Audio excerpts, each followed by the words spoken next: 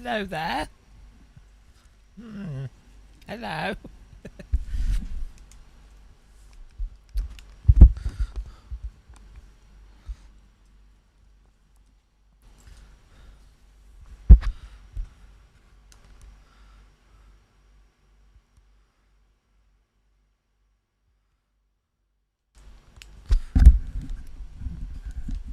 Mr. VR man.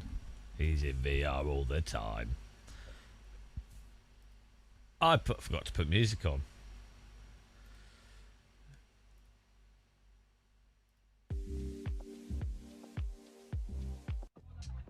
You ain't gotta like it. Yeah, there we go. There we go.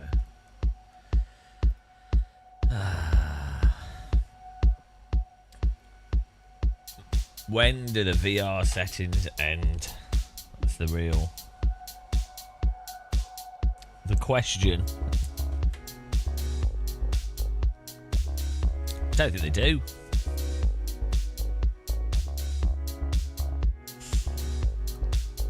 Right. Before we get on the server, I want to try the Meta Link basic software. And we're going to... Hello, Davey. We're going to see what quality...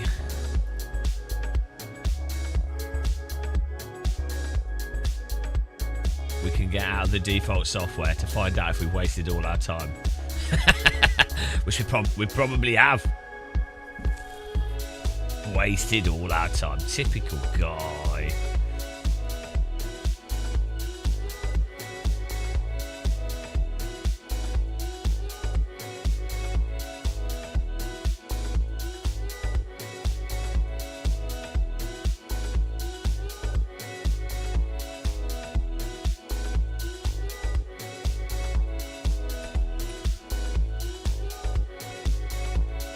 Hello, Crystal Star. It's amazing. It's wunderbar. Wunderbar. Wunderbingelbar. Right, we're going to try the Meta software.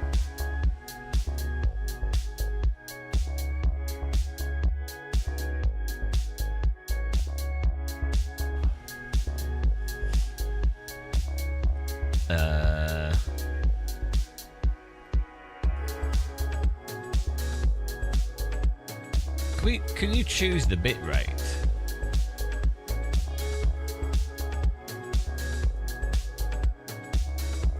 You can...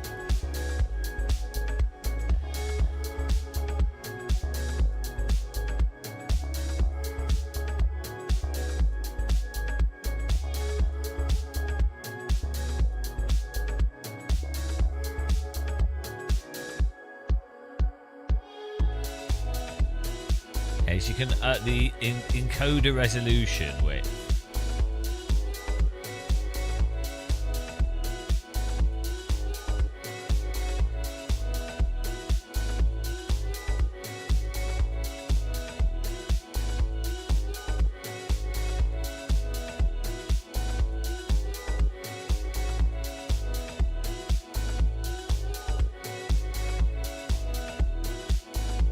What are you using, Davey? On the Oculus debug tool?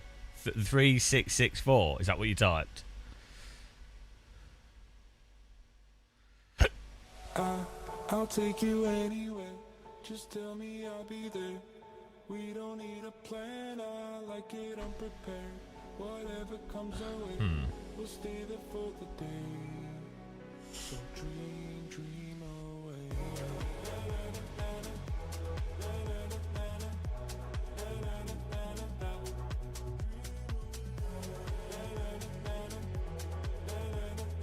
Yeah. What I still don't understand is how the debug tool can do a higher bit rate on the headset than the other stuff. It doesn't make sense. unless the debug tool, unless Quest Link accesses, like, gets some kind of additional priority on the headset.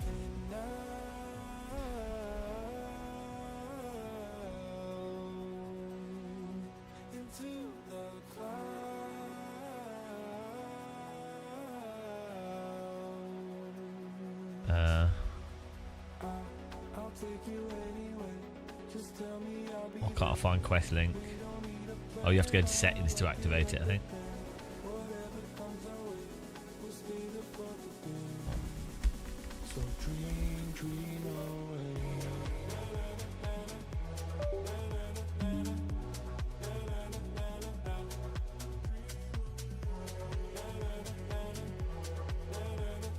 There we go.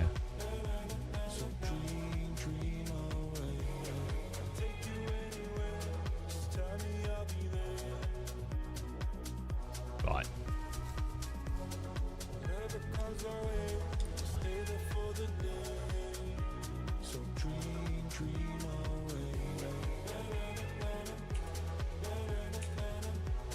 Does it look good for you, Davey?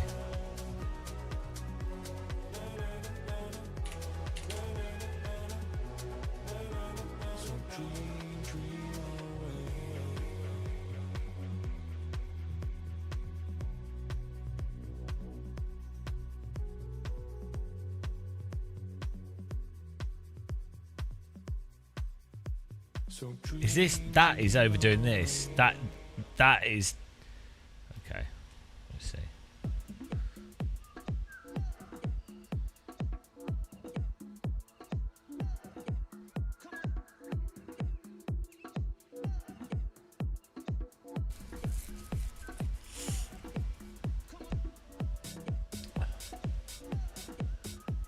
Right, let's see what happens here.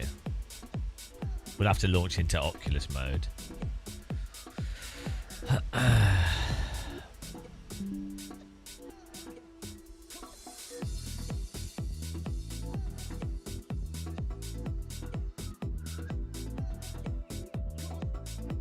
Hello everybody on YouTube. We're just trying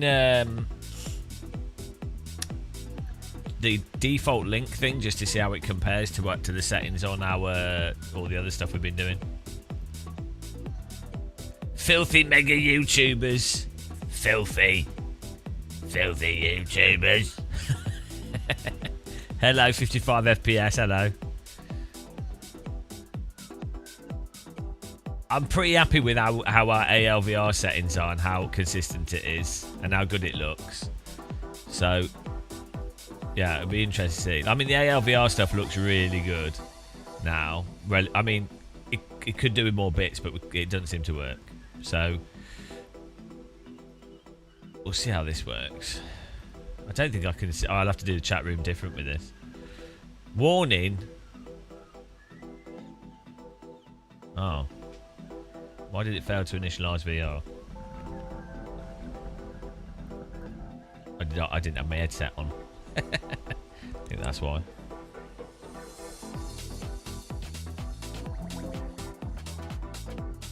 Okay, that's why.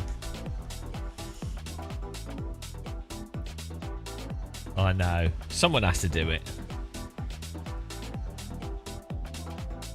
There you go.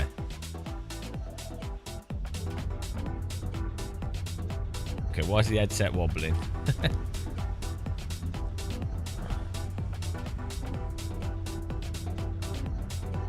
Oh no, oh, I turned my wheel off.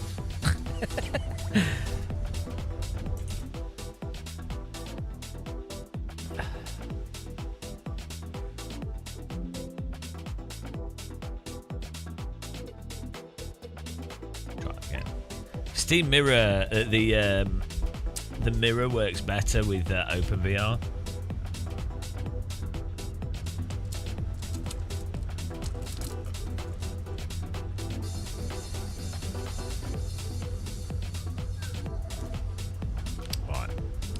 Right, this is lower quality at the moment.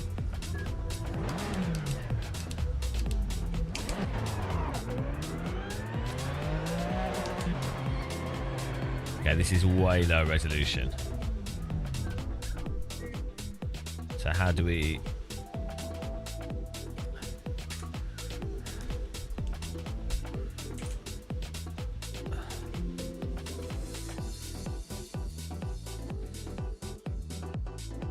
we could do it with the game, I think.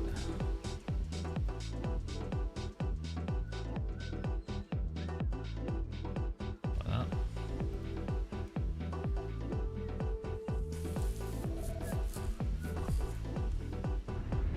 Why are we going here? Why is that loading?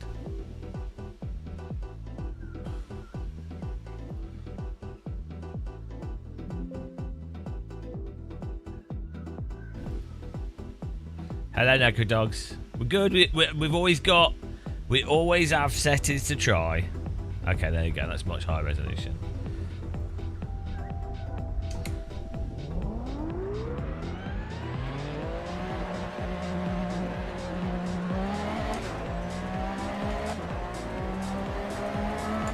It's still...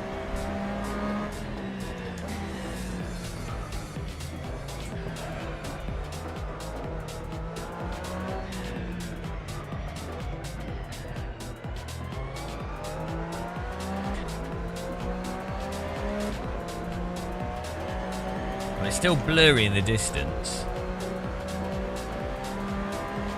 Yeah, it's still kind of blurry. So maybe that's the Oculus Link resolution. Right.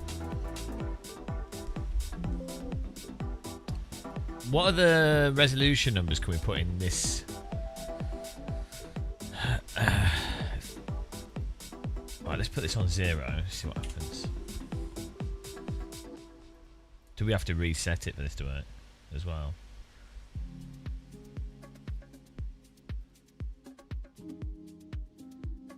Yeah, we are racing subscribers. 1280 by 1280.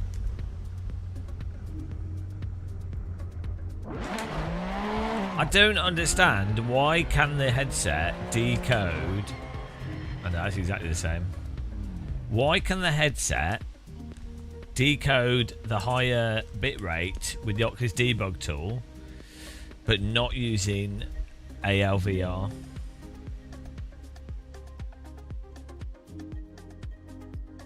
What's that about?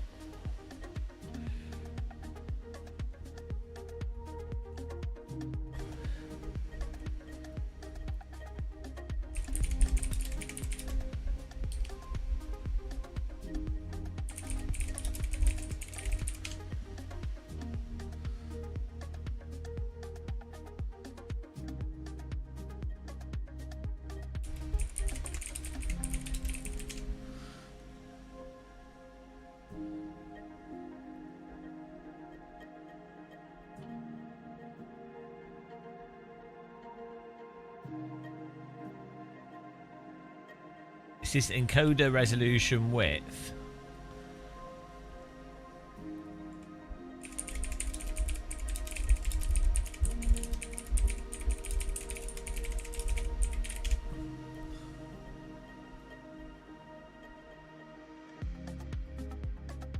$4128. It's probably the max. Let's see.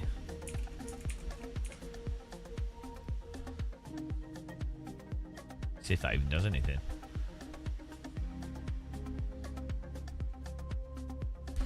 We're gonna have to quit. I think we have to quit and go back for this to work as well.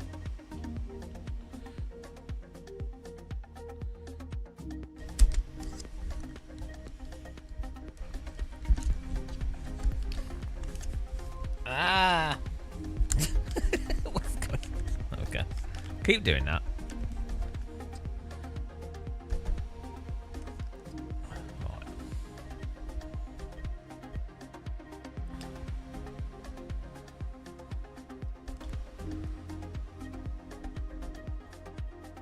Right.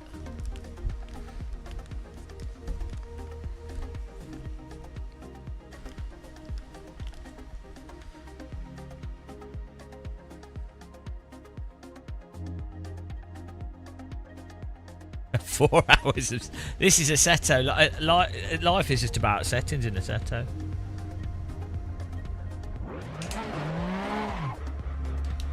I don't think that's changing the resolution. There's still... Yeah, it's still blurry.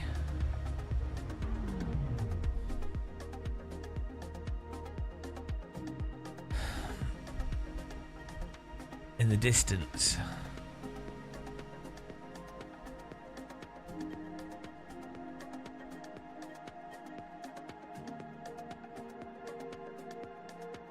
That's got to be the encoder resolution.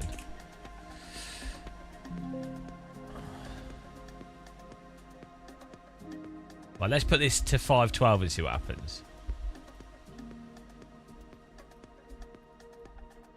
Let's put this on like 500.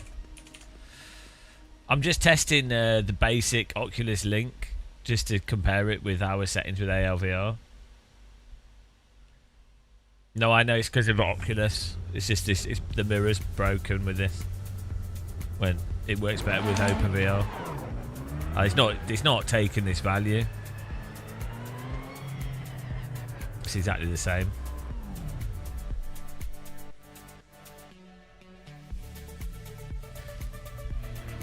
I don't know why it's.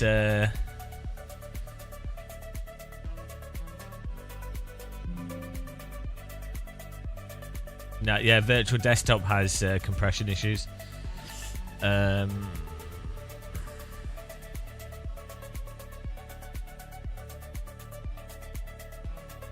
Oculus Link.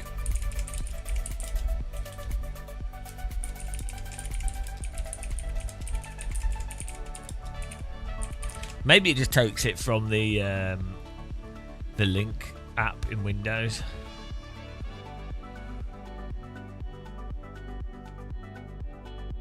Oh, you do have to. You have to restart the Oculus service. Leave the Oculus debug tool open. Go to the service menu at the top. Restart Oculus service. Okay.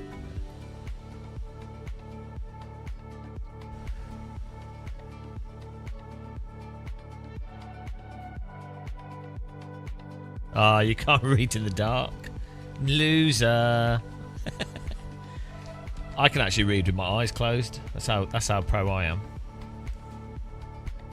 Right, let's see if this actually...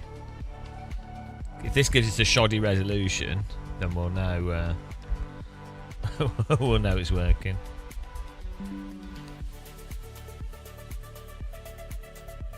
Okay, I think that is working because it's not even...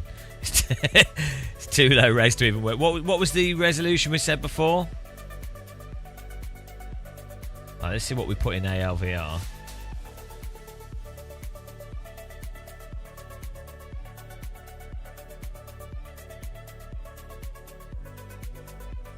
Where is it? Here we go. Oh, that's not right. 5632.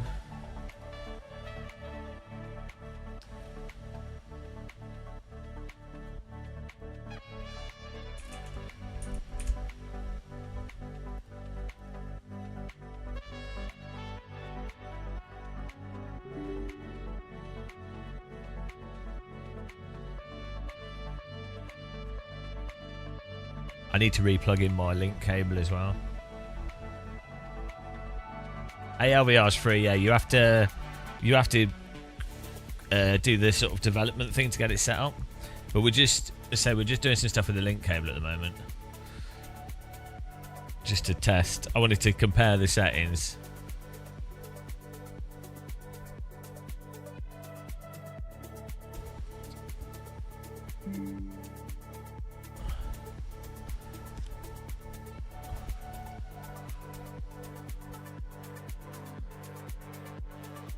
You want to get a side quest as well because there's a bug at the moment.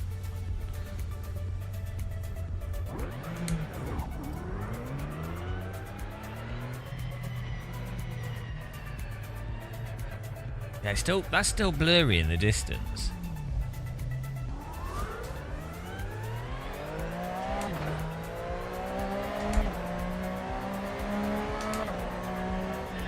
It's weird because it's not bad.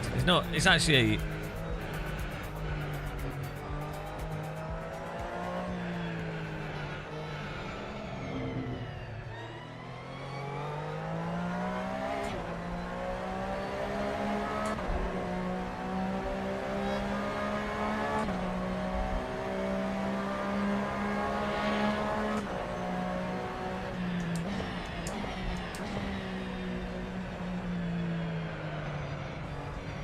I really don't understand why this can be run at a higher bit rate though than ALVR.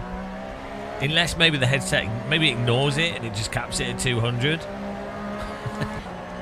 But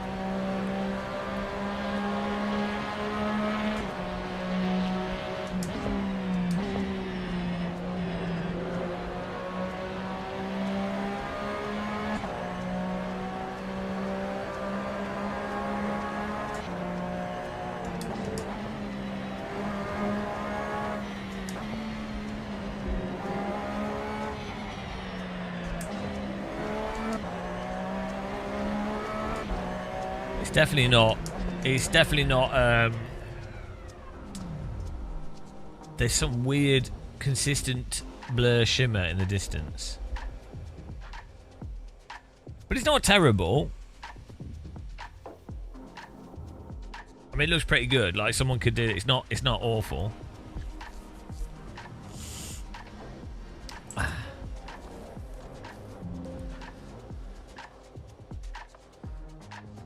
You definitely. My cable's fine.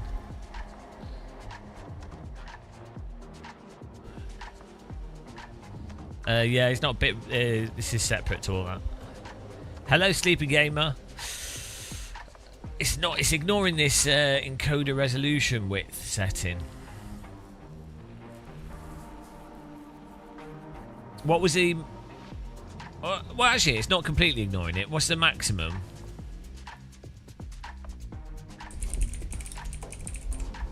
What was the maximum that people... What someone said in chat they're using a different number? So that's 60/80 for extreme on this.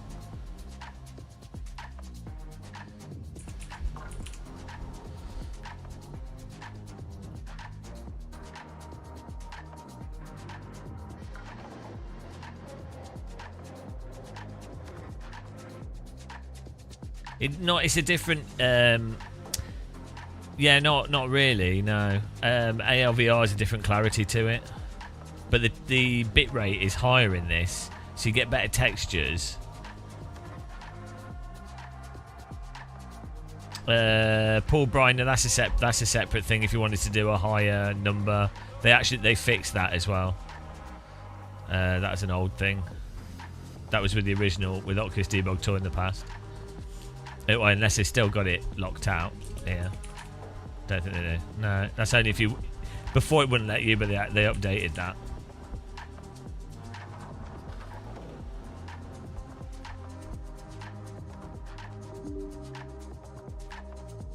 Yeah, that was like a few years ago.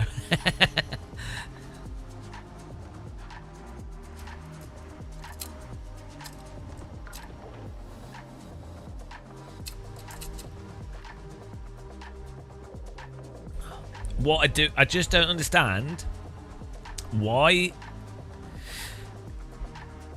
even looking at the specification of the chip on the Quest 2, the video chip, I was reading about this last night, the chip that's on the Quest 2 supposedly can't handle more than 400 anyway. So I have a suspicion the Oculus Debug Tool isn't actually sending out the actual amount people are typing in. Or you know, I don't know what's going on with that.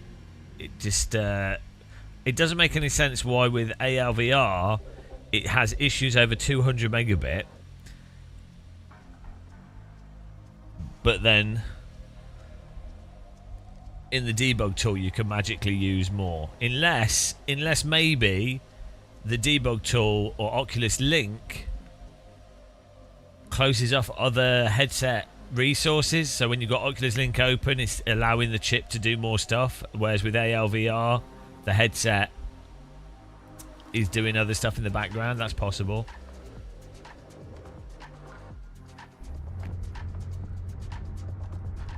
Oh, hang on, this is blurrier.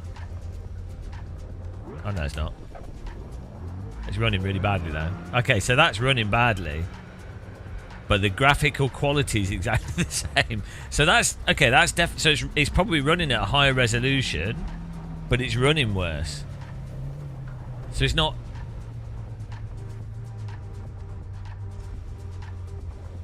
That's strange.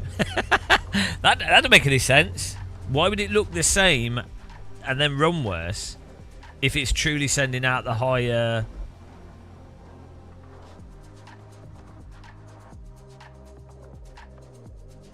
Well, that's really weird. That doesn't make any sense at all. It's back to 0. I don't know what the default is. I think the default might just copy whatever Steam Link is set to.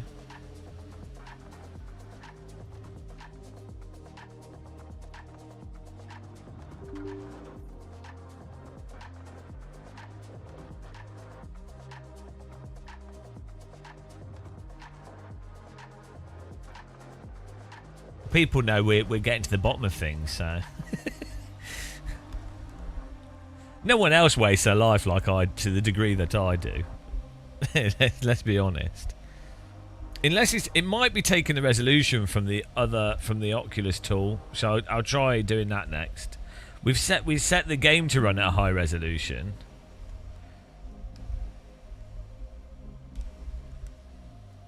I have a suspicion it might ultimately grab the resolution from this.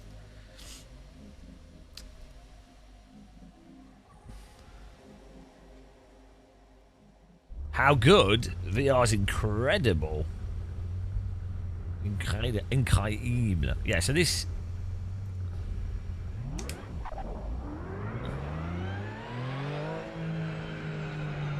Right, there you go. Yes, exactly the same. So I think it's ignoring that value and it's actually grabbing it. I think it's grabbing it from the Oculus... This Oculus app. Because I'm running the game resolution here. This Oculus pixels per display. This is rendering the video game at a higher resolution, and that is separate to this, which is the device resolution. So this is actually running at 3264, but the game's running at a higher res, and then this is actually the encoder's actually grabbing this. So if we take this and send this out higher. So what was our settings in ALVR? We were using Ultra 5632. So bloody hell. Okay. If we turn this up though, we're gonna have to then turn the app down. Let's try that, see what happens. I really wanted to try this out with the link cable, because in some ways a link cable is a lot easier for people to set up than ALVR.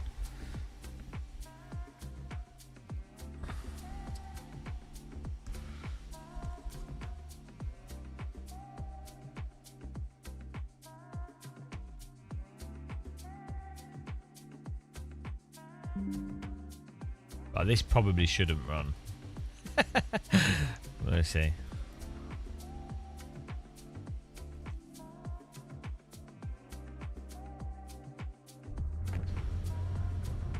What do you mean by an IEM?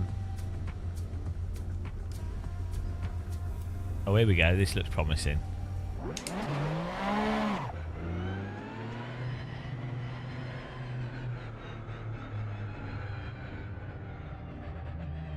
It's not as sharp as ALVR.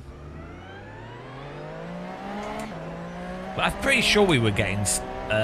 we got stutter with the link cable. Or we were having texture issues. Which is why we started using ALVR.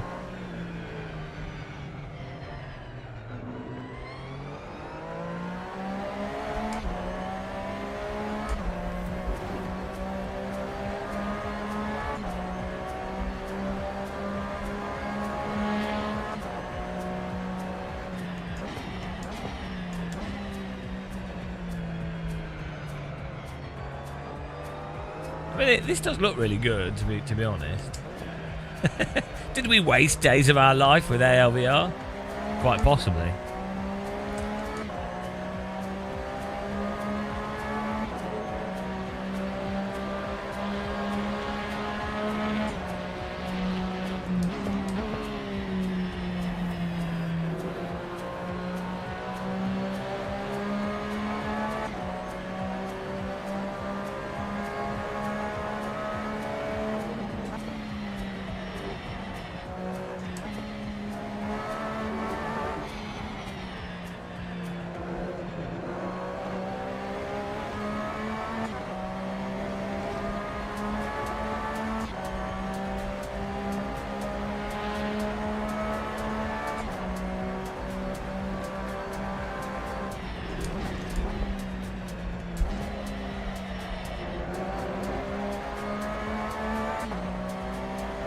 It's definitely a bit blurry. Well, I'm going to try ALVR again.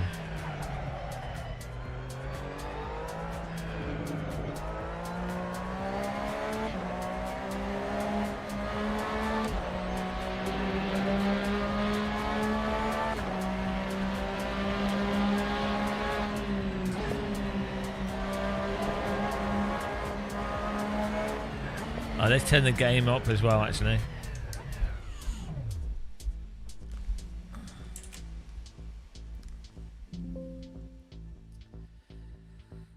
Techno Jack, yeah, the problem is that the headsets are more expensive and don't necessarily have as good lenses on them, and also people might have this headset, so you know, it's nice doing stuff for what people have.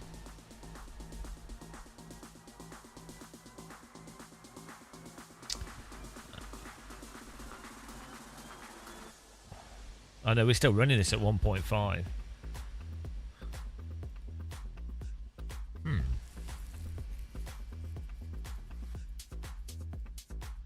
It's very strange.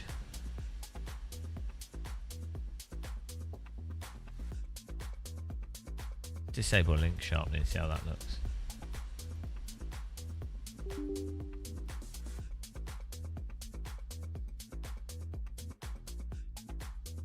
I wonder if this runs at 120 using the link cable as well.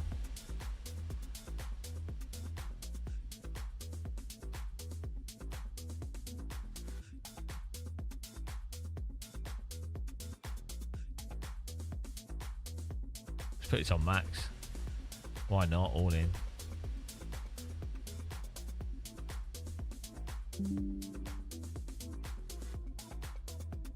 These are the days of our life.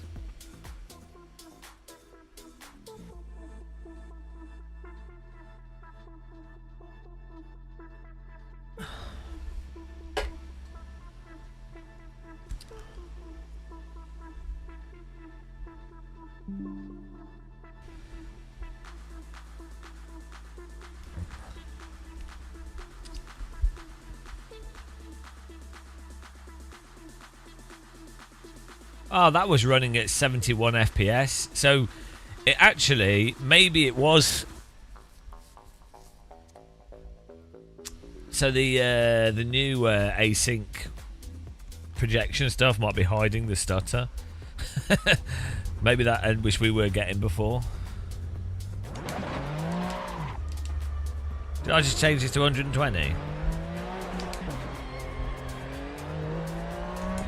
Oh, see, that's now blurry in the distance.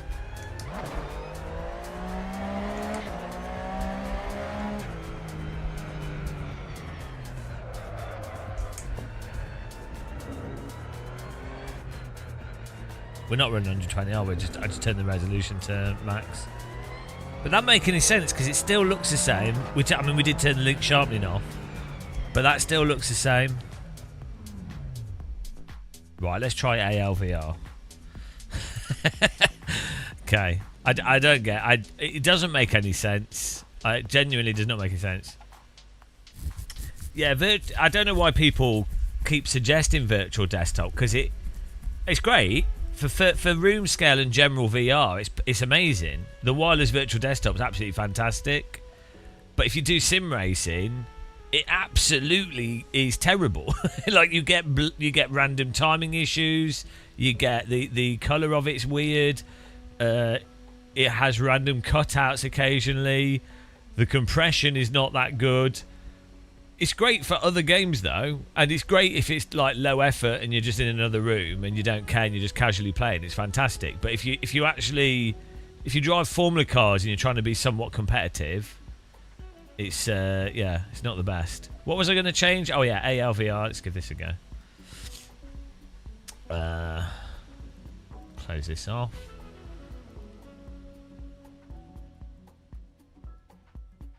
Get a real PC headset. Yeah, I mean, but this is an affordable headset, so.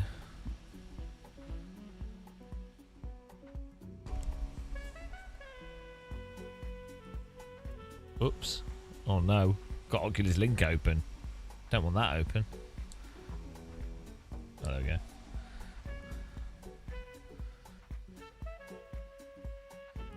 Let's try this now. Oh, you can't use OpenXR if you're using the Oculus Rift either, can you?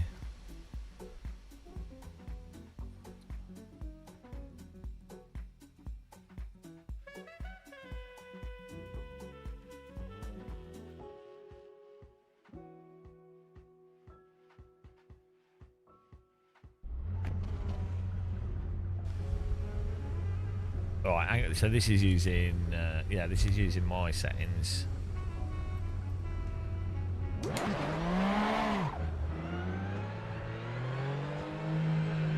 Okay, this is stuttering now for some reason.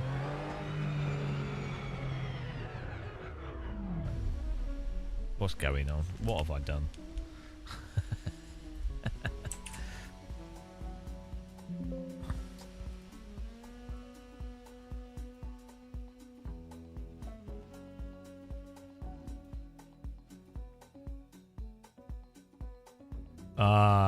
It'd be it's because the headset's probably running it. This is probably still applying this headset resolution. Oh, I know why, because I have to match the frame rate up thing still. What was this on? I think it's that.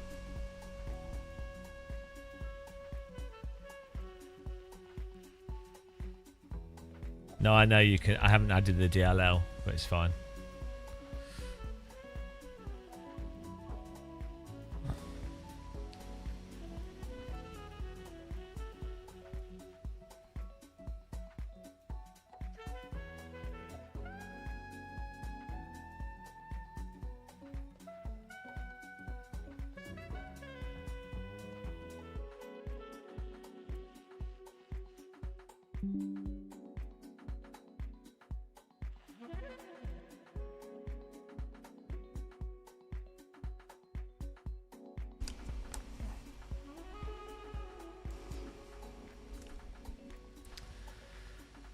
That's why that was messed up.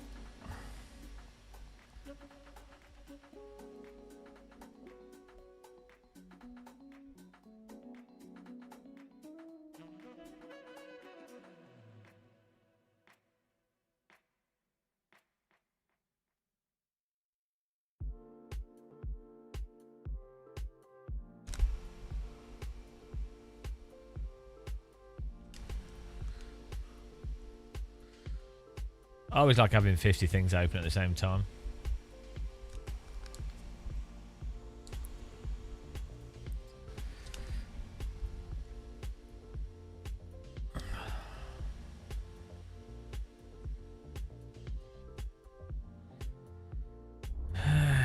You say you have no real issues. I don't know what you're actually saying.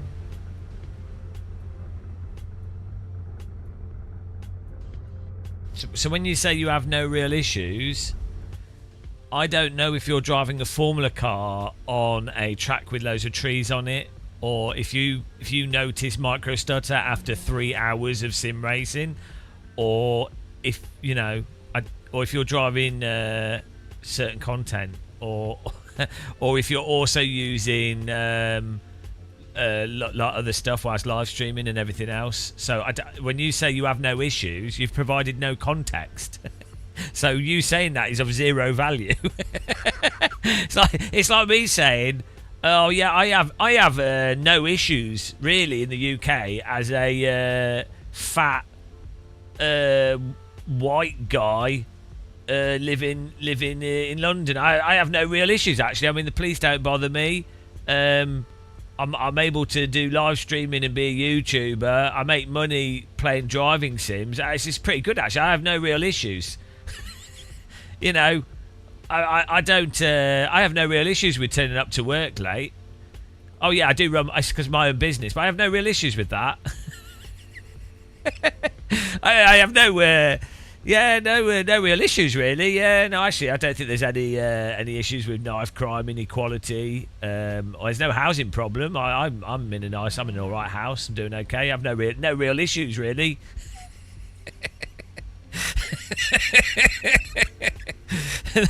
no real issues. No real issues. No real issues.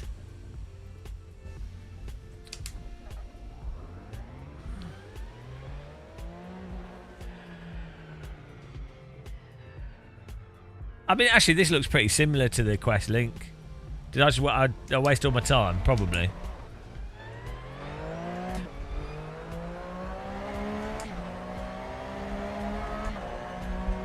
Why does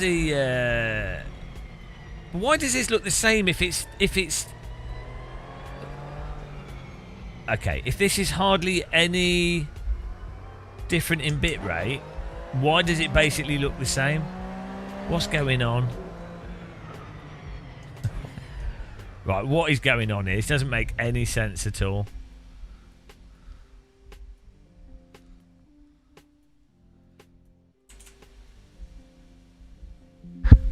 Yeah, we're not running Wi-Fi, are we? We're running a cable because Wi-Fi has other issues. It's good for many things, but Wi-Fi can randomly choke depending on your network doing stuff, or your router doing stuff, or your computer chokes sending stuff to the Wi-Fi. Often the router's fine, but it can be your computer communicating with the Wi-Fi and then to the headset. There's a whole host of separate things going on there. Like, why does this basically look identical? It doesn't make any sense. Yeah, or the micro or you know, yeah, there could be a whole host of things. Right, have I? Is this doing some weird shit?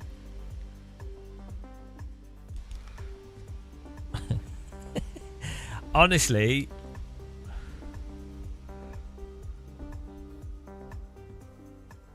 Oh, hang on, maybe because we got Steam Link in the background. Maybe it applies like a, not Steam. You know what am I saying?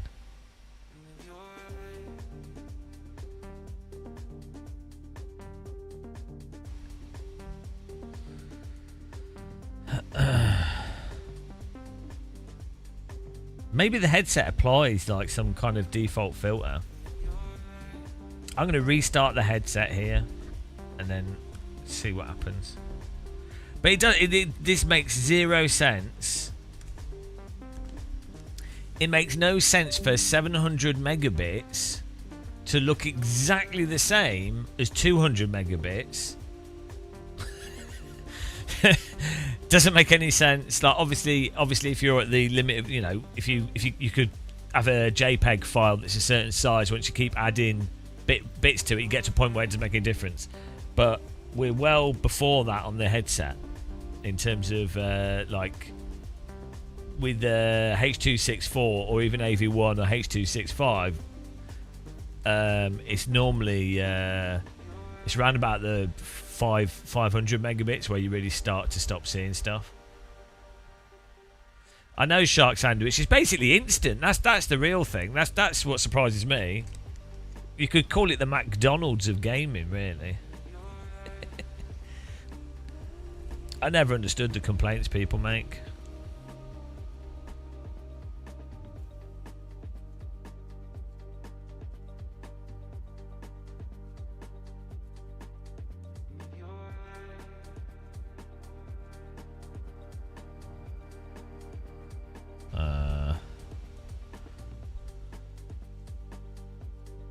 We have to.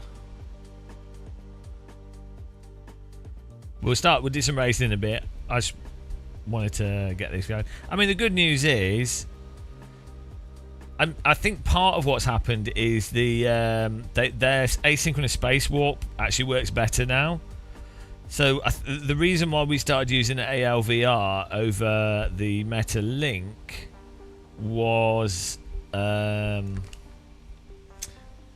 was occasional stutter through corners at the bit rates.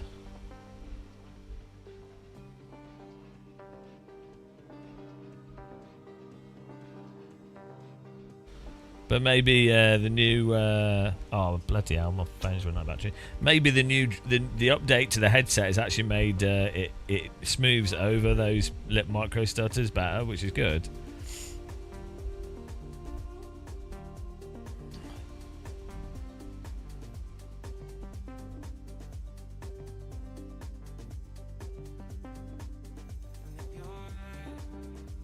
Oh, I don't know what.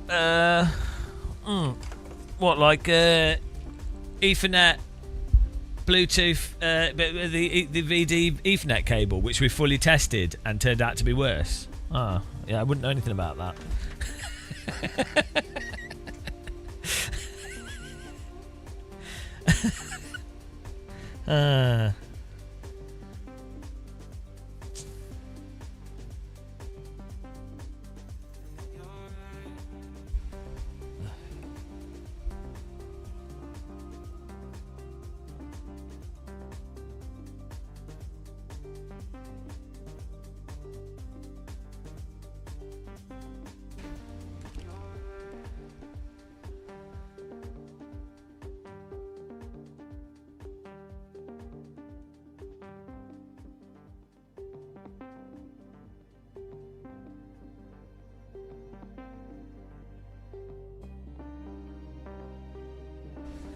Well, so with my findings, the link cable, with custom settings is the lowest effort, highest quality, Okay, wireless virtual desktop is the lowest effort thing that works pretty well, right? It works quite well for most VR stuff. That will be totally fine. Any room scale game, that sort of stuff, totally fine. So that's what I'd do if I was like, I'm playing casual games and I'm not massively caring about quality and I really want to play wirelessly. Virtual desktop, good. It's great. It's really good software. If you want the highest quality with lowest effort after that, link cable with custom Oculus debug tool settings, and that will use the Oculus compositor with the good and bad of that.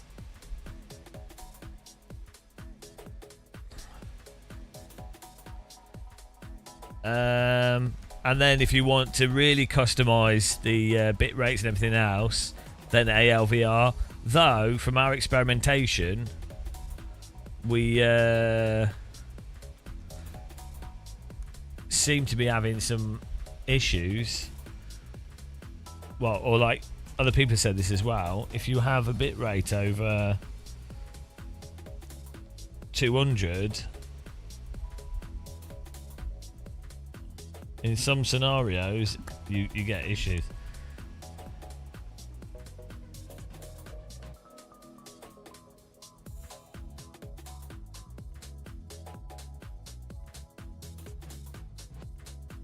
I don't know why this isn't connecting.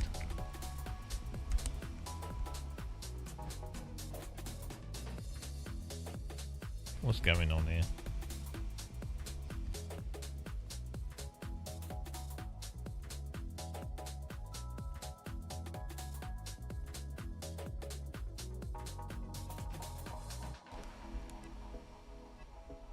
Let's just restart this funny.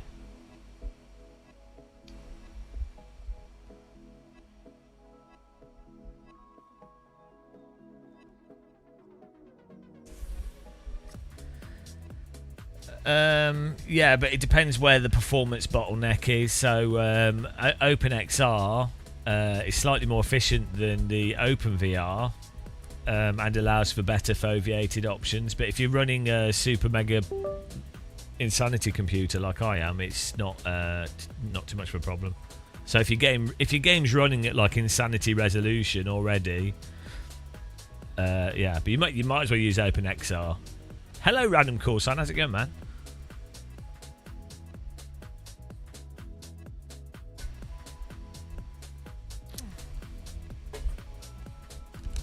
And OpenXR has a whole bunch of options in it that you just don't have with OpenVR as well.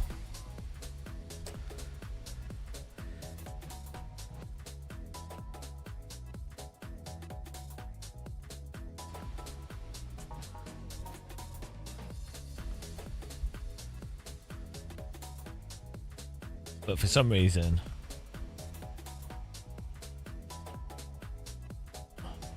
I now cannot get the headset to connect to the computer.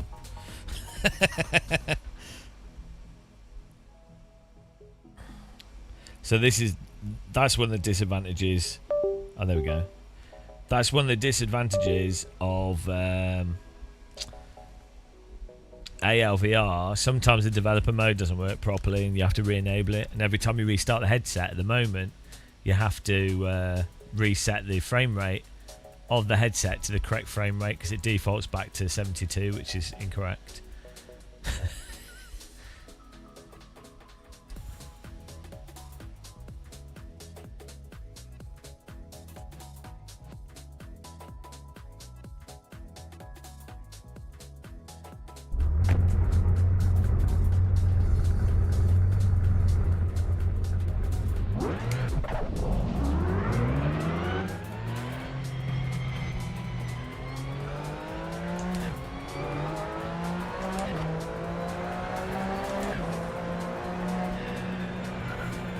Yeah, I mean, to be honest, this now looks pretty similar. Is this not using my set? What is going on? This now looks pretty similar to the... Oh, this is cool. We've got people in here. To the Oculus settings we've got. You just have to put the headset on a really high res.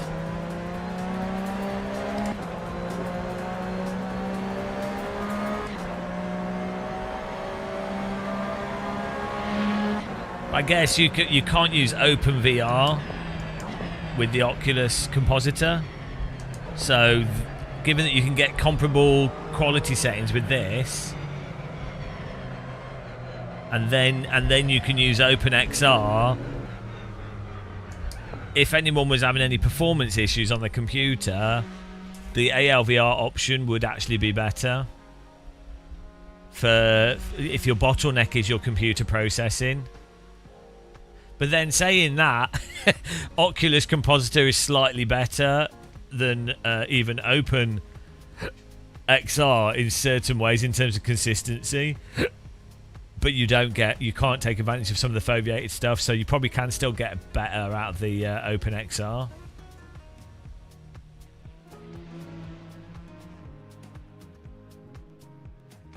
No, I'm using AV1 because you can still with ALVR you can still use AV1, but AV1 actually looks worse than HVAC at 200 megabits. And if you run over 200 megabits with ALVR, you actually start getting stutter in certain situations on the headset. So yeah, you would think AV1 would look better, but it doesn't. At 200 megabits, AV1 doesn't look better. On the there you go.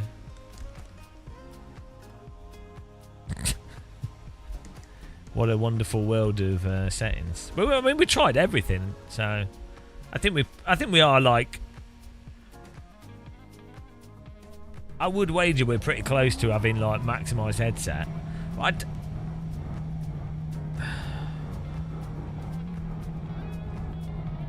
so, but this, I think the Oculus Debug tool is actually 200 megabits.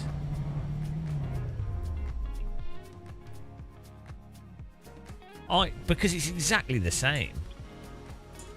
I think people put values in and it doesn't actually change it.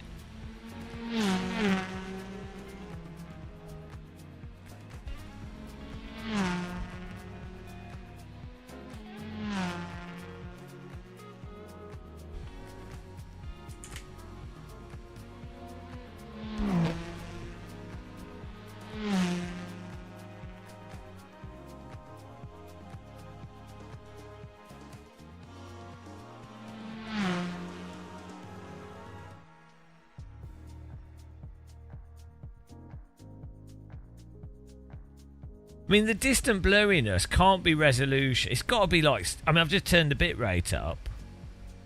Maybe it's just the limit of the screen. But then... I don't know. Or maybe it is like the weird link sharpening thing. On AV1, we might be able to use different sharpening.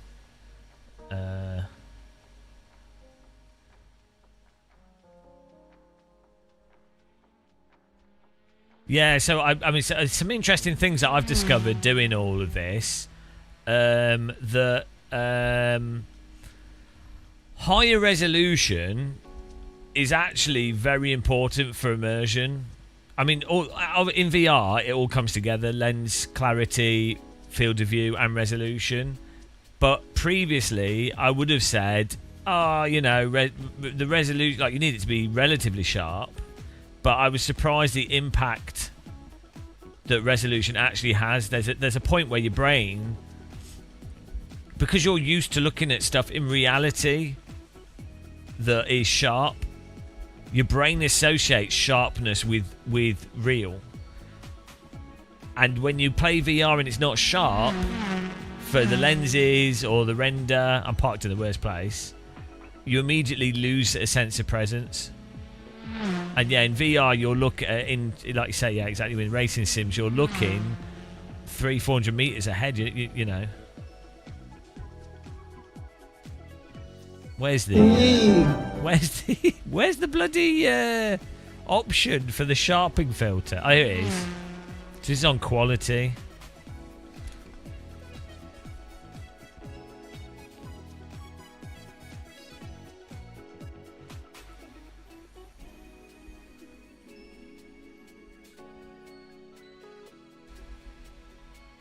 I mean, it does look really good. There's a weird, like, fuzziness to the Oculus one. We still have a little bit of that here. It's part of it's the video encoding technique, and then the anti-aliasing of the game, because we're actually running the game at a really high resolution as well. With Steam VR, we're running the game at 130.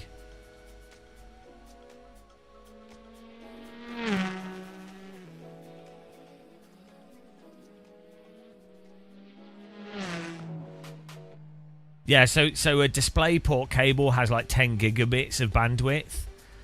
So whereas the USB cable you can only use 200 megabytes because of the decode. If you're not using Oculus Link, if you're using Quest Link or Oculus Link, you can use up to like 900 megabits. But as for some reason it can decode that. Don't know what that's about. Yeah, it's using the decoder that's built on the chip that's built into the headset. Whereas if it had DisplayPort, it would have to have like 2 or 3 more chips in order to that have built-in like integrated decoding on them. But yeah, you would be able to get higher quality effectively for free because it's built on the chip.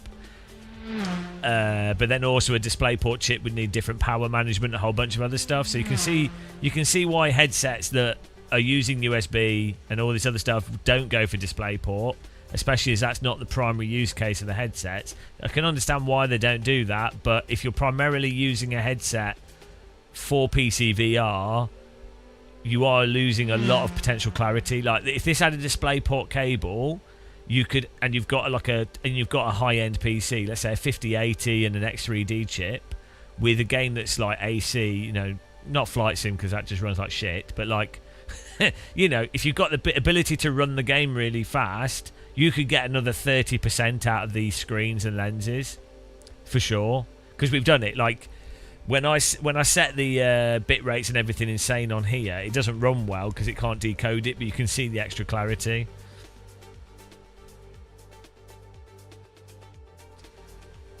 You should unsubscribe. Yeah, no, we do like 10 hours of racing every day, but we also, I also like, whilst we're doing that, we also try stuff out and test things, and that's so then when I do videos, we actually do videos based on what we've actually done. If that makes sense. But what I do notice, which is really weird,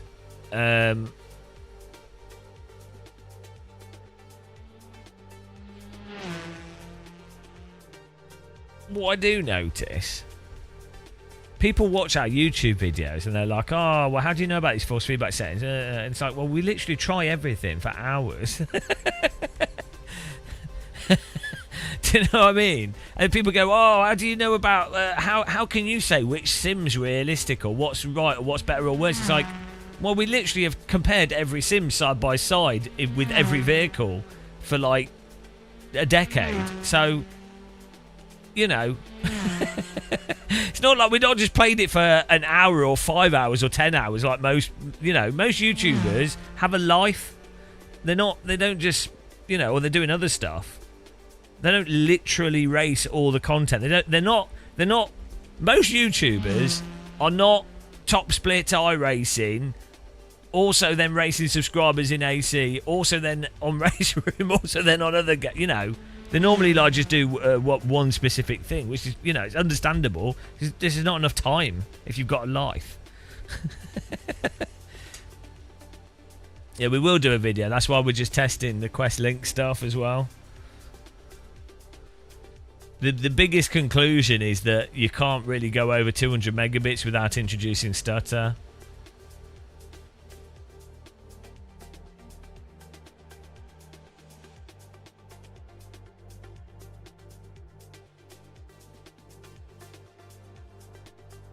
So, probably don't need to use this frame buffer so high. You might be able to get lower latency. This is saying 81, which is quite high. You might actually be able to get lower latency with ALVR with different settings.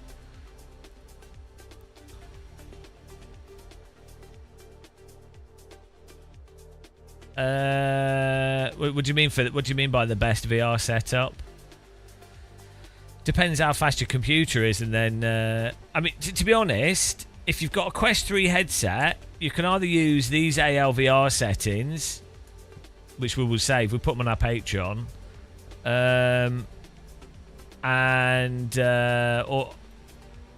or you could just use the Oculus Link, and then just make sure that you're running with the Meta headset.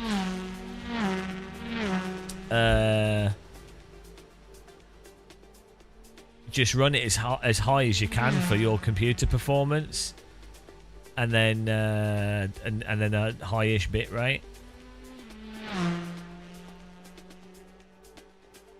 It seems to ignore this encode resolution width, which I don't know why. This is not doing anything, and then but it does take, if you change this, it's that this is actually then encoding at this resolution. It appears.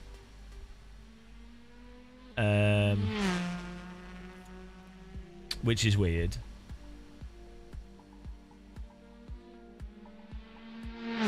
The confusing thing with the Quest 3 or any headset which uses a USB cable is you have the video game and the video game running and its performance. Then you have your graphics card ability to run the video game, but also the ability for your graphics card to encode the output of the video game into a video effectively, that then goes through your USB, which you can have issues on your USB, like if you use the front port of your computer, or like you've got other stuff in USB and there's all problems with USB. Then it goes, so the USB can cause issues. Then it goes through the USB and then it goes onto the headset. And then you have the aspect of the headset decoding the video.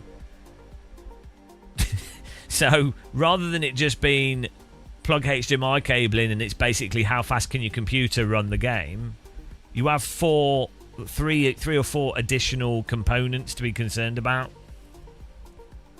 which is makes troubleshoot makes trying to get the most out of it a bit of a pain. But oh well. But you know, this looks great, so it's running smooth. I think what we've got with these settings looks really nice. People can then just adjust things. We probably don't even need the foveated settings we've got on here though, but then they probably do actually help make the image crisper, so who knows.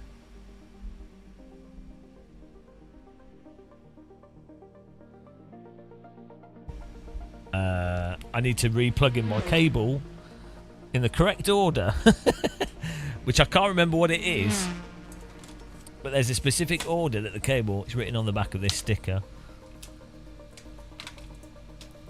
That's another fun thing.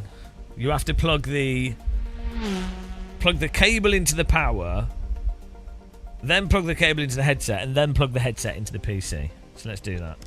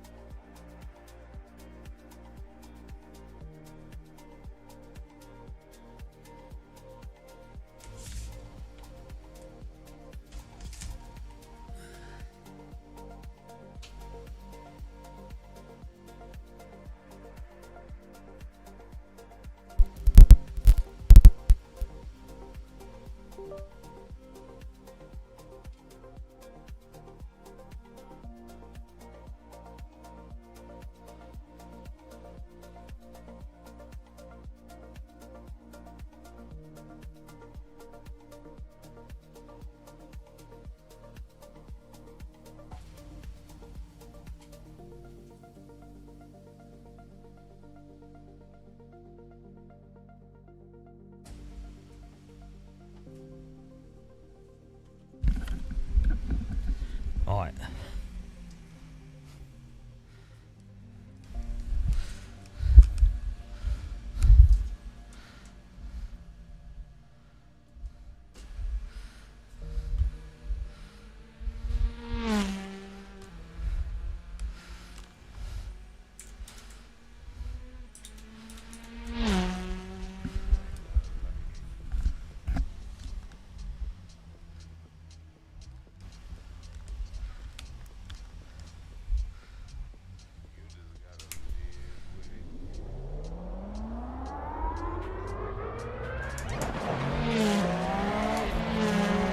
Okay, let me get this other stuff on.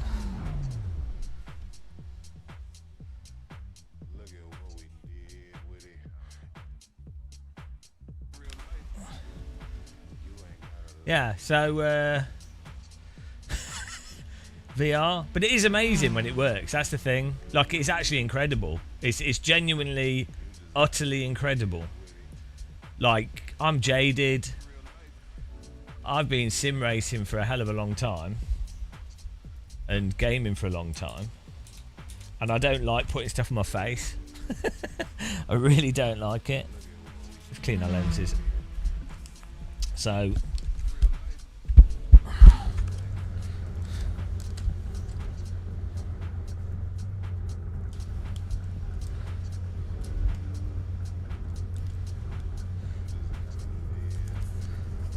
they don't know. They don't know. Just don't know. SimRacers don't know. They don't know. That's it. It's all. Just don't know. Do you know what's funny as well? I've messed around with a headset before, thinking, oh, it's blurry. It's blurry. There's some like weird blurriness. I don't know what it is. It turns out I've got like sweat on the lenses. And you're like, ah, oh, I'm an idiot.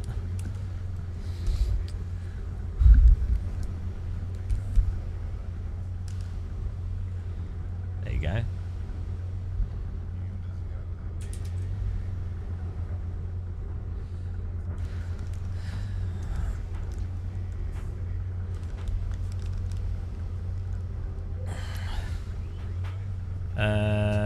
Oh, we can do the race.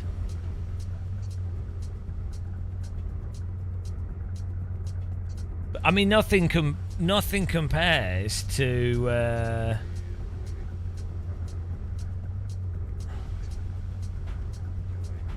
VR. This is the problem.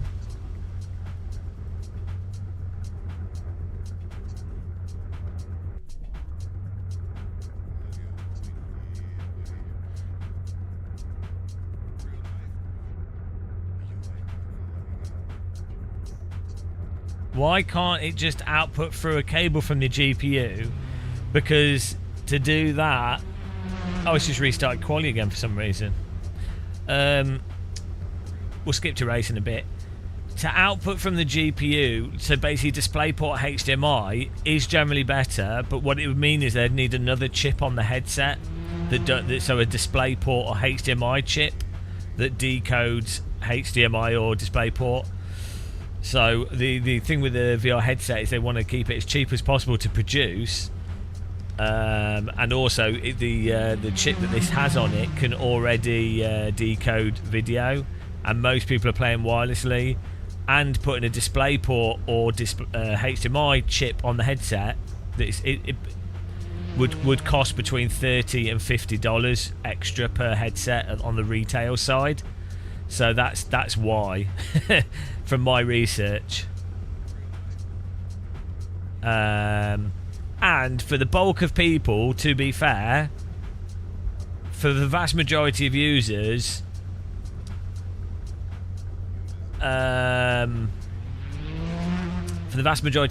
going to be playing wirelessly or with a link cable, and it's kind of good enough for most people. So I understand it. It's just a shame if you're a high-end flight simmer, driving simmer person, you do lose out on like 30%, I'd say, capacity of the headset. Unfortunately, that's where the cookie crumbles. But then again, the Quest 3 is like what, £500? It's insane. For £500, the quality of VR that you get from it is what you'd expect from like something a lot better. At the point where this came out like a year or two ago.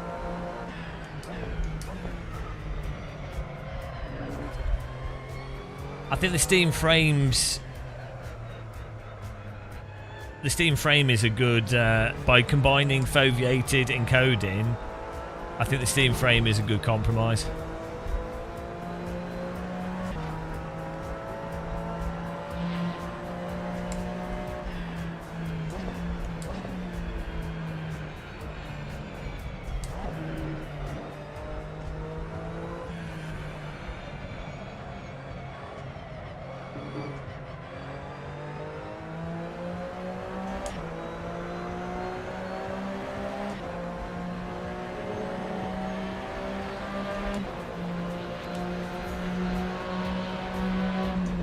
I quite like Silverstone myself. It's my keyboard.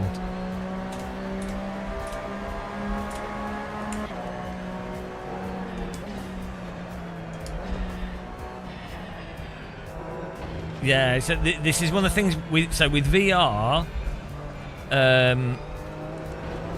The reality with VR is it's not just one thing. It's the same with racing sims. There's every single component has to be strong. So with VR, you know, you need let's just for the headset, it needs good lenses. It has to be light. The field of view has to be a certain size. The screens have to be a certain resolution. The compositor software has to work well. The headset has to like be able to stay on all the time and not overheat. All these, there's like so many things. Then you need a fast-ish PC, or quite a fast PC, to run it well, to get the most out of it. Hello, Channel VR. There's like, it's a house of cards. It's like with driving sims. You need, you know, you can have a really good, well, like AC1. This has amazing, like the car behaviour is really quite good, but don't have any real online ranked racing. So you're not going to get as competitive racing as some other sims. But then other sims have really shitty physics, but you can get the competitive racing. So, you know, everything has to be up to a certain standard. Otherwise, you get problems. Hello, Jax. How's it going? House of graphics cards.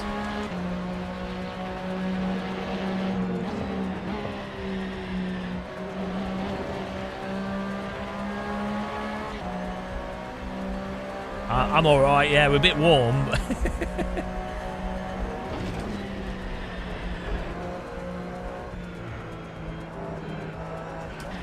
In absolute mega settings.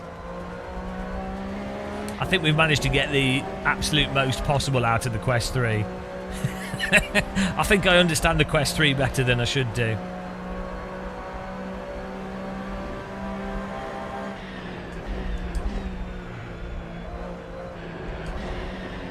But I've been tortured. But it is incredible.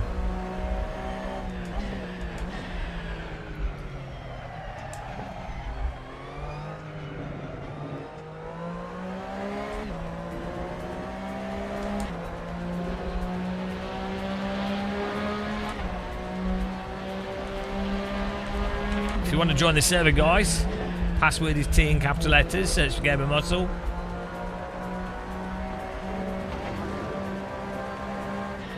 Be able to get on it.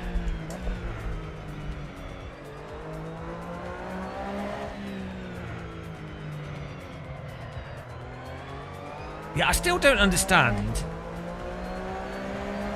I still don't understand how, with the Quest debug tool,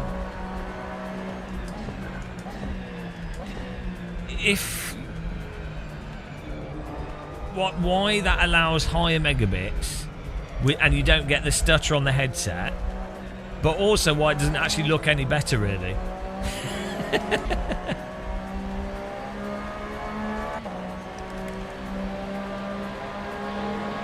So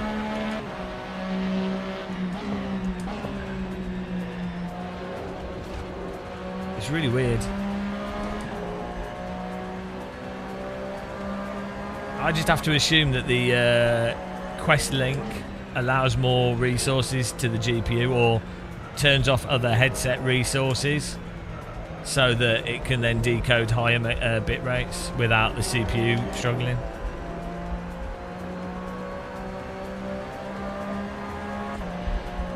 I don't know, it might do, but it doesn't seem that depreciably different.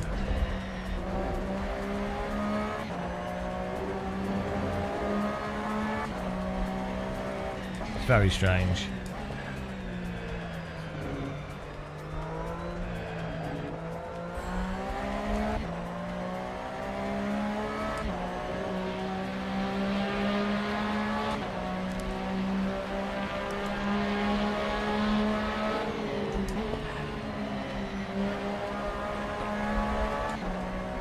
But yeah, no, it's crazy with Sims. Like, I honestly think the majority of sim racers, they don't realise how good AC1 is. They probably don't even care. And then also, I think there's still a majority of sim racers that haven't played in VR with it set up well, which is understandable because it's a pain in the ass to set VR up well. You know, and it's not intuitive. Like, even setting up screens up properly. How many sim racers are probably not using their gaming monitor correctly? You know, there's even like stuff that from experimentation, we've found that like the monitors have the wrong settings that no one would have noticed, really. It's like really subtle stuff that but has quite a big impact, like with OLED screens and frame timings and stuff for removing blur. I mean, people just don't. I guess if you haven't thought about it, you might not care.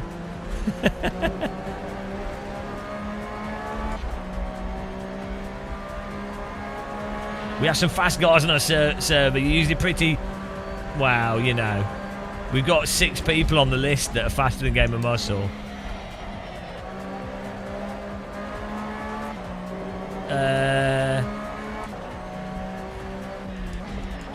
Who plays racing sims? Just basically losers, really. It doesn't matter if you're a loser if you're having fun, though. Technically, you're a winner then.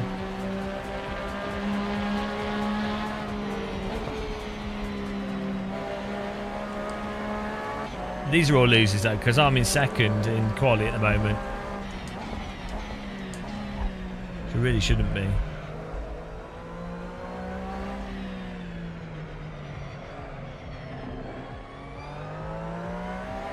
I mean, the thing is, though, I do think a lot of sim racers enjoy the whole fiddling thing. Like, I quite enjoy trying to get the most out of the equipment and different settings and stuff. Well, autism's an oversimplification. You know, everyone has different learning styles and obsessions and... But yeah, people that really enjoy driving sims tend to be people that don't mind doing repetitive tasks, or people that like to hyperfixate on specific things. And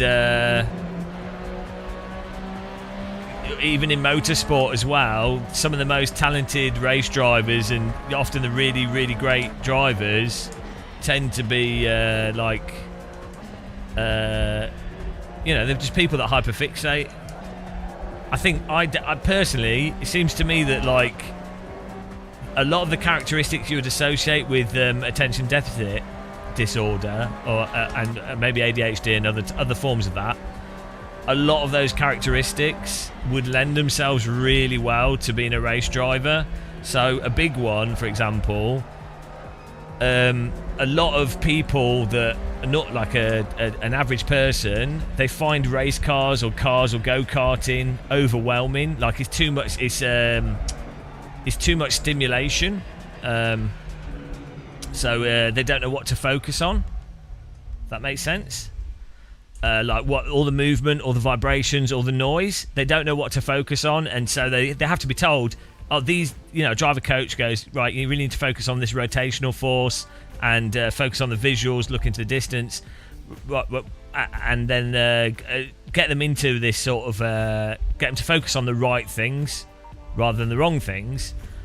Whereas people that with ADHD find normal stuff, there's too much stuff anyway, so they find it hard to focus on anything in normal life.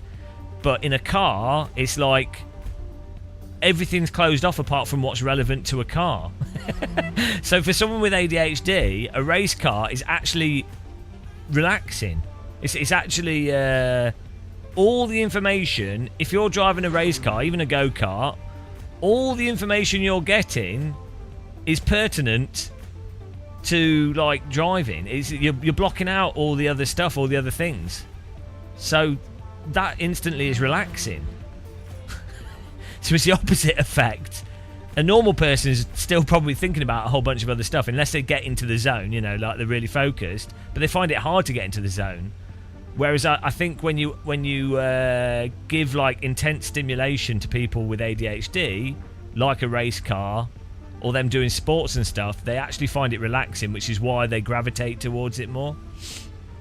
And I've spoken to quite a few people that do race driving and coaches, and there definitely does seem to be more people on the spectrum in that way that are good at motorsport. But so you can see why people gravitate to certain things.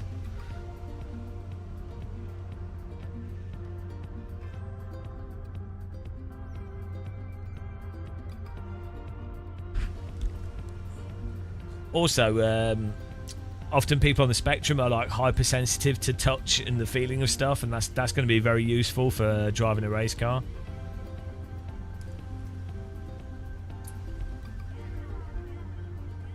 Old Dutch Master, I nearly bought one of them. I was massively into DDR back in the 2000s, but so there's a whole thing with DDR.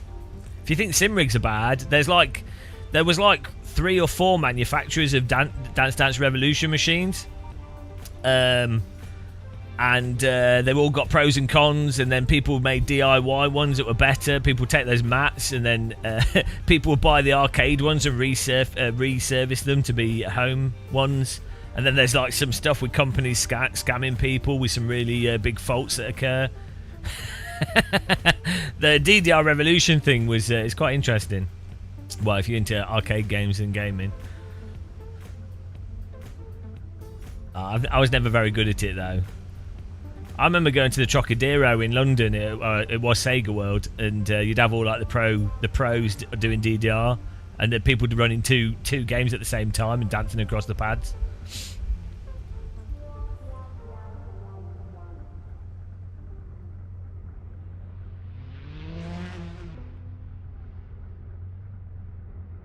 Disney Mix.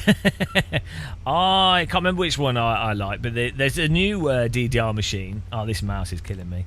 There's a new DDR machine with an LCD screen on the floor, and the whole floor is touch sensitive. And I really want, I'd really like one of those, but they cost like £5,000, £6,000.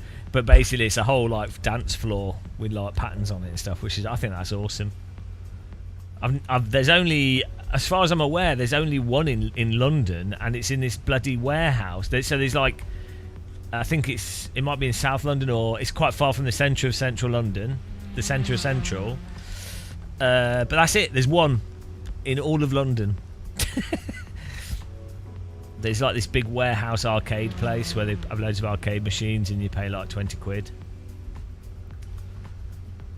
Yeah, it's a shame. Arcades have kind of got a bit shit now. So like most arcades are basically designed around like 5 to 12-year-olds. It's like they've kind of tried to capture that seaside thing with redemption machines. But even then, they used to give you like 2p coins and 10p coins, and now they're all like tickets. It's all digital as well. It's all on a phone. It's terrible. So what's the point? The whole point of like a arcade is like real money, you know, actual things, physical tickets. Why is the Quest 3 giving you motion sickness? That's weird. Some people do just get very motion sick. Yeah, unfortunately. Actually, what's weird is I don't get motion sick with VR because everything follows your head and it all makes sense. It's closer to real life. What does make me motion sick is when a camera in a video game is doing arbitrary stuff. It absolutely kills me.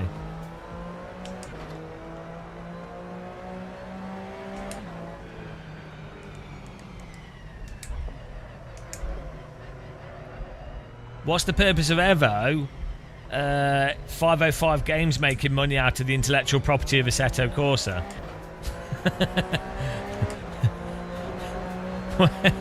What's it? Business. Not that it'd be bad. But welcome to capitalism. No, they want to make. You know, you've got people with expertise. They've got an intellectual property. They've got the opportunity to make a new graphics engine, a cross-platform game.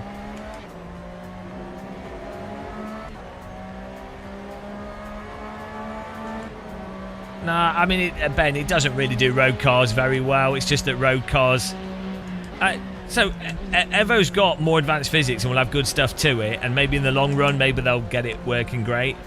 But road cars just hide worse physics better than race cars. So when it comes to... if you have a physics engine with tyre model and suspension and what have you... Generally speaking, a lighter, tighter car exposes the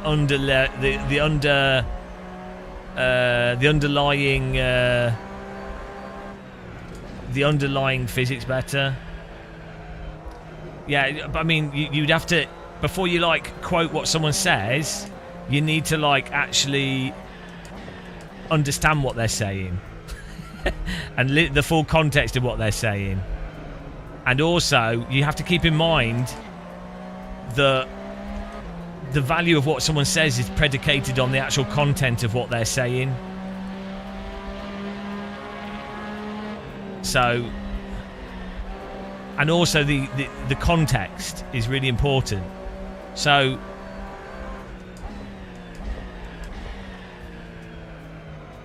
I mean, I could say Gran Turismo does cars really well.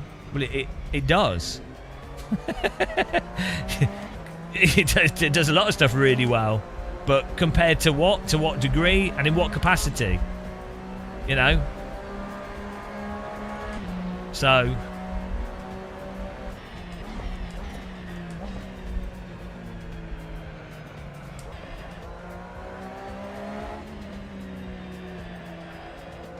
No, you can copy and paste his words. So this is what you're doing.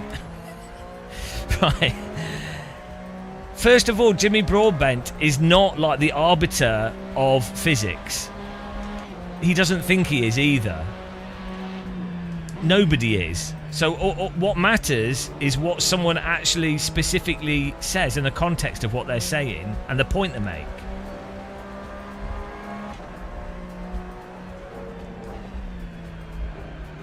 So it's weird for you to do like a... It's weird to be like, in any conversation on a YouTube channel, it's kind of strange for someone to say, this person says this, but with no any... there's no point to that. What you need to do... What you should do is go, this person makes this specific argument and has made these points about this. And you'd be like, well, so this specific slip behaviour it is correct or seems correct, or this and this and this, you know.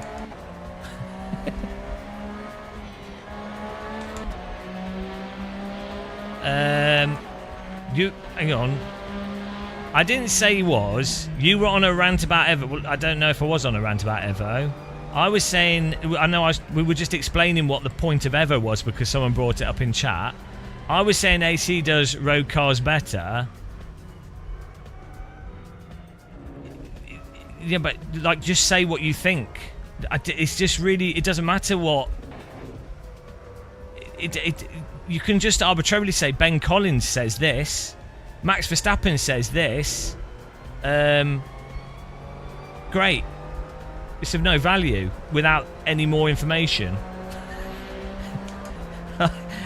This is the thing. Like, you would have to actually say the specific thing they're saying.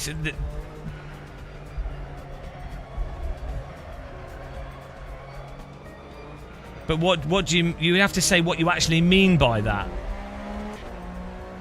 right?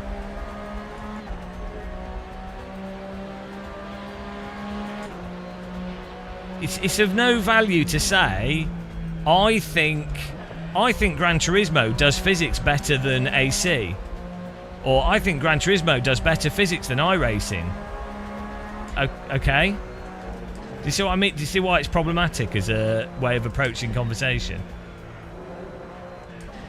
You can't mention someone who's, as in many people watch his video. No, you can mention them, but I'm saying it's not of that much value to an argument you might be making, because you have people like, you have Formula 1 drivers, you have very famous like Ben Collins, the Stig.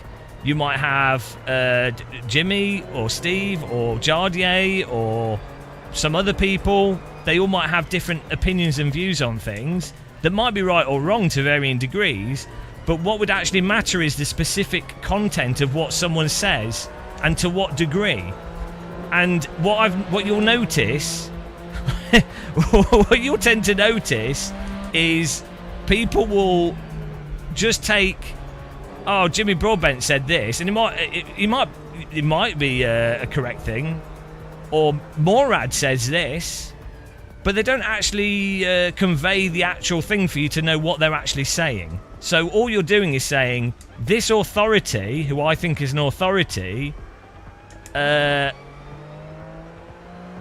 often it's a straw man of what they're saying as well. That's the thing.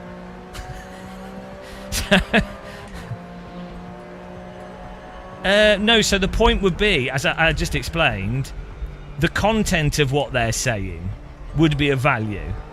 Do you see what I'm saying? So, a good example of this is Daniel Morad saying the reason he likes iRacing over ACC, or, you know, a reason he likes it is because he doesn't want to be able to overdrive in the simulator.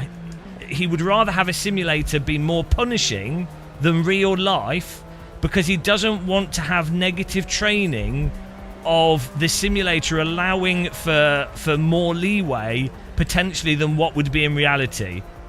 So that is a very good and perfectly reasonable and logical argument as to why he would like iRacing over another simulator, and that's useful to other people as information, because it's not really about what's more or less realistic. It's actually a defined specific component, and it's actually totally agreeable.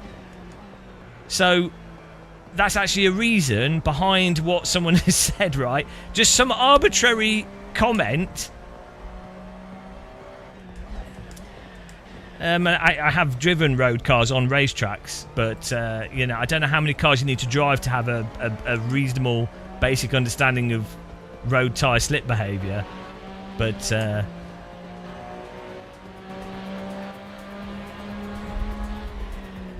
as I say, what you'll find is that road cars are a lot easier to simulate in many ways, not entirely, and they do tend to hide underlying physics issues or mask physics issues by the fact that they're generally sloppier than a race car.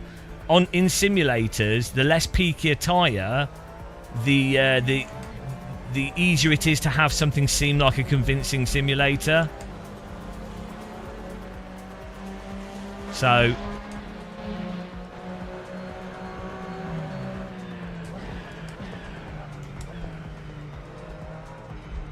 yeah, like that's it. You'd have to. I mean, I have driven a road car on a racetrack, so I think that's. I don't know how much you'd need to do to.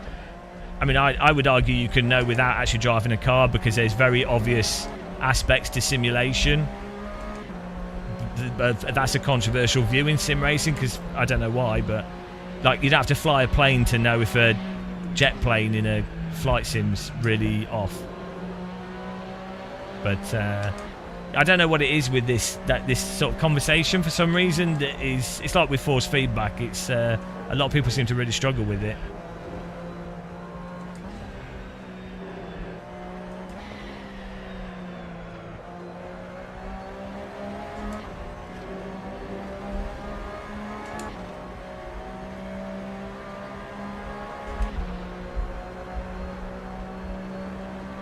Well, you can make educated guesses, or you can. I can't remember what the actual term is, but that's like one of the great things with the human brain. You don't have to literally do something to have a really good idea what it'd be like. That's how clever people avoid this channel.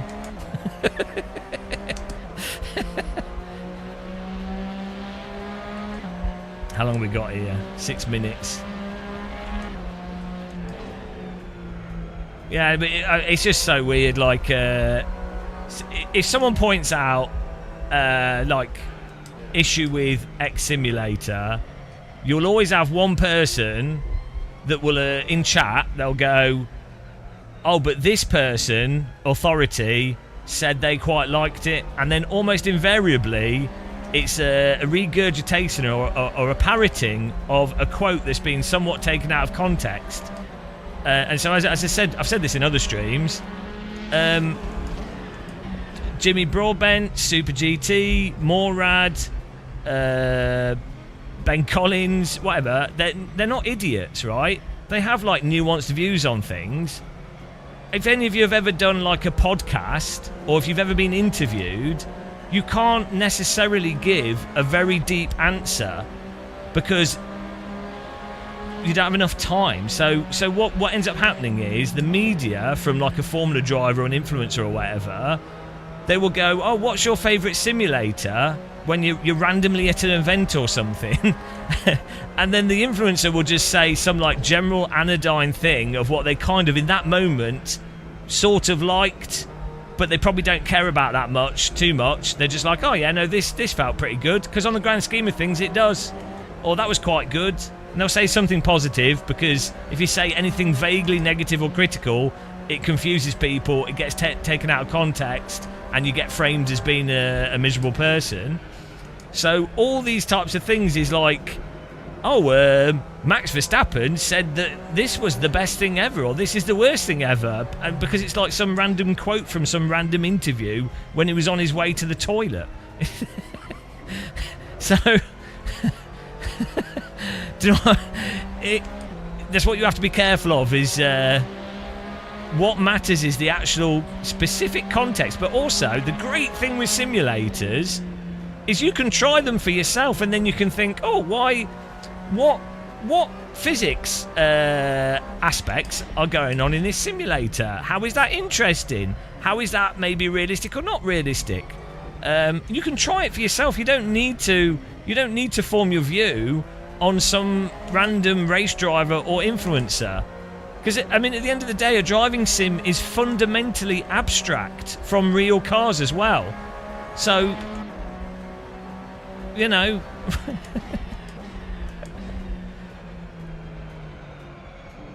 Also, people tend to fixate on different components.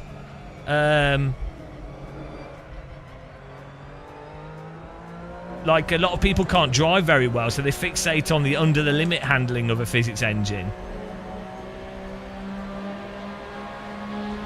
A lot of people don't set up their force feedback very well, or are newish. Majority of people are relatively new to sims and gaming and force feedback and equipment, and so they gravitate towards over-the-top strong self-aligning and vibration, and not the actual depth and nuance.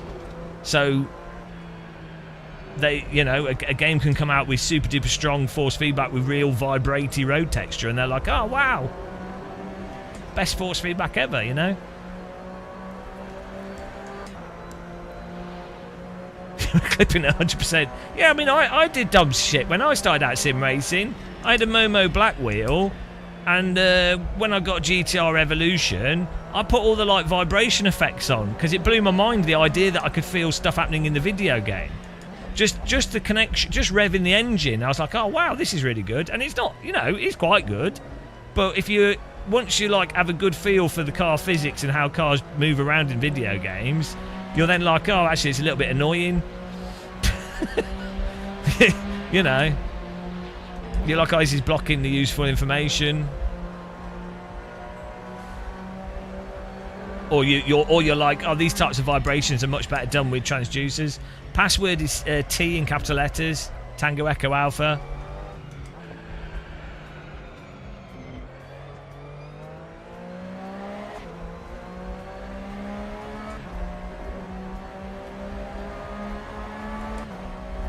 But you know, as I say, I've had lots of people take what I say out of context. They'll post, some other streamer will be talking about force feedback, or you know, there'll be some other thing, and they'll go, oh, but Gamer Muscle said this, and then normally it's a straw man. They've misunderstood what I've said. They'll go, Gamer Muscle thinks all sims should have really artificial force feedback that's not realistic. It's like, okay. Do you know what I mean? You're just like, no. What Gamer Muscle actually said is people should be critical and think for themselves and not repeat what a seeming authority or influencer or anybody says. They should think for themselves. That's what Gamer Muscle actually says. Gamer Muscle actually says you should try stuff out and fiddle with things and have fun.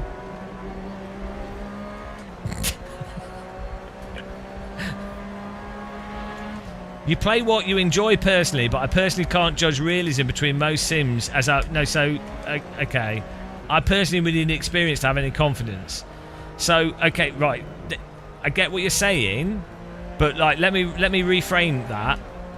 Imagine you have experience with lots of simulators and you're aware of the general technological limitations of sims and the technological aspects of different tire models and the limitations of those tire models and the behaviours that different tire models and physics approaches produce. So without having to have driven a specific real car, you can identify very unrealistic behaviours. So, for example, aircraft is a very clear example. You can go to an air show, you can see aircraft stalling, rolling, and being controlled. You can watch the onboards of an aeroplane in an air show, right? And you can see the stall characteristic. So you can see that. Then if you played a flight sim and you're like, oh, well, I understand that physics engines have difficulty with the transient physics. So when you go from one state to another state, or when things are sort of teetering at a balance point, that's a difficult computational problem to make it both be quick but also progressive. It's very difficult. So you can know that without going in a real plane. You can identify when a plane is flying like a brick, and so it's not really, it doesn't require that much confidence, or you know, to go, yep, this flight sim's definitely doing something that's very obviously not realistic. Okay, so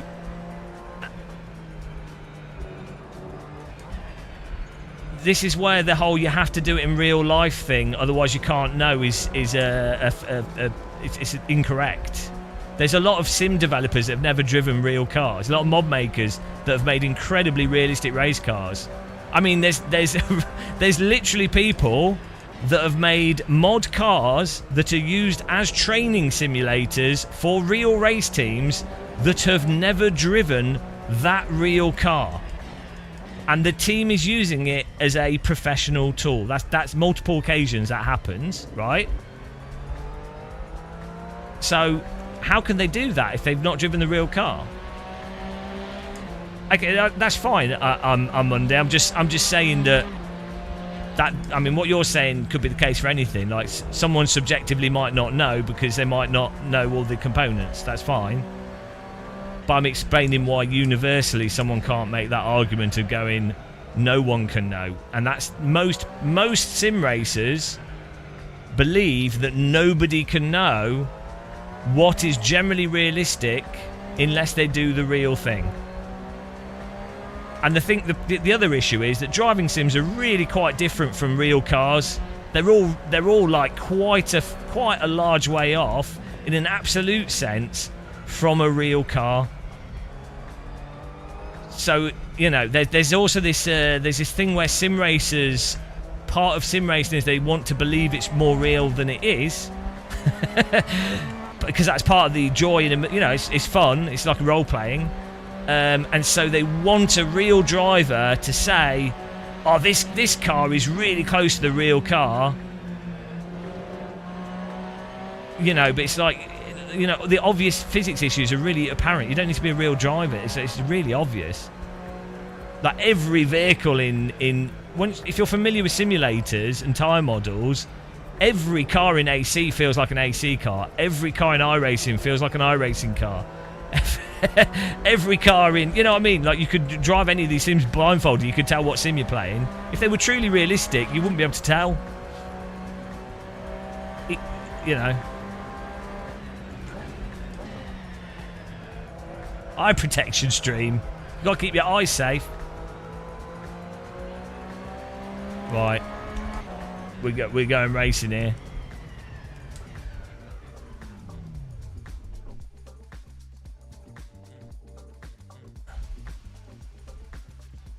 Beautiful.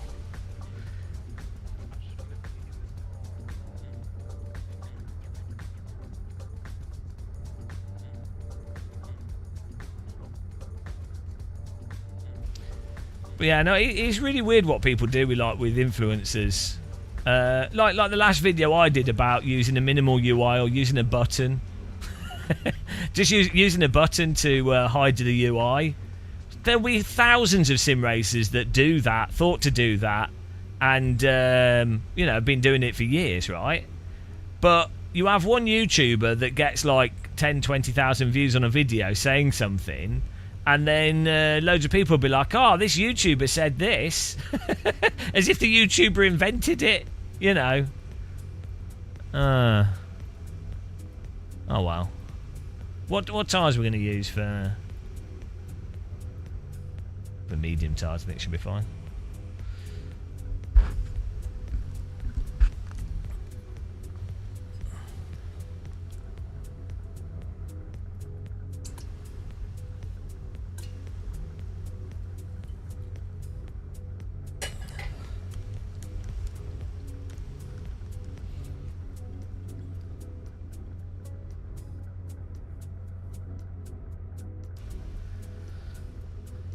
Hello, Pyrazone. Nice one, Sleepy Gamer. Try to stay awake in the race. I'm boiling. My aircon doesn't seem to be working. I think I've accidentally pushed a button so that it's just working as a fan. Huge error. Either that, it's just pointing in the wrong direction. Well, we'll move it after this race.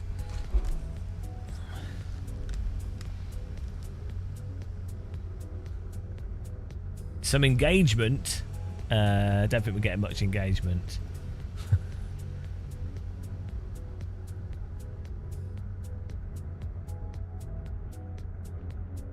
Yeah, that's it. It's always appeal to authority. Just it's constant, isn't it?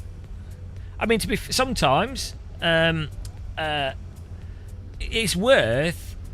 Well, I might as well use Jimmy Broadbent as an example. He has experience of driving multiple simulators and arcade games and multiple real-world race cars. So it is useful having someone like him who understands sims and real cars. It is interesting to know what his views on things are. And he's quite likely, compared to most sim racers, to have a nuanced. He's quite good at communicating as well. Same with like Morad and some of these other people, right? But even then, it's important that what they're actually like. They'd have to say something. Do you know what I mean? So, but yeah, so like an authority isn't. You don't just ignore. You can't just go, "Oh, that's an authority. Ignore it." The key thing is it's like if you go to a doctor, you might disagree with a local GP. You generally, the whole point of a GP having to have a medical degree and spending years at university, and then it being somewhat tricky for them to get a qualification, is that they then they rightfully so you should probably consider what they're saying. You definitely should consider what they're saying over some random person, but you should still have you should still be like, oh, what they're suggesting doesn't make full sense for my specific thing because I haven't conveyed enough information to them, or maybe someone's filled out a form incorrectly. So you still have to be somewhat skeptical, but so I think it's a thing that it's tricky with argument from authority, and it depends on the type of authority.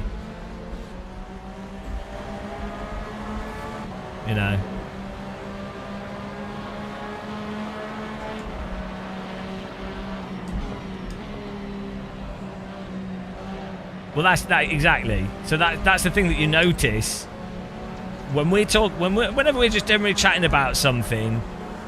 Pops in chat, someone will just say, X driver said this. I'll make a nuanced point about iRacing's tyre model being unforgiving at the limit in the netcode, and then inevitably there'll be 2 or 3 people that will go, but how come this esport driver plays it, or why does Morad say it's the best Porsche Cup car? And it's like, well, that doesn't negate the specific point being made. so it's frustrating because the person's immediately demonstrated that they have very poor critical thinking skills.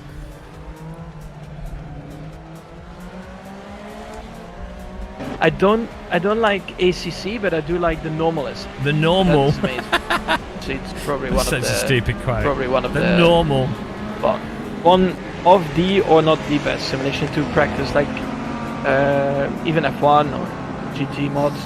They're really, right, it's really good. With Max Verstappen as well. Max Verstappen's a good example. How many times has he said stuff in a sort of post-race interview or just a general comment where, he's said something entirely reasonable within the context of what he said, and he's genuinely just been honest, right?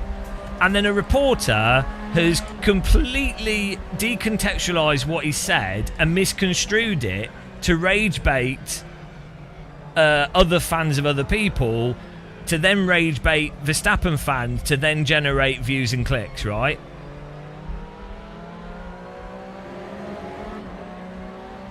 So you've insulted my critical thinking now due to one comment. Not necessarily you, but the type of comment is indicative of poor critical thinking. If someone is making an argument based off an authority alone, but not necessarily your comment, because you were just You were just saying that Jimmy said he likes the he thinks the cars. But he's weird for you to bring up Jimmy's view on the road cars, to be honest. But yeah, he's a bit weird. Like, I can't think of a live stream I've ever gone into and just randomly said, "Oh, this person said this." You know, I would make my own argument.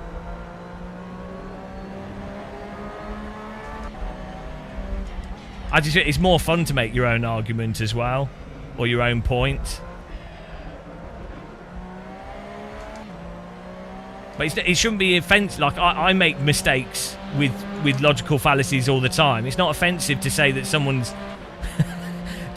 to say that someone's failed at critical thinking shouldn't be offensive. Like, I'm failing at critical thinking all the time.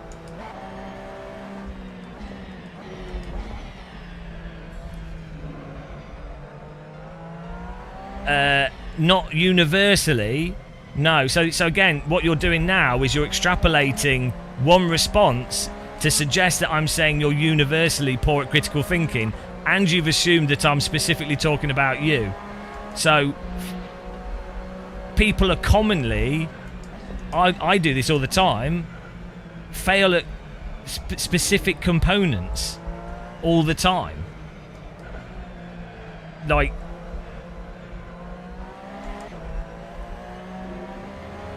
it's just the nature of being human.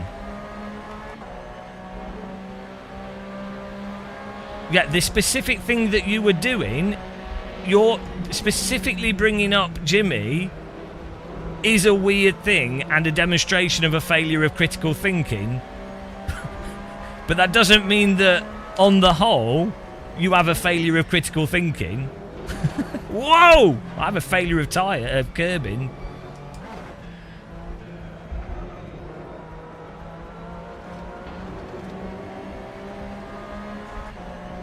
I don't know, so you have to realise, I don't know. There's people watching our live stream that are developers, artists, far more intelligent than I am, right? From my perspective, all I see is a username and a random comment, and then I am talking whilst driving, right? So I wouldn't take it too personally.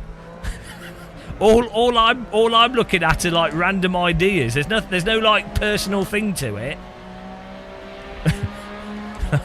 I do think sometimes it's because streaming, it can seem like the live streamer has like a, you know, like a personal thing against viewers. I mean, there are some viewers I personally hate, like Cat Debate, Novotny. You know, we do have some viewers that have been around for over a decade who have tortured me. But you know, if whilst you're driving with a VR headset on and talking, it's very difficult to like or dislike people in chat. You know, it's just ideas. So I wouldn't take it personally. Oh, Chedhead's terrible as well.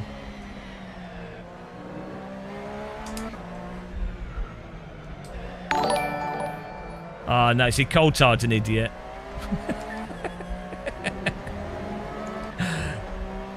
Thank you very much. I mean, you also have to realise, if you do live streaming, as I say, I like to talk about things in moderate depth, and you know, anytime we talk about physics, you know, it'll be like, oh, Jimmy said this, Morad said this, whoever said this, and it's like, okay. So from my perspective, it's like a very tiresome, repeated thing. But from your perspective or someone else's perspective, you might have it's just a general comment, right? So that's the other thing. Like, honestly, it's quite a miracle that I haven't had a complete mental breakdown. The same sort of points and arguments about physics and force feedback for 10 years with absolutely zero progress on the grand scheme of things. I think most people would have a mental breakdown.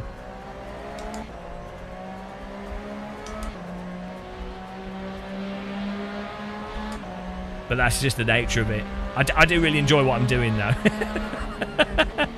And it is kind of funny. It's also ironic. So, you know.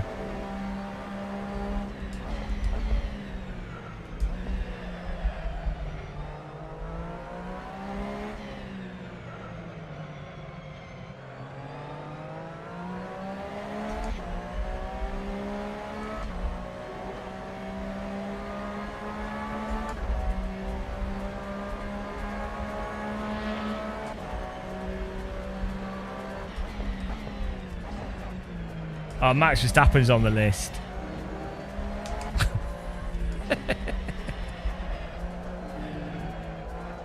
I've tried, Mike. I tried my best. I do try. I've tried to harass the developer into doing VR support. I don't know if they will, but they've got the other features. They put the Locked Horizon stuff in, which I think was based off what I'd said, which I really appreciate. That was the biggest thing for me. Like, I can't play games without that. They are quite a receptive developer to like doing stuff. So, but VR obviously wouldn't be their priority because in terms of revenue, you have to get a game out on console. So, you know. The priority will be getting all the stuff working, and VR would be a bit of a distraction. I think you can make, with a game like Wreckfest 2, they would make some additional sales from VR, which would probably justify the work required for VR, but it'd be nothing compared to the basic sales that you get from a polished game that's PC and console.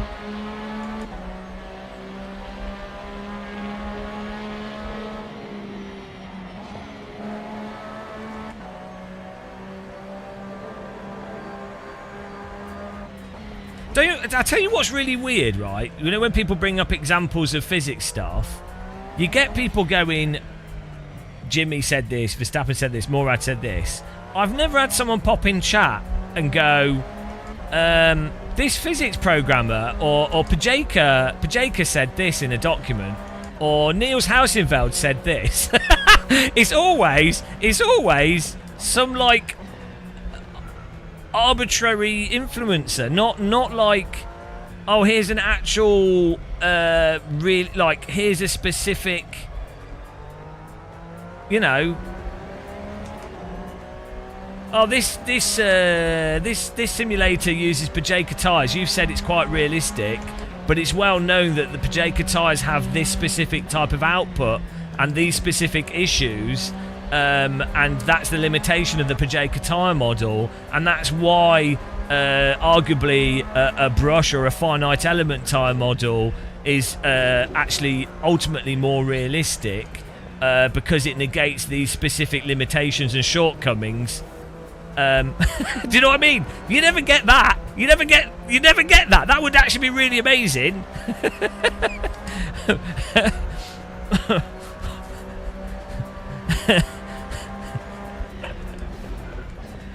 There are some really interesting aspects to tyre models and limitations and pros and cons.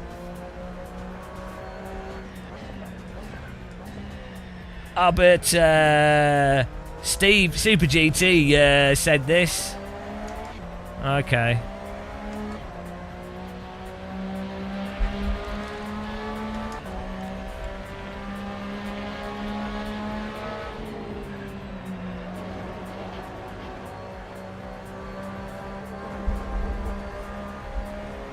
And there's one thing I wanted to make a video on, but we never have. Well, I'm talking. I'm doing a live stream. I have to keep talking. If you do something in real life with motorsport and racetracks, it makes sims feel more realistic than they actually are. Same with like flying and things, because your brain is then better equipped to fill in the gaps that are missing in the simulator. So ironically, when you do real things, it actually tarnishes in some ways your ability to be more objective about the physics or the graphics. So for example, 3 weeks ago, last month, we were at Silverstone in real life, right? And I mean, I've been to Silverstone like 4 or 5 times, but we were there for like three days, so I was walking around a lot. And so now the track here in the game feels more realistic than it did before, because in my mind's eye, I'm like picturing all the infield locations and all the stuff that was happening in the infield. So the track model seems or feels, in a sense, more realistic than it did before I actually went there. And the same. Oh, that's my fault. Sorry. Same thing happened with Brands Hatch. Like before I'd been to Brands Hatch in real life, I didn't know about the infield rally track and a whole bunch of stuff. It's because your mind wants to try and fill in gaps.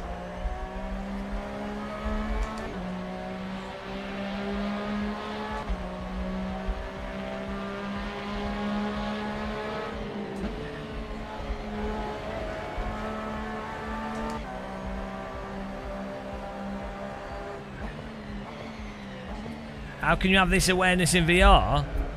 You killed me. Well, it wasn't well. So in a race driving sense, it wasn't my fault. The car on the outside came across us whilst I was still on the line, and they have to pass around the outside. And they probably couldn't complete the pass on the outside. However, given that we're just racing subscribers and they had a moderate run, I could have just got on my brake and let them go in front of us. Given that it was quite predictable that with the line they were taking, they would have turned in and it would have inevitably took them out. So I was giving myself the blame, even though technically speaking in a race scenario it would have been their fault. But, you know. It's my fault in that I had the capacity to completely avoid them spinning. And I want people to have a good race, so...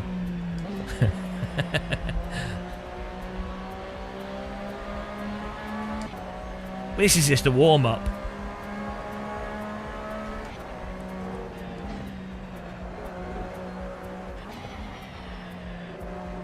Tell it to the judge.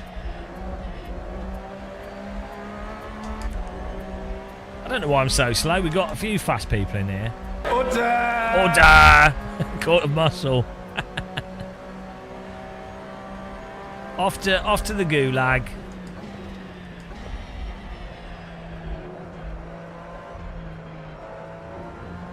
Now you switch to experience in real life blinds you. Yeah, I explained very clearly. I don't... Right, guys in chat. Did what I explained there about going to real tracks and doing real things, making simulators in some ways seem more realistic because your brain fills the gap? Did that... was that confusing? I thought I did a reasonable job of explaining the reasoning behind that. And I even gave examples of how it's affected my perception of tracks like Silverstone and Brands Hatch. I don't think I can make it any more clear. Like, I don't think it's like, obviously, I know that would be controversial to people that don't really think. But it really isn't that controversial. If you do something and then you do an approximate of it, your brain will try to fill in the gaps based off your prior knowledge. That's not a ludicrous cognitive thing. Yeah, so it does go both ways, exactly. So that's what it's in simulators. It's called negative. Well, so in simulators, specifically for the training capacity of simulators, it's called negative training. So someone can learn and memorize stuff in a simulator. Then this is really pertinent for flight sims and flying professional pilots. They could learn the incorrect procedure and then crash the real aircraft or just do something useless in the real aircraft. So that's slightly different. That's more like an actual process as opposed to the perception. But yeah, that is something to be aware of. Yeah, someone could have an incorrect perception from a sim and then apply it to real life and be surprised. A good example of that though is like if you show pool balls and you play different sound effects when they're being hit and how that makes them in a video, how it makes them seem as if they like made out of different materials or different weight or behaving differently.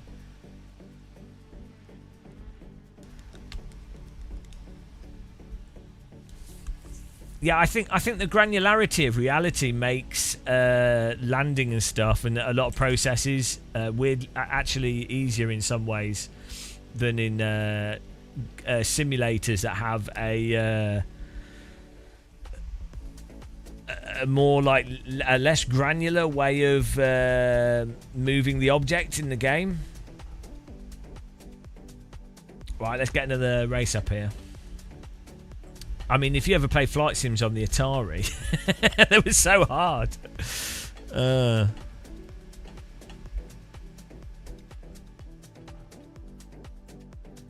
A320s are like the GT3 of aircraft, though. I mean, they're terrible.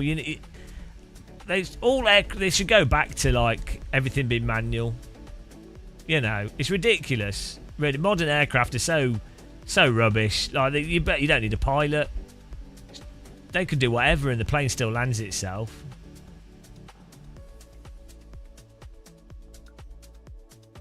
Right, I'm going to put...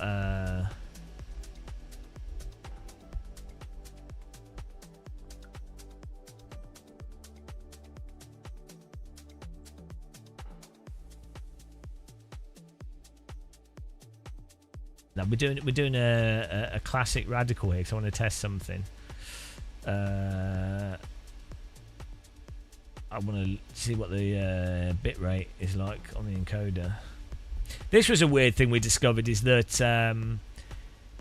higher resolution, even at a lower bit rate, the encoder works better with the higher resolution, which you wouldn't... Oh, this mouse. It's mouse. Troll mouse. You wouldn't intuitively think that a higher resolution would encode better than a lower resolution at the same bit rate. You would think, oh, you know, surely a lower resolution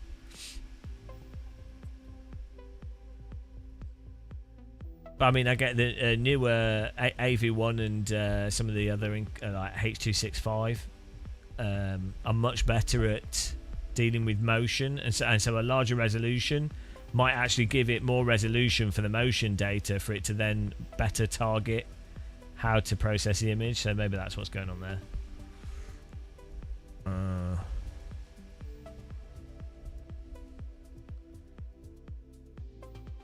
This is the problem with like more advanced technologies end up being end up making it even harder to predict what's going to happen. Right, here we go. Get in there.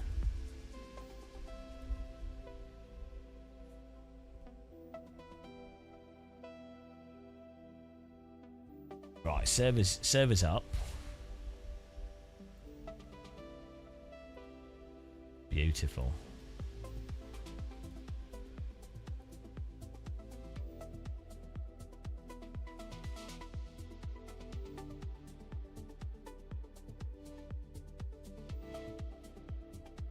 It's awesome that we've got people joining because it's 5 o'clock. I thought it was earlier. We were messing around with settings for for a while. Oh well.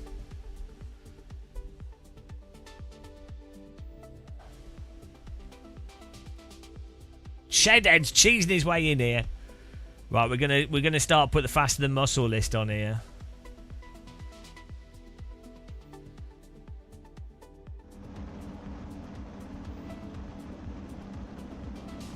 Oh no, Hamid's in here as well. All the regs.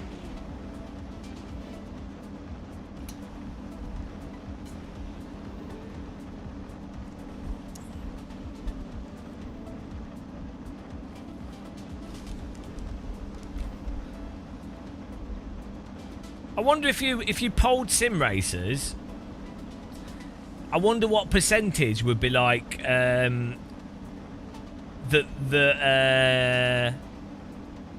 wonder what percentage of SimRacers can identify the specific differences in their handling with the different sims. I also wonder what percentage actually care. I don't think many do. I don't know, Angrag, he's probably just messed up. YouTube, I don't set a game because we change games what we're playing, so YouTube just picks one sometimes. Pure blasphemy.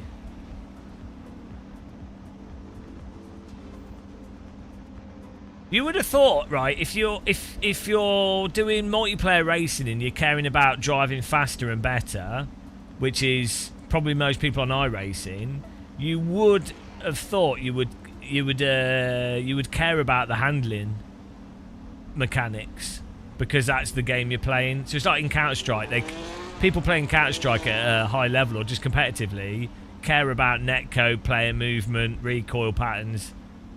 You know, it's a fairly big concern. But then again, maybe there's a lot of people playing iRacing very casually. I mean, I think most sim racers are playing all the sims very casually, which I think that's a good thing. That's not a bad thing, but it'd be interesting to know the data on that.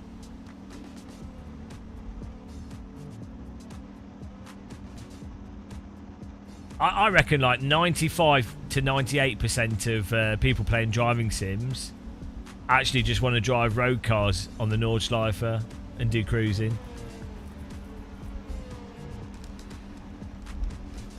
Banky, yeah, 2.1. Yeah, it's different. The thing is, though, iRating's really hard to tell if iRating's mostly predicated on how much time you've put into it rather than your actual skill.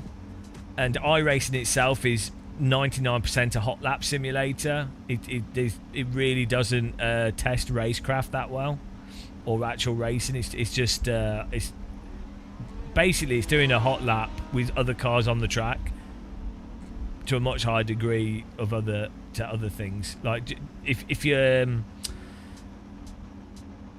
the grip doesn't return quickly on tyres, it really limits the movements you can make per corner, and also limits how reactive you can drive.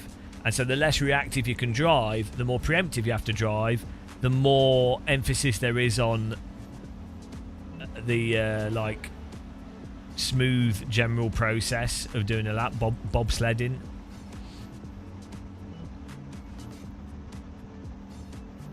But to be fair, all motorsport, even real motorsport, just raw pace always ends up being the predominant factor for success.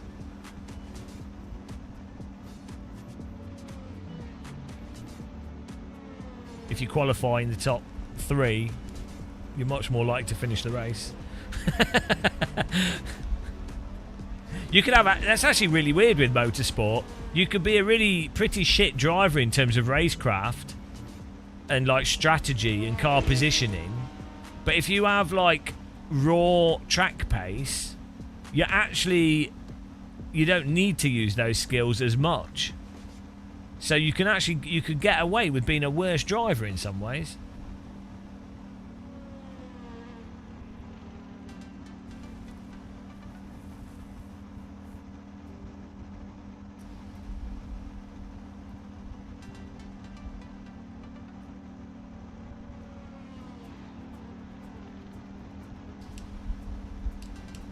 Why is that taking a screenshot instead of recentering the camera? What's this about?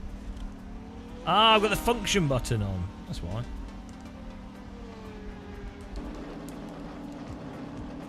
There we go.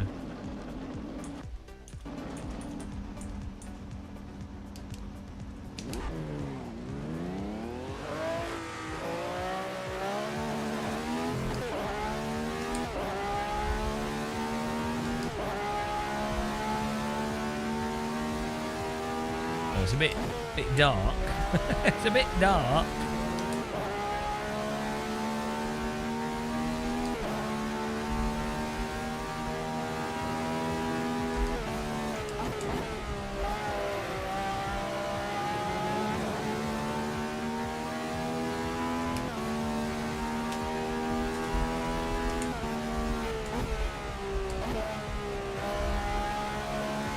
We'll put it on mega cloudy weather.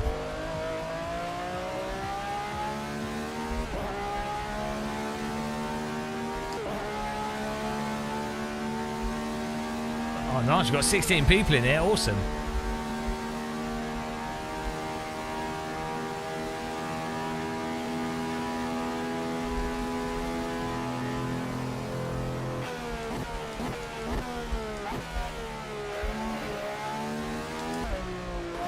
I took the sound from the RSS 70s car, the RSS 70s Formula car, and then I put it on the Radical.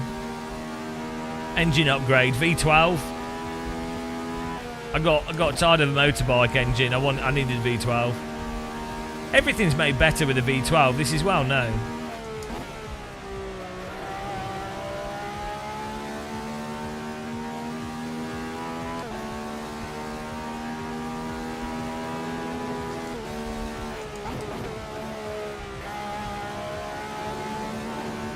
That's why I do better than everyone else.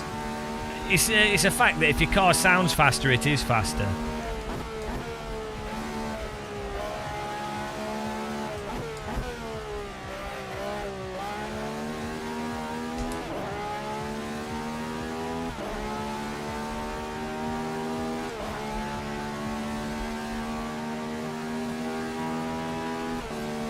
I actually turn the volume up when I play Counter-Strike, makes weapons more powerful.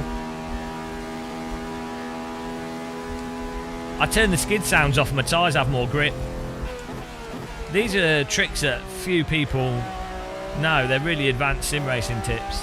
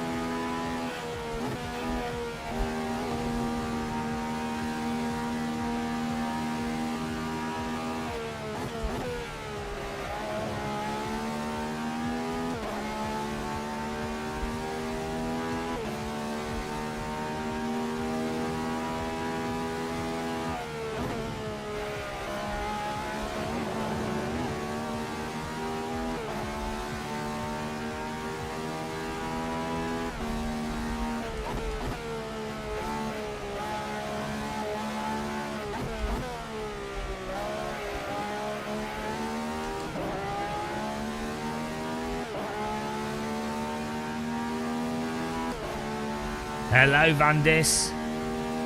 Oh no, Danny Boy Hell Let Loose Vietnam's rubbish. I wouldn't buy it personally. It's too buggy. It doesn't work properly. It doesn't run very well. Yeah, it's a total mess. That game's gonna flop, which is unfortunate because I really like Hell Let Loose. I don't even know why they're releasing it because it's really not good enough.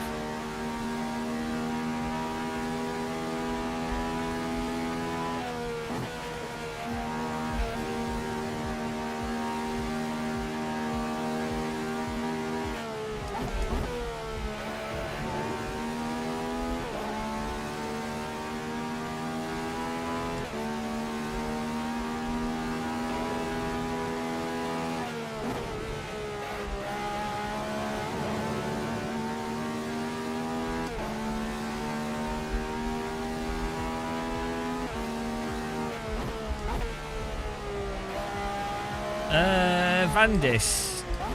I think you can see. I think you can log in to an account even though it's not active.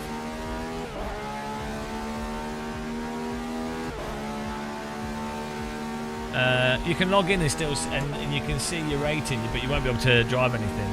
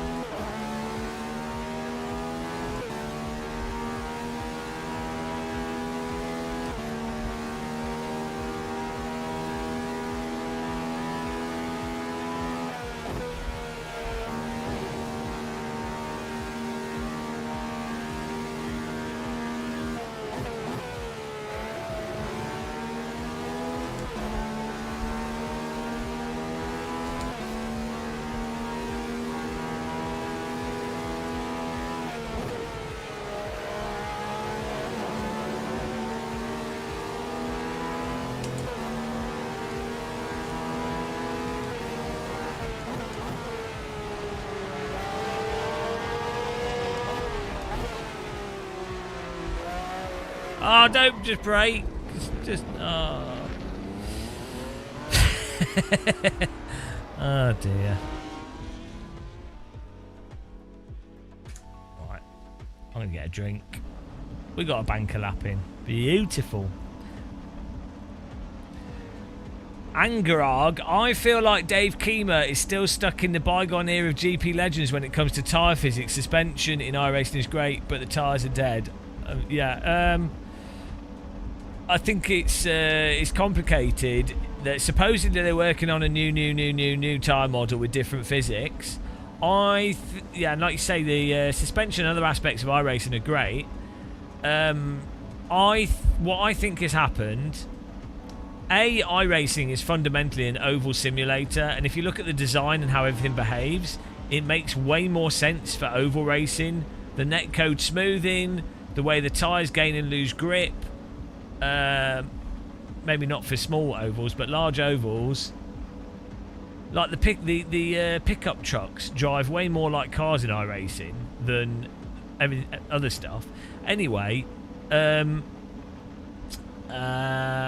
think they've got a problem in that if the lateral grip or the tire, if the grip returns in iRacing on the tyres, if they set it up to be realistic, so the contact patch doesn't flash heat and then turn off, it then opens up a lot of exploits, because drivers can then overdrive in specific ways and also exploit the car setups in specific ways, which in some ways would allow for less realistic driving at the top end. If you set up a tyre in any physics engine, it could be any simulator.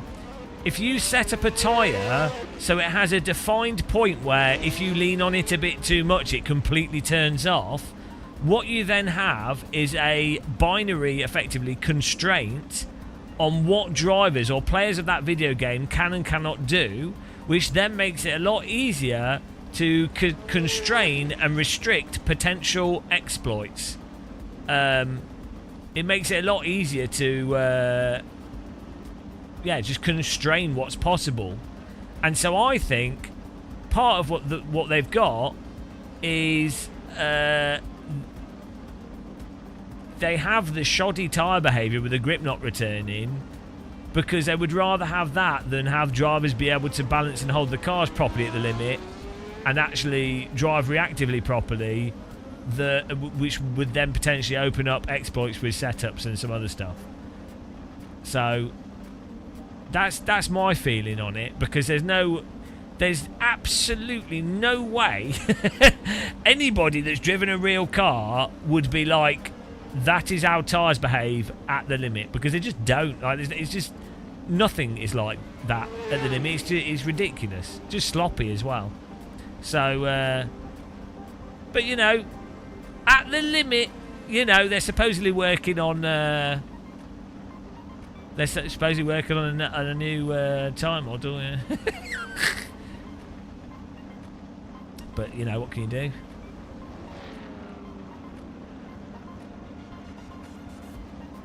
As you always say, I find it weird with iRacing. It's such a hot lapping simulator. Like, if you play it for a reasonable amount of time, it's really a bit joyless in how you have to drive it. It's so methodical. It's very strange. Every sim can be methodical, though. I guess at the top level, everything turns into a methodical process.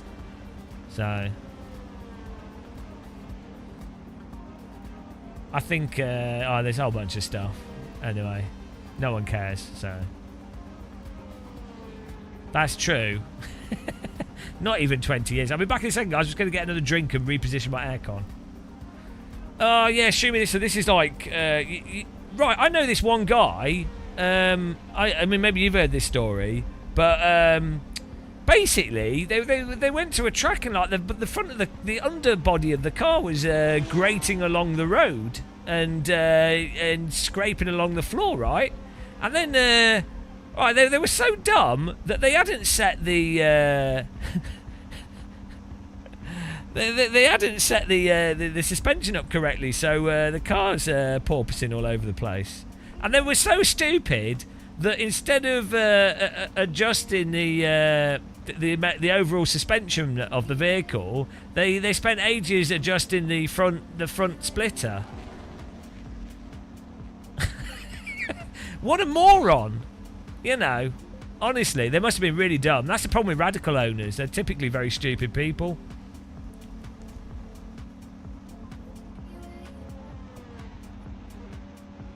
I didn't think I would have the sound of porpoising radical. I didn't think I'd ever experience that. Porpoising radical. It's an interesting sound.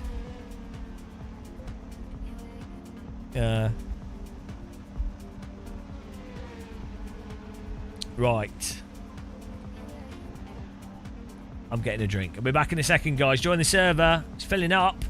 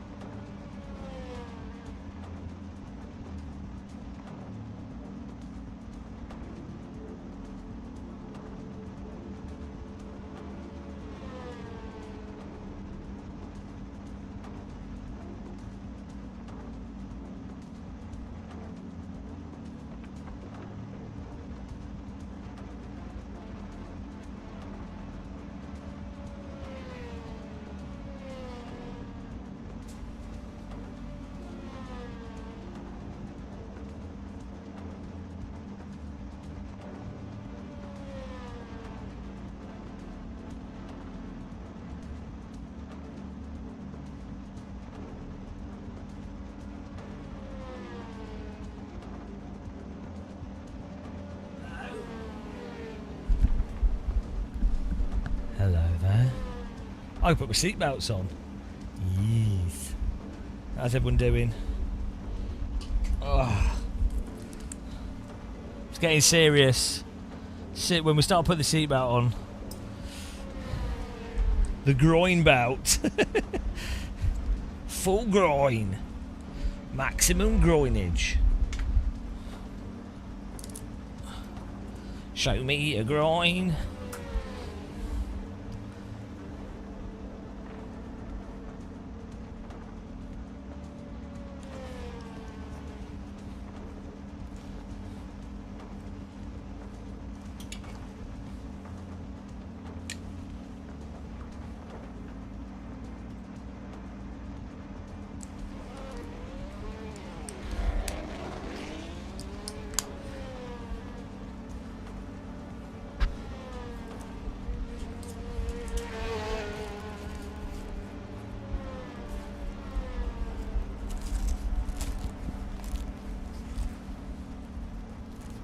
Belly strap.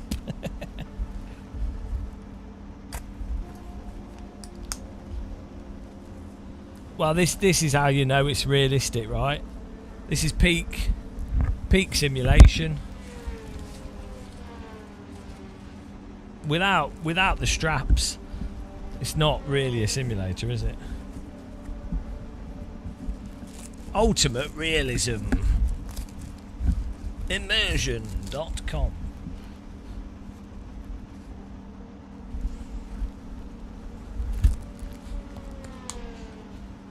Oh no, my groin belt came out. Put my groin in, please.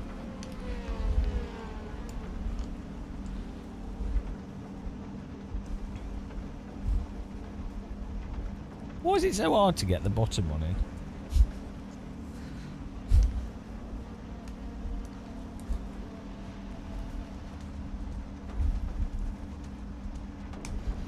There we go.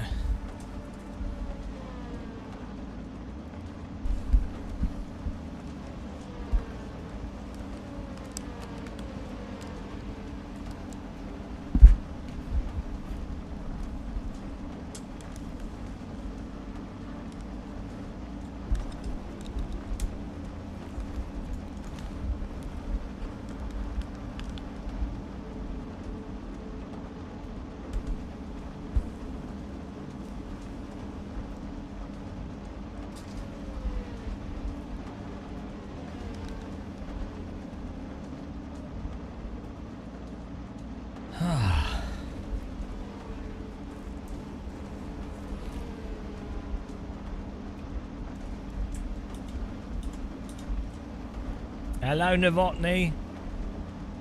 Oh, why am I in ninth? Oh, well.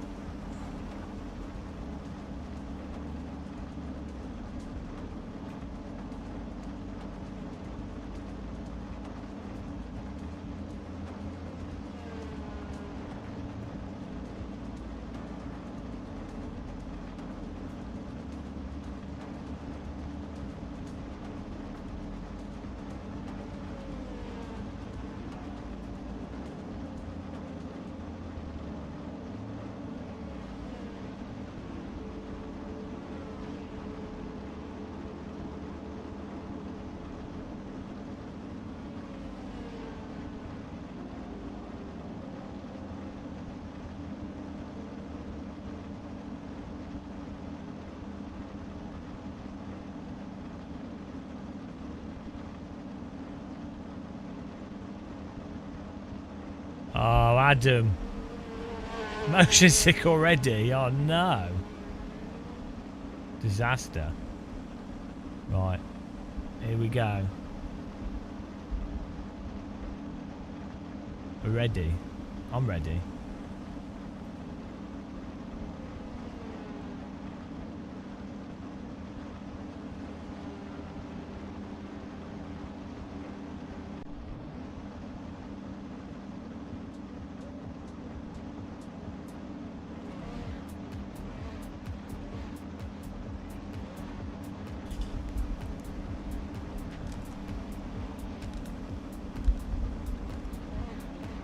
Easy win on this, I think.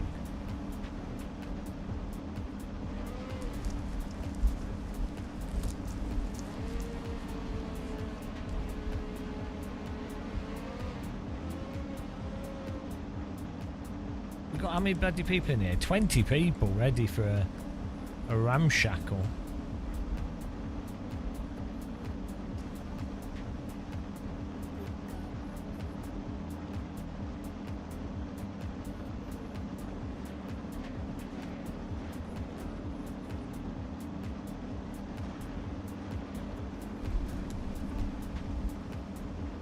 No. No teleportation. Can't be done.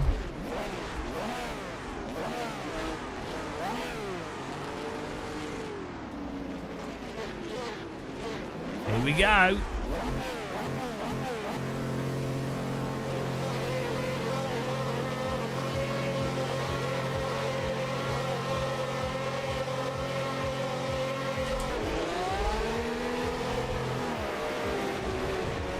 I'll restart the race. What have you got? Why is he going?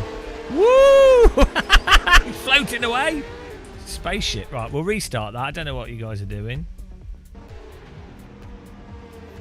Pay attention, please. Please pay attention, ladies and gentlemen.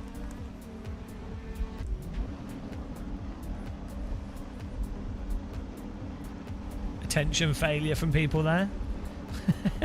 Attention. Attenzione.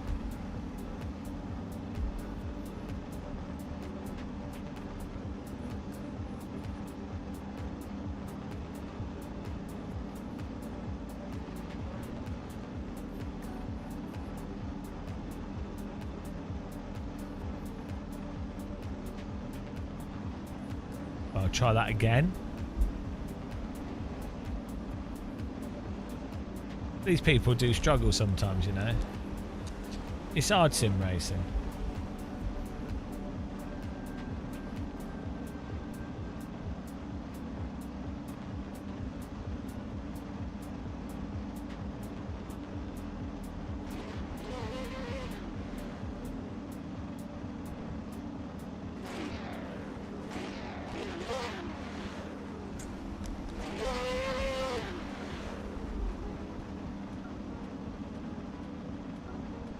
You've missed it. You're too late. You missed the party.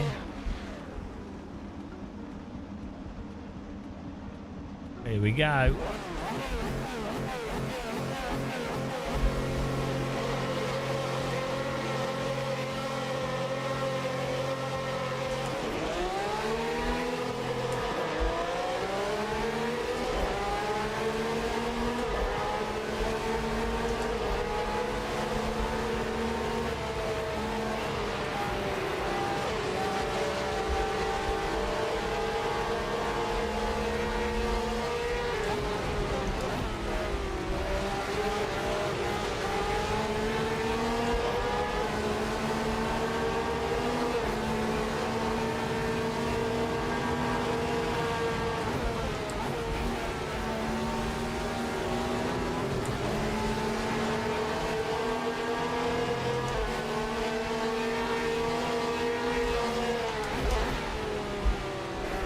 Sorry.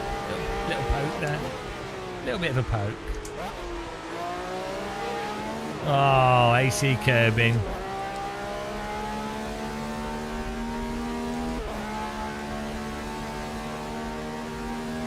Antoine Jacket Potatoes in here up the top.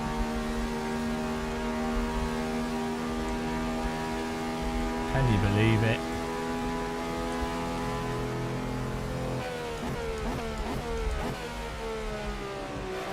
Huge error.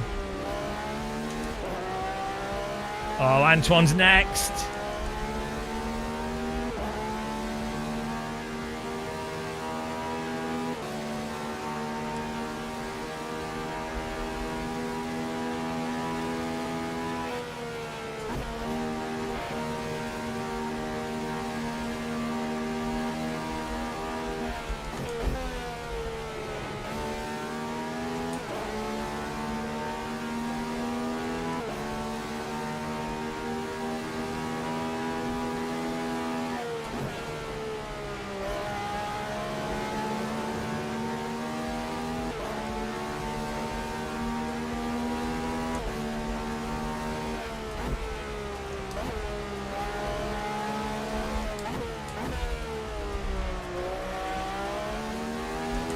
It's unlikely that he'll be able to radicalise us.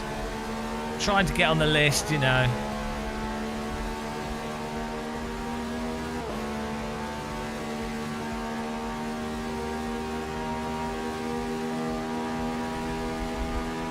We're doing alright, yeah. We just test a bunch of stuff out.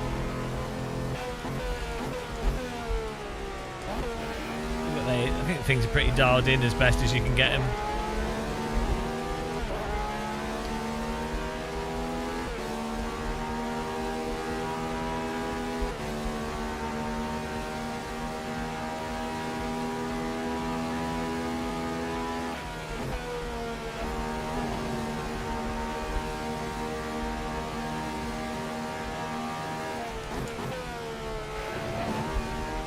Oh, Antoine, watch out! The Radical looks well nice with their white and black livery.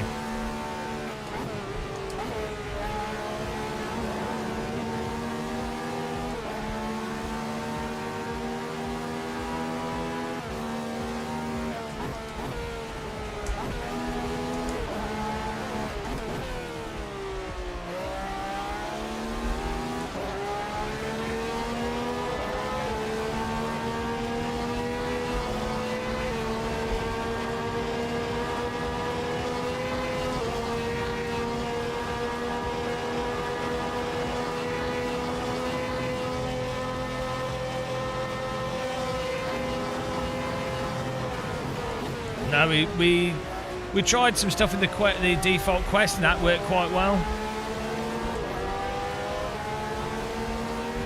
So I think there's a, you know, just with the quest link, if you set the resolution high, you can have higher bit rate, but you end up with exactly the same quality. So I'm not quite sure what's going on, but yeah. The main advantage with ALVR is that you can use OpenVR with it, OpenXR, and then you'll be able to use foveated settings in that.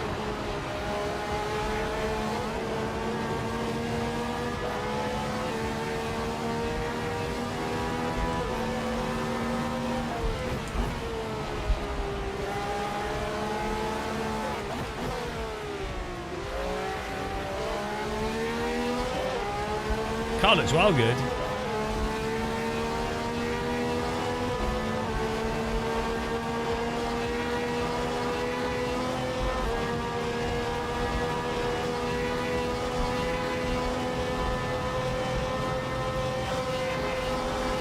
P1 and 2 trying to catch him up by pushing Antoine and get the draft. Bump draft to victory here. We got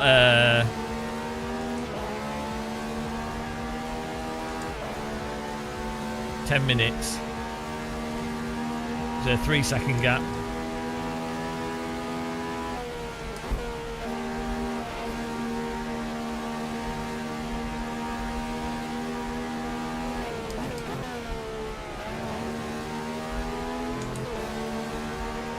Oh.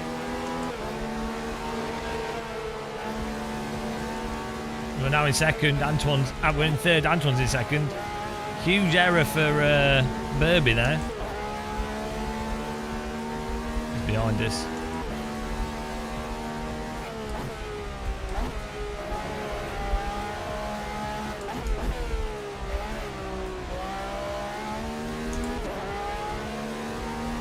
Beautiful.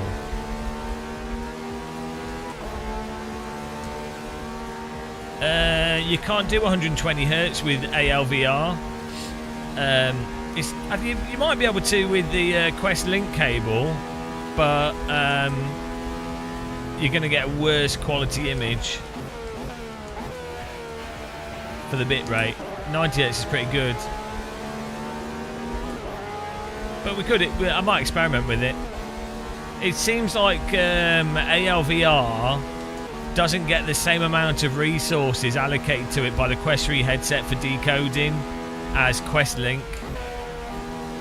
So Quest Link seems to be able to decode higher bit rates. I'm not sure why, but other than if the headset just allows it more resources. But yeah, like 90 Hz is pretty good, to be honest. For driving games, if you run 120 Hz, you're more likely to get issues with stutter and other things.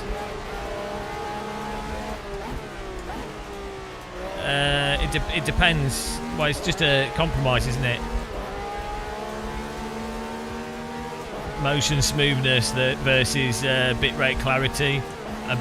The problem is 120 Hz is smoother if you can run it at that. So there's a lot of different variables.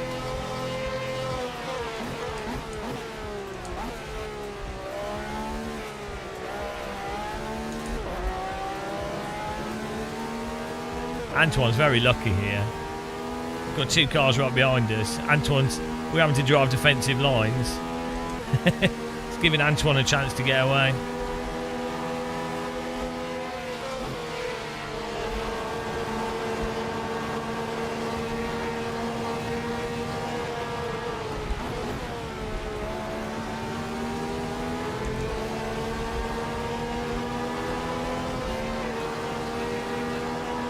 That shiny radical.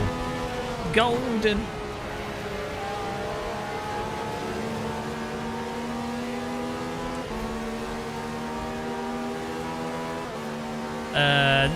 No, the Quest is a lot better than the Quest 3 is a lot better than PSVR by a long shot. The lenses are a lot better, screen resolution's better. The only thing that PSVR 2 does better is the out-of-the-box ergonomics, and the OLED screen is nice. I've been aero boy, dear. Absolute crime.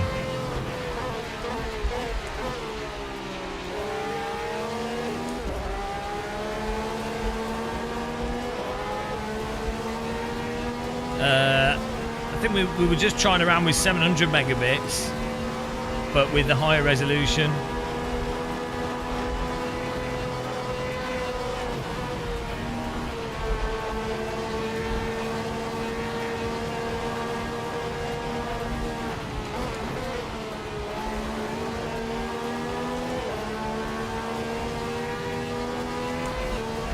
Good racing here. Let's catch back up with Antoine though.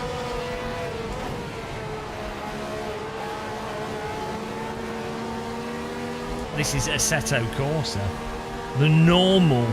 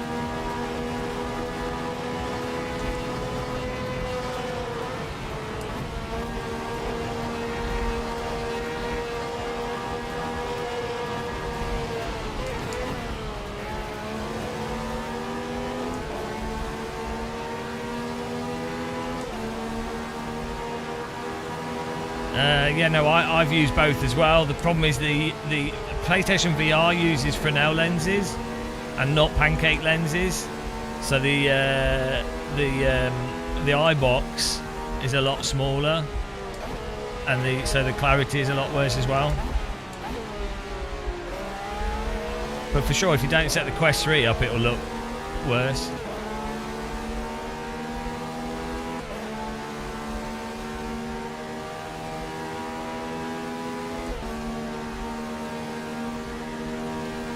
Yeah, but well, it doesn't look exactly the same, obviously, but that's still very fine. Like once in the sweet spot, so then you have to make sure the headset does not ever move at all on your head. The Steam frame is probably coming out in the next 2 months.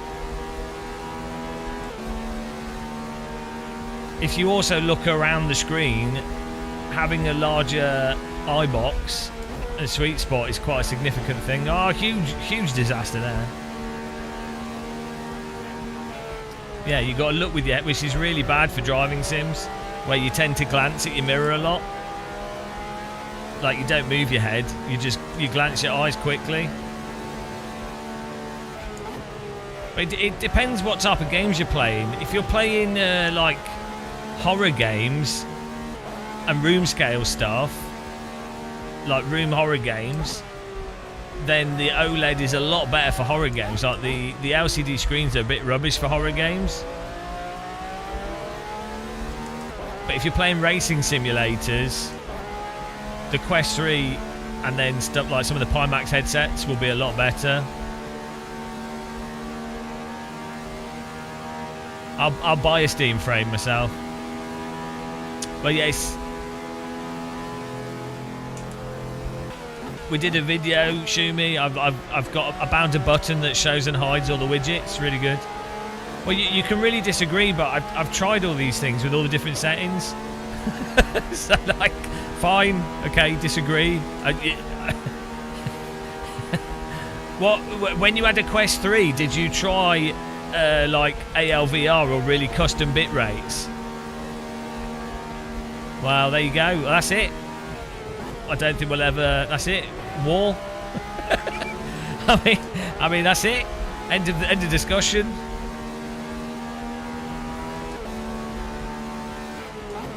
I mean, nobody. I'm actually blind though, so disagreement. You don't know how to race. Disagreement has You don't been know how to there. race. Thanks, Loose Wheel. You don't know How to race. You don't know how to race. I'm gonna report you, man. Play Tetris. I'm gonna report you, man. Play Tetris. I'm gonna report you, man. Play Tetris. I'm gonna report you, man. Go home and play Tetris. I'm gonna report you, man. Play Tetris. I'm gonna report you, man. Go home and play Tetris. I'm gonna report you, man. Play Tetris. I'm gonna report you, man. If you don't know how to race, please go home and play Tetris. Oh man, I got potatoed. Oh, we got one more lap. Yes, we've not been potatoed. We can still beat him. Perfect. The dream. I thought it was over. Not yet. Oh, come on.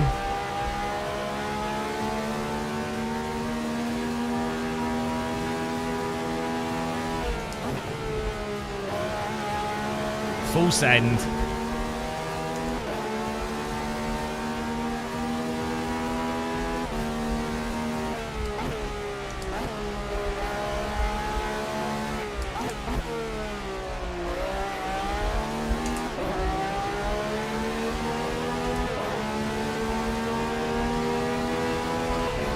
Now just imagine trying to balance the car on the exit of the corner after pushing into it in iRacing like that.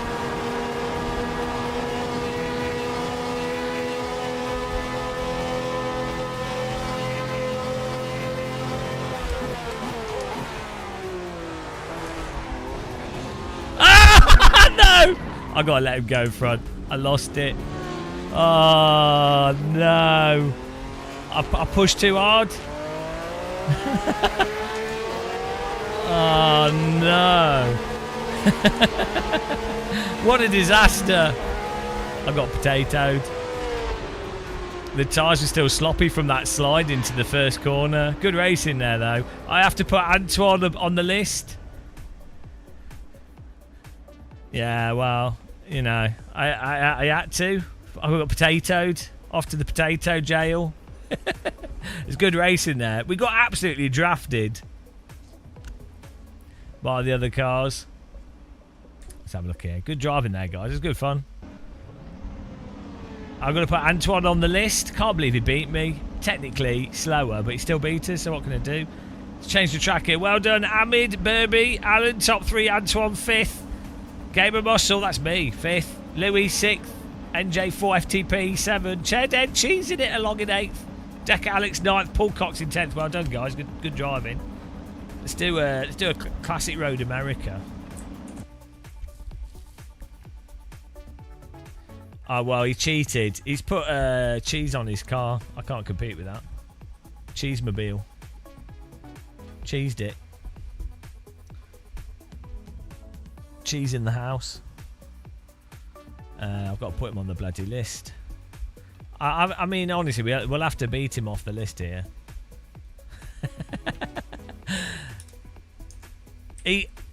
Antoine, you absolutely scammed me there because I was pushing you to get closer and then all the other bloody cars caught up and then drafted me. Bloody joke.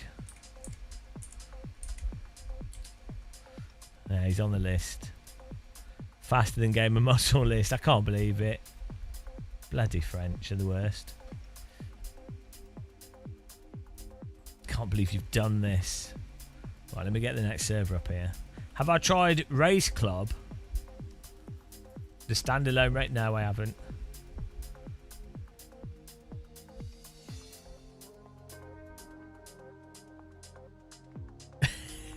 Yeah, P1 was cheating, so it's fine. Don't, you know. I mean, come on. No one's actually ever beaten us with skill. Let's be honest.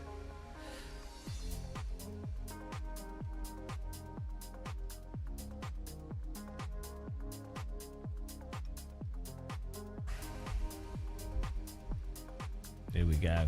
I'm going to change the weather.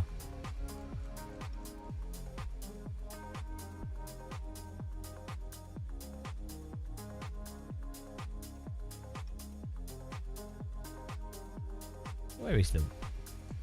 I swear half the settings in the server manager are hidden.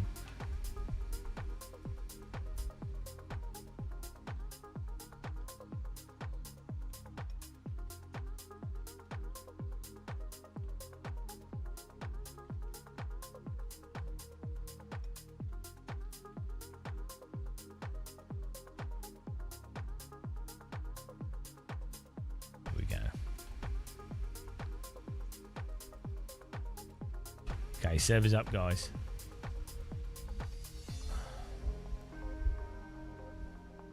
Yeah, we need to get OpenXR set up, but I mean, my computer's so fast, humble brag, that don't really make much difference.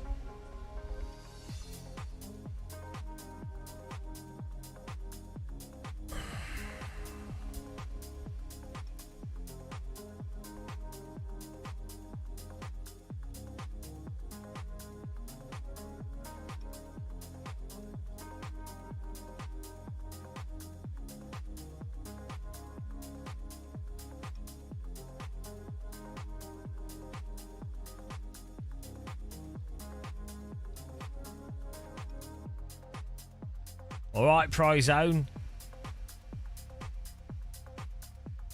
Bishudarash. Not hating, I think you need a little more gear to enjoy. That's true. Yeah, I mean, yeah, I agree. Like, you can never have enough gear. Really. Like, if you haven't got... I need a larger motion rig and a bigger life jacket.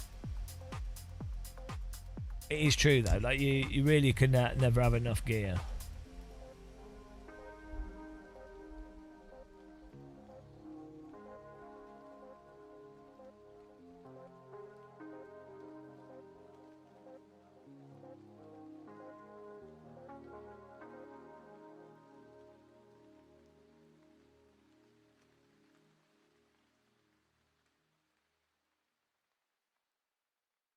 No, there's no clips. Not allowed clips, I'm afraid. Get in there. It's a bit warm today. It's really not warm all week. Beautiful.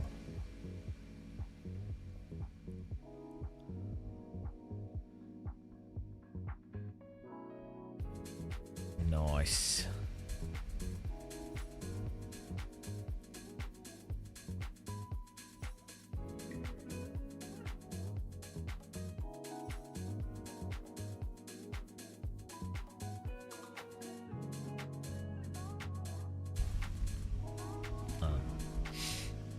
Okay.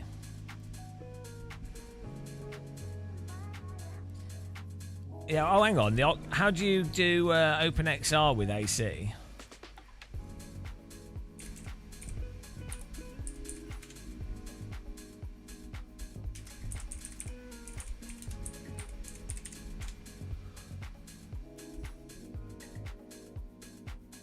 Open composite.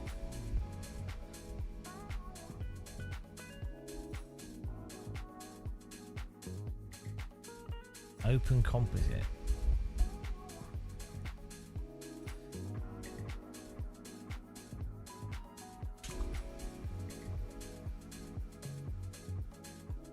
What is open composite?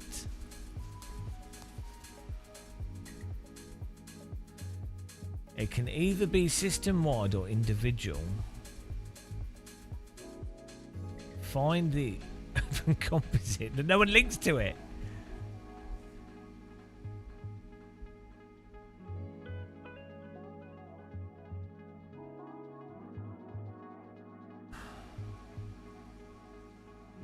OpenXR toolkit, okay.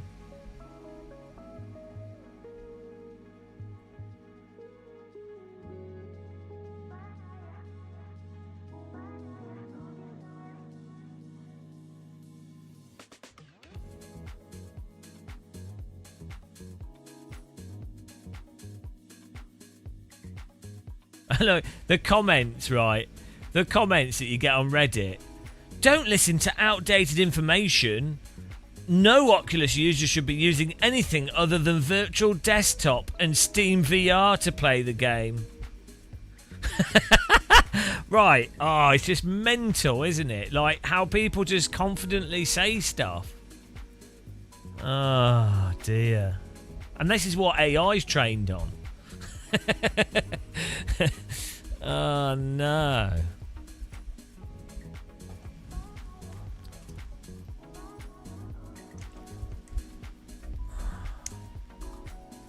Yeah, like virtual desktop's great, and it works fine. I never understood people that get confused with them using something themselves. Why is this not working? Being happy with it, and then them deciding, well, that's the be all and end all, and so that's where it stops. Oh, there we go. Thank you, controller.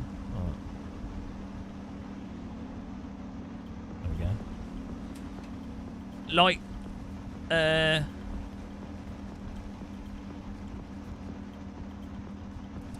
it's weird.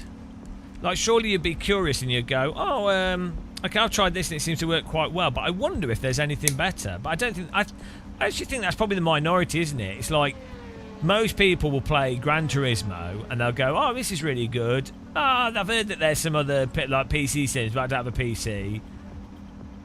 You know, they play Forza and they'll be like, oh, this is awesome. That's it. until a Formula 1 driver says, oh, yeah, this iRacing, and they'll be like, oh, yeah, I'll give iRacing a go. Max Verstappen plays it. Do you know what I mean? It's like, they wouldn't...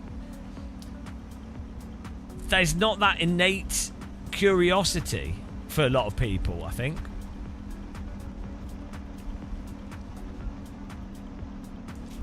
Oh, look at this. Look at that block of ice. We froze like half a litre of ice in this and then filled it up with water.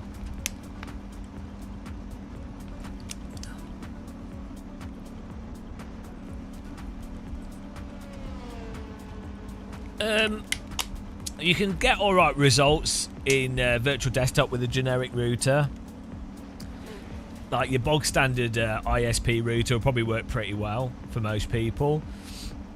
You can also get you could plug a wireless dongle or Wi-Fi PCI card into your computer and then connect it through that if someone didn't have a good router.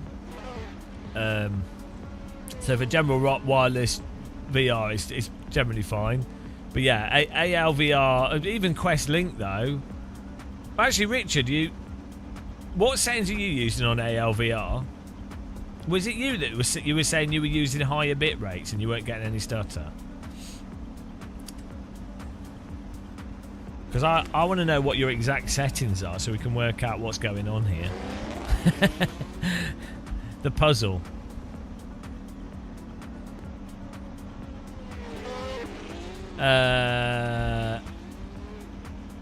What do you mean? No, like, well, it's not necessarily dodge.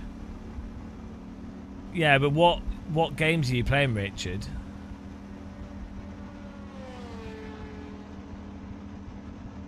You must be getting stutter in certain scenarios. How long are you driving for?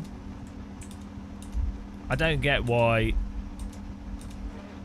I mean, I have done like sessions where we don't get stutter for a while, and then there'll occasionally be some random stutter.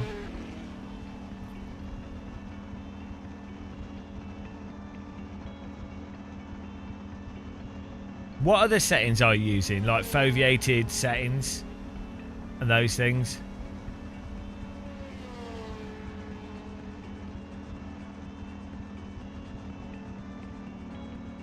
Are you using their default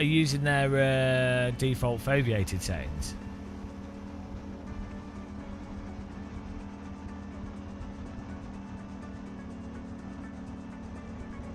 That's the only thing I can think of that would allow it to work. But even then, you must be getting stutter in certain scenarios, because there was someone else confirming this as well. Whatever settings they use, if you use over 200 megabits on ALVR, there's occasions, certain corners on certain tracks, where when the whole screen's refreshing, you get like occasional judders, but it's not always. It's only after a certain amount of time, probably when the headset's been on for a while.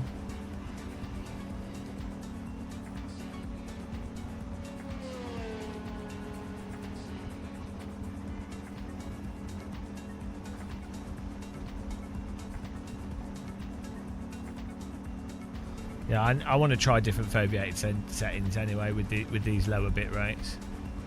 I don't want to lose my. I'll take a screenshot of my current settings. So we got the foveated stuff set up really nicely, so it's not. You can't really notice it too much.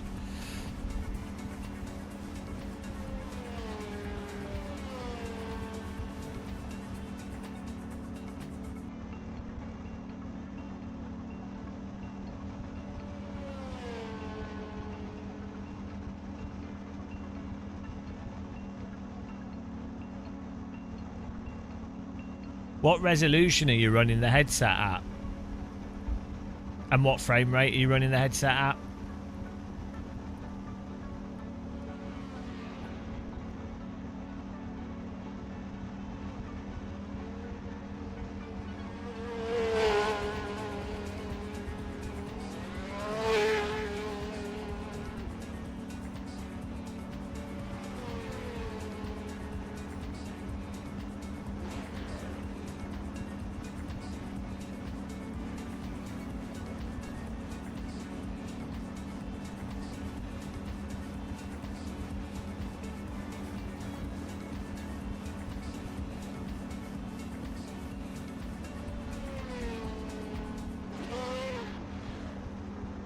Are you blind?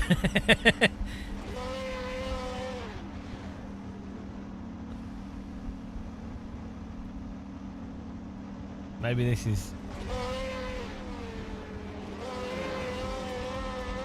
I don't get how you can't be getting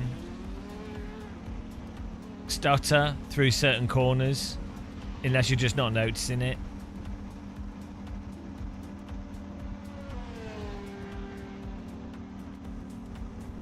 Like how long are you normally sim racing for?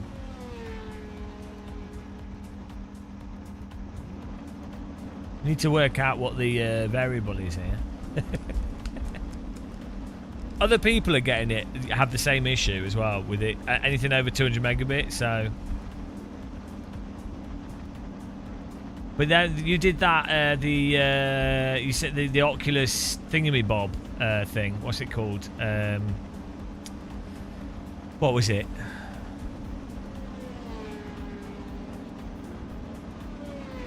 Yeah, you're only doing 10 lap bursts, so like you're stopping in between, but still. What was that? The new space with the frame sync thing? Yeah, maybe I need to try that again, and maybe it didn't actually apply it. There's no way for you to know if it's doing the frame sync.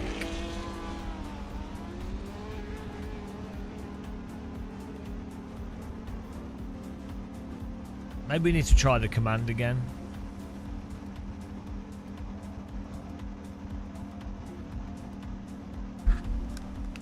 What was the command?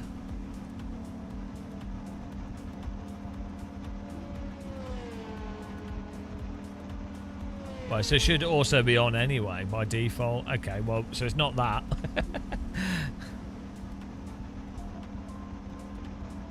Unless ALVR doesn't actually send it.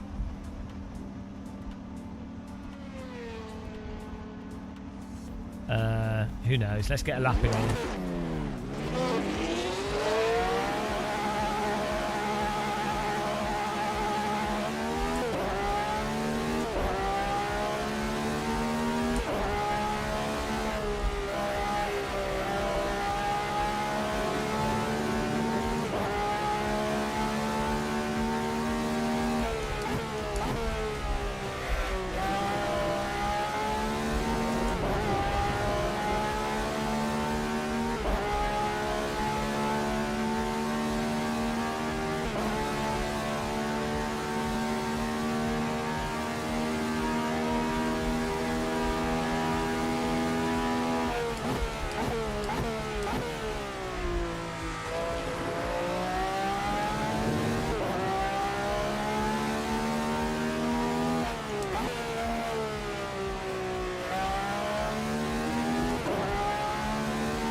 Computers. Computers.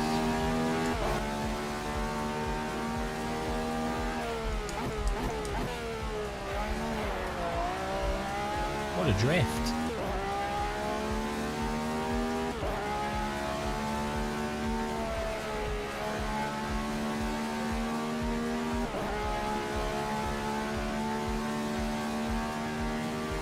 What? Honest, it's definitely that. It's definitely on the headset side. I was going to say what drivers, but like the game's running smooth and everything.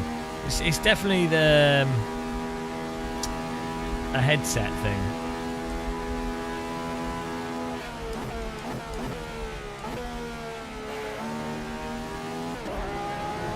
Because we're able to run the game at like 130% resolution.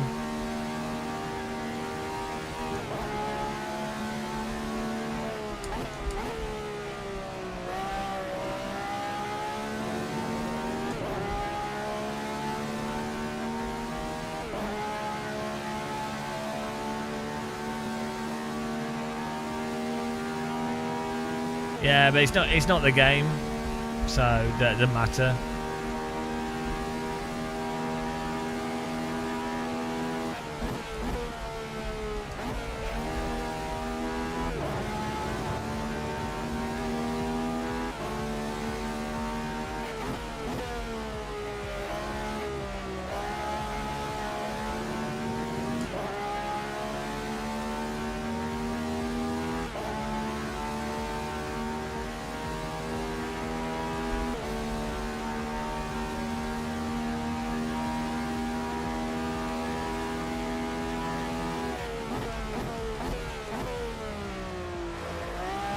Oh, we're drifting.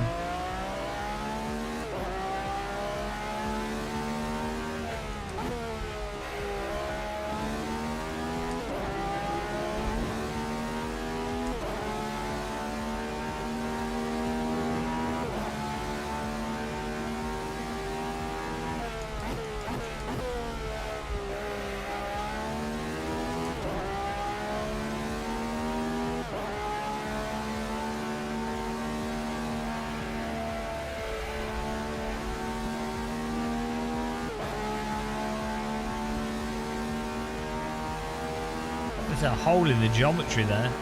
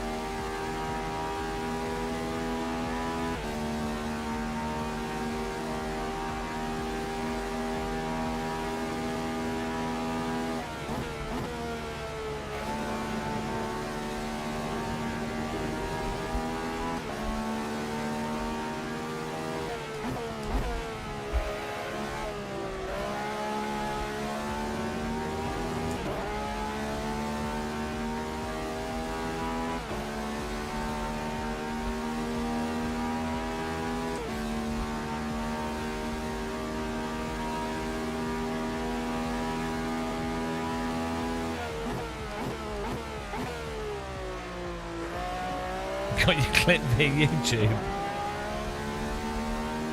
What, of the perfect pronunciation? I'm always pronouncing things perfectly. It's one of my skills.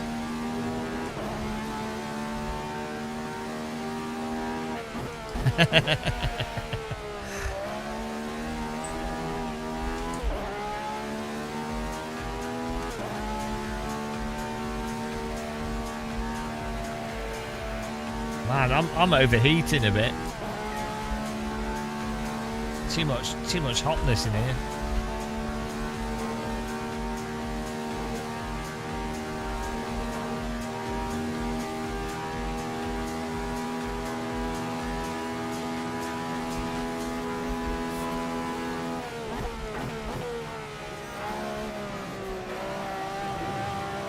Oh no, that was a little bit wide there.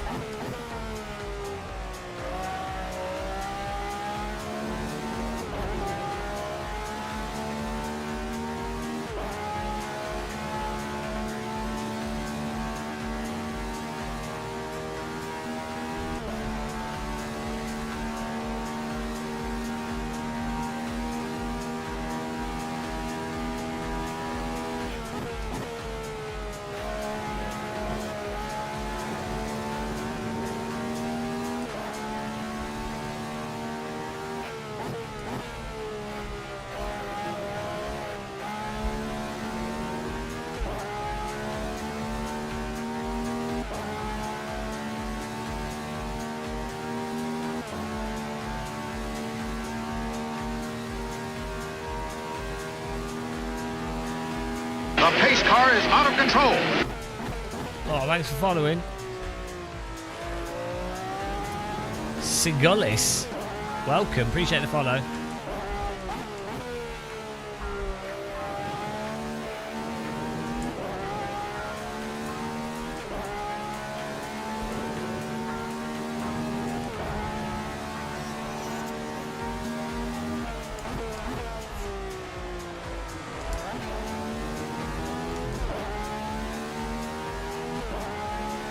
Nailed it. Wow, you know, sometimes we smash it out the park. I mean, it could be Sigillis, Sigillus, Sigligligligliglig. You never know.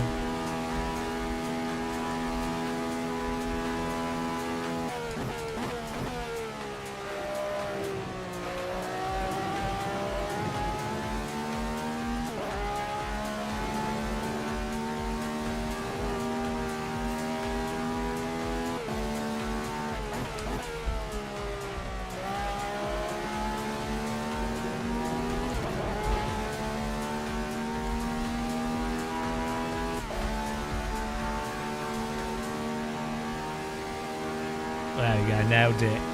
Nailed it. Glug, glug, glug, glug, glug. There we go. I knew it was something like that.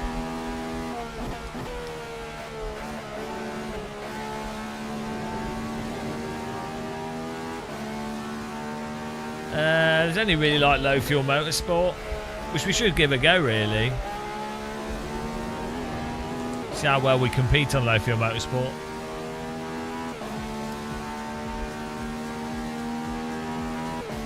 Do we need a setup here? We've been aero buoyed. Filthy aero boy action going on in all these races.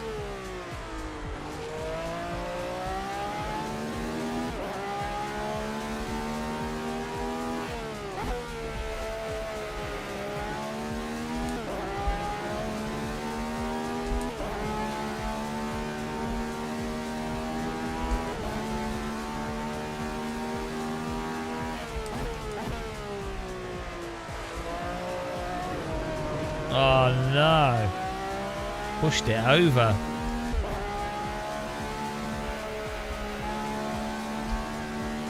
Every time I saw World Sim Series, it's been bloody dead. So I don't know why. Like, people keep saying to me, they go, oh, have I tried World Sim Series? And then I'm like, oh, okay. And I look, and there's literally no one on it at all. So I'm like, well... well, I'm just saying, I'll be up for playing on it, but every time I've loaded it up, it's been dead, so...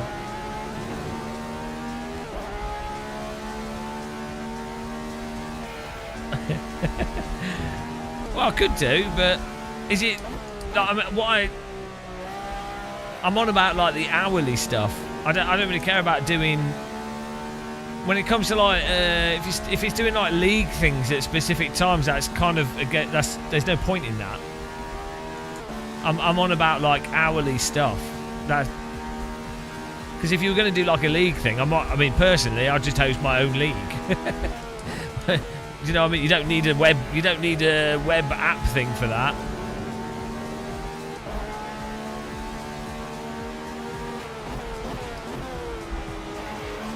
I want to jump in a race. I don't run any leagues because I can't be bothered. I'd rather just jump in and race.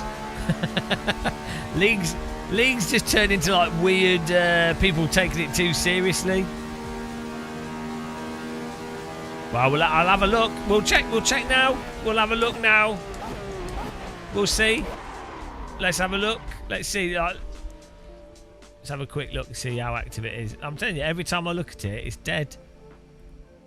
It's dead, Dave.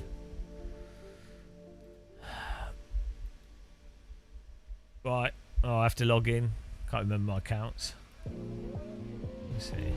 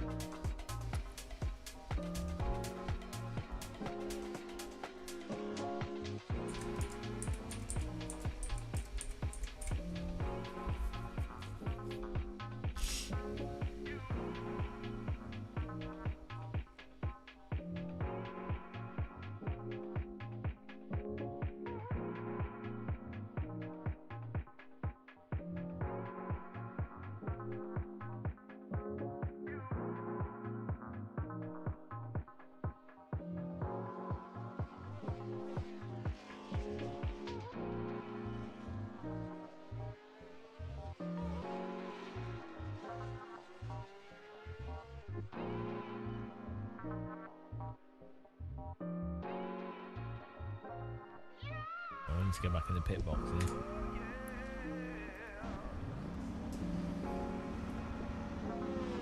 No, that's it. That's it. It's over. It's over for sim racing.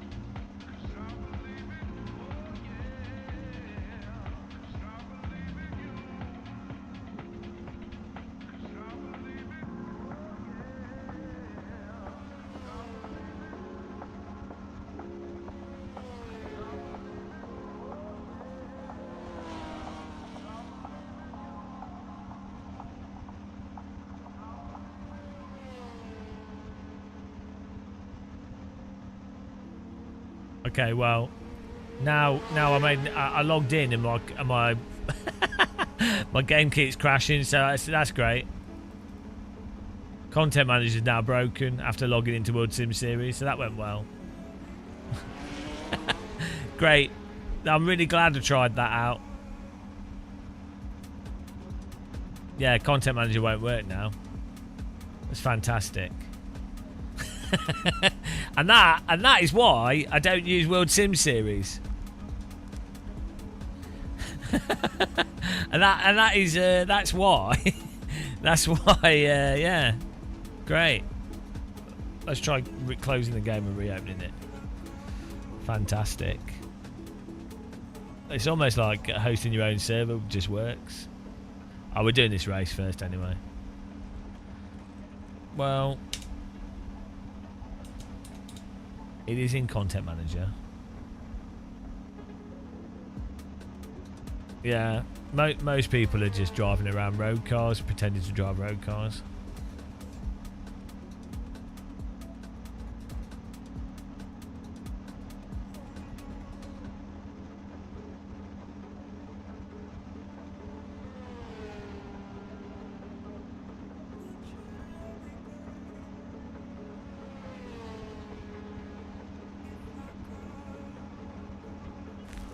Oh, proper overheating.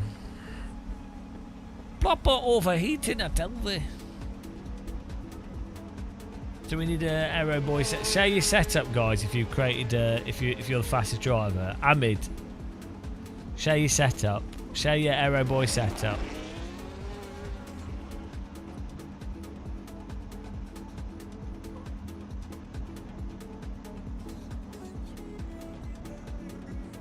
We need the hack setup.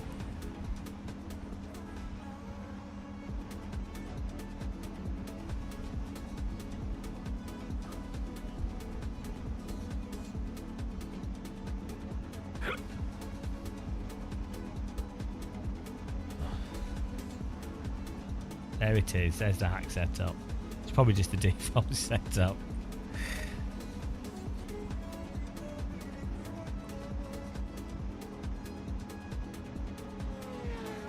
Ready. Apparently, people are proud of VR.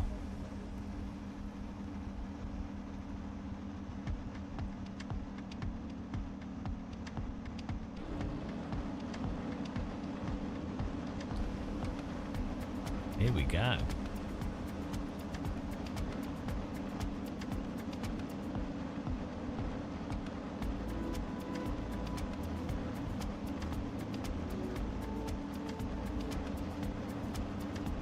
Hang on, why is it? Oh, what have we got? Soft tires.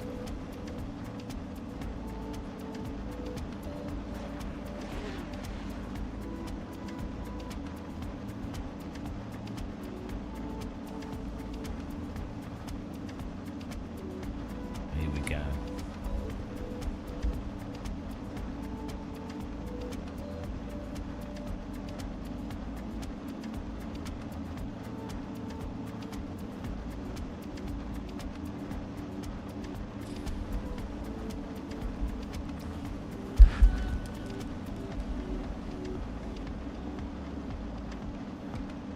No, we're back. We're on OpenVR again.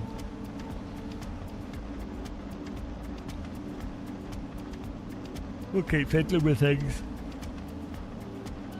Here we go. The mirror's a lot better with OpenVR, so in Content Manager for live streaming.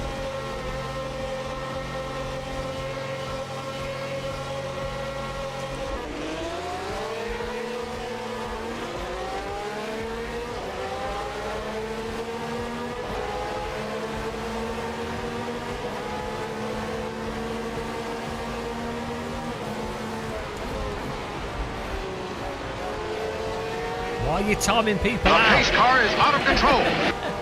What are you timing people out for? Don't time people out. Here we go.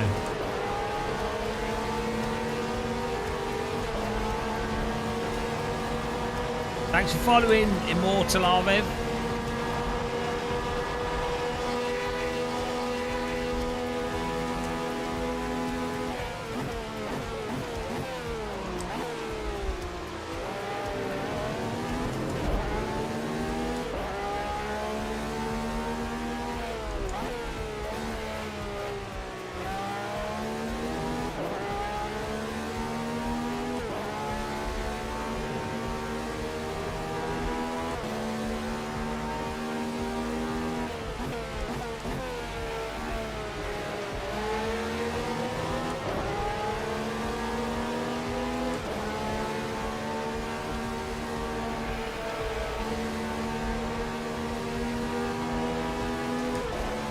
You can untime them out. You have to click on the names again.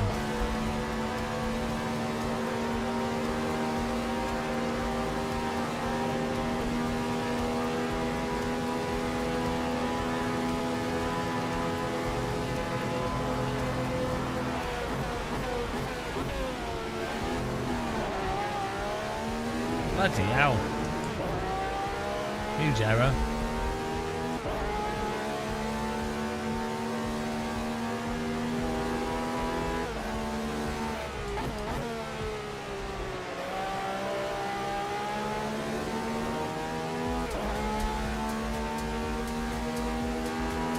Man, I'm trying to cool down by not moving too much. I start proper overheating.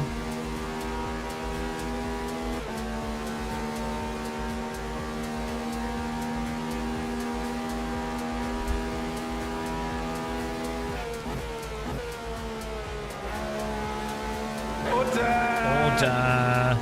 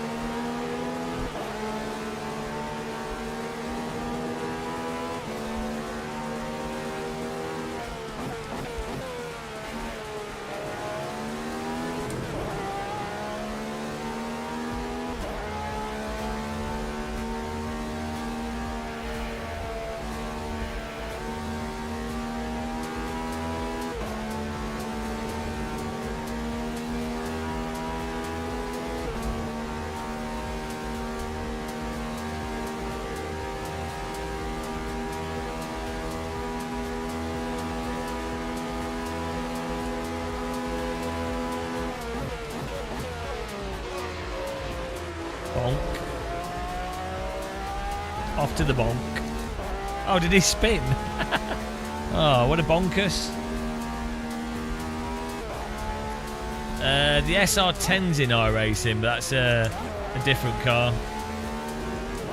It's a lot. SR10's got higher top speed, but it's less nippy than an SR3. And cars don't really drive like cars in iRacing, so well, it doesn't really matter. I think it's dead actually in iRacing as well. The SR8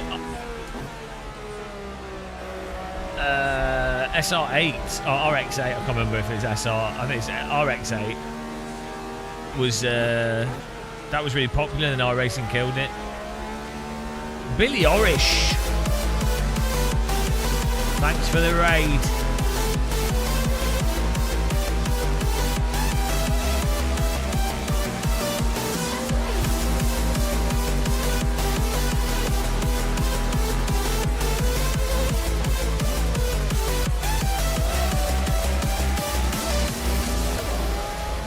Welcome, Orish crew, from bold to bold.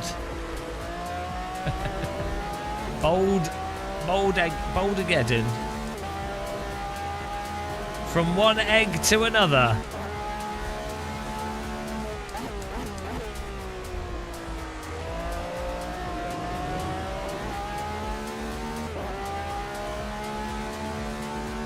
I think Billy has even less hair than me though. More streamlined. He has better head polish.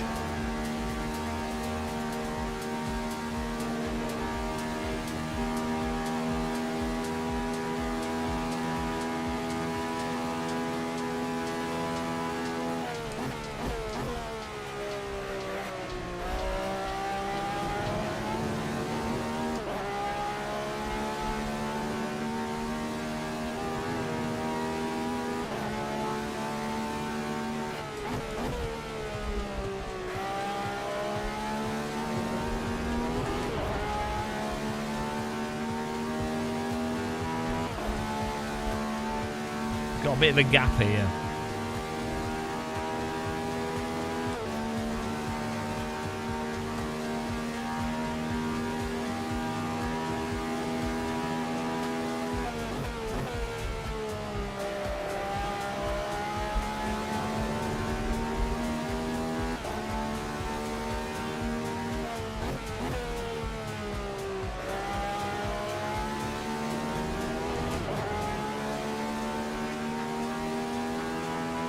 Hello, finding account.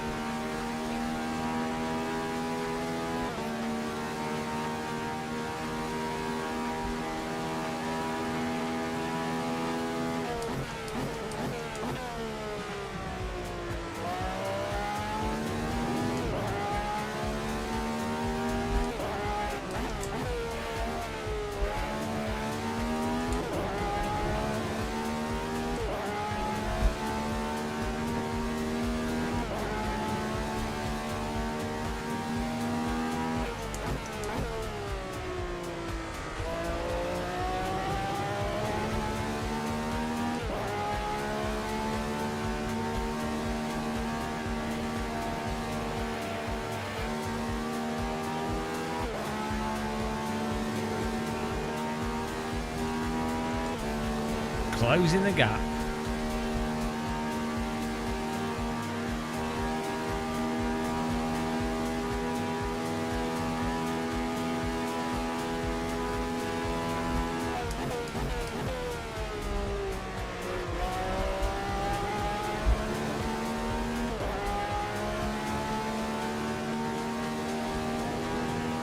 I told you this is my life jacket. I have a irrational fear of drowning, so I wear a life jacket all day long.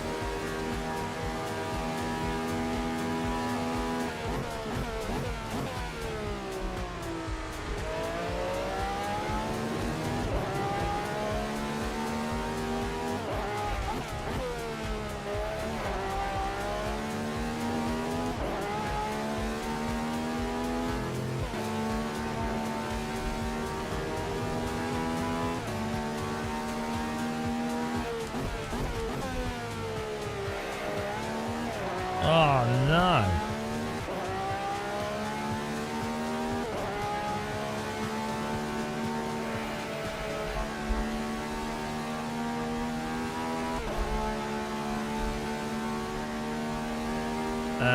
Because LMU's still pretty dull and the physics aren't very good. But I mean, it's alright, but it's a bit dull. Yeah, fortunately that helps, but the physics are a bit rubbish.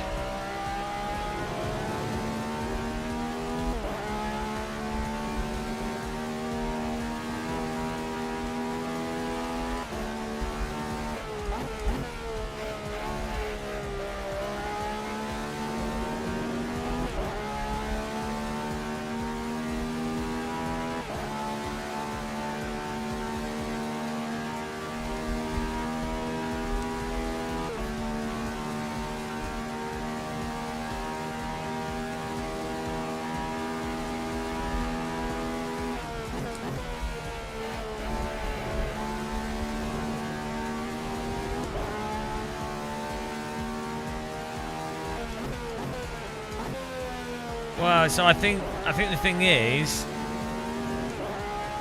R Factor 2, the tyres on the most of the cars have that R Factor 2 slippy slide drifty thing, which though is a bit weird, at least makes it more fun to drive and helps make up for the lack of feel. But yeah, I mean, it's quite fun sliding the cars around a bit. It does also, that slidiness hides the low speed weirdo rotation, so you can having the tyres be less peaky hides the low speed issues that those tyres have.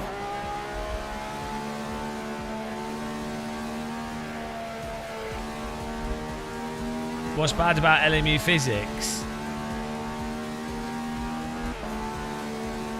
It's just the tyres are just sloppy. At low speed, there's not much like fine controllability of the vehicle. It's all really drawn out.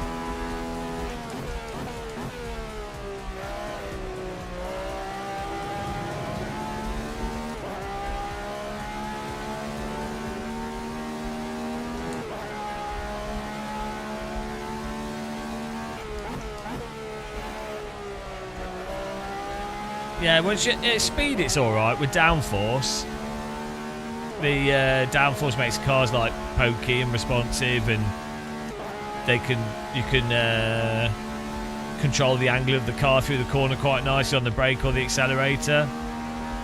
But on low speed technical corners, it's really limited what you can do as a driver. Like, it's really drawn out.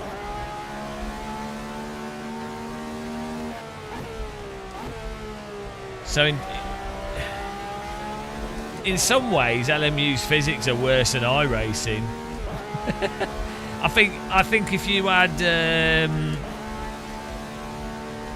LMU netcode in iRacing with its GT cars, like iRacing feels like, aside from the tyres turning off if you push them, there's more like controllable depth. Especially at low speed in iRacing.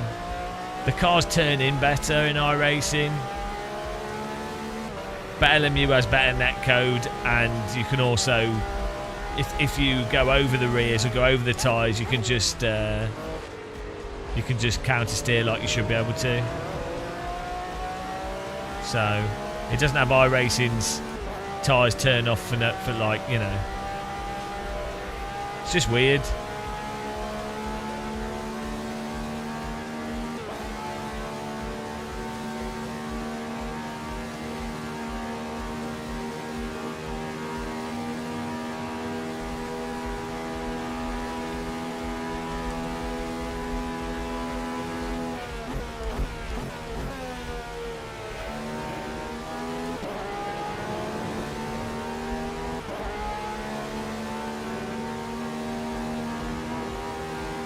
Not really. On balance, I think LMU's much more fun to actually race as a video game, and you don't get the frustrating tyres just turning off problem, which is a big issue with iRacing. Oh, we're finished. It's all subjective. Well, it's not really. Like, they're defined. They're defined handling differences between the sims. I mean, the bus stop on Spa is a good example of how wonky LMU's physics are. Like, when you're powering out of slow corners, it's so weird. It's like, yeah. In R Factor 2, it's either you have the tyres like R Factor 2 and it's like a really drawn out, progressive, hyper controllable slide, which is, you know, whatever, or you end up with the LMU thing where the cars are like weirdly wonky and unhinged. Like, you can still drive out the corner, but you're ultimately memorizing exactly what to do because you know what will happen, rather than driving in the moment, if that makes sense. You're not like driving, so you don't go into the bus stop as fast as you possibly can and then in the moment adjust the car and adjust the slip. on the limit because there's no point. It's just, you know. So no, Abdullah's just VR. But I mean, it's honestly ridiculous. If you go to if you play like iRacing, LMU, Evo, and then you go back to AC, sure, AC has some aspects that are a bit simplistic, but the sort of granularity of the control at the limit is on another level. So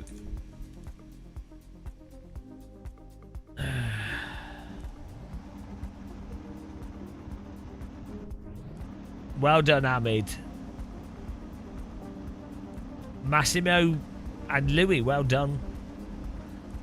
I want to try another setting. I'm overheating. I'm dying. Feel like my aircon's on heat rather than cool. I don't know what's going on now. I'm baking. Maybe my air conditioner's broken. It's the end. It's the end of the aircon.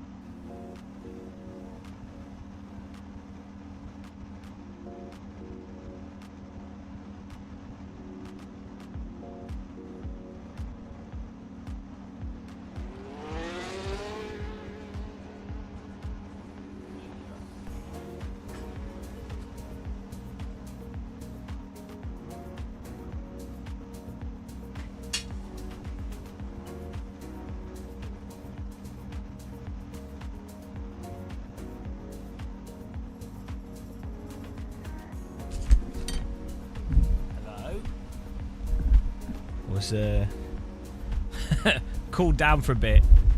Oh no, the wind's blowing on my mic. Ah, have to move that. Let me put another track up here. Just made some pasta. I feel weird.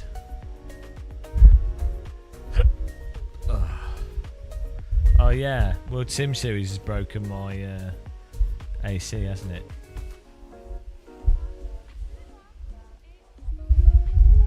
Oh no, we're back. See.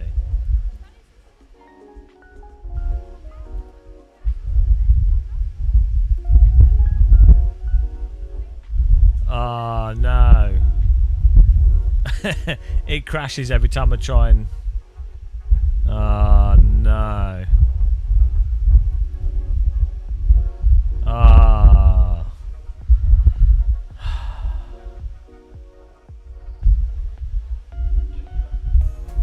Right, fine. Okay, we fixed it.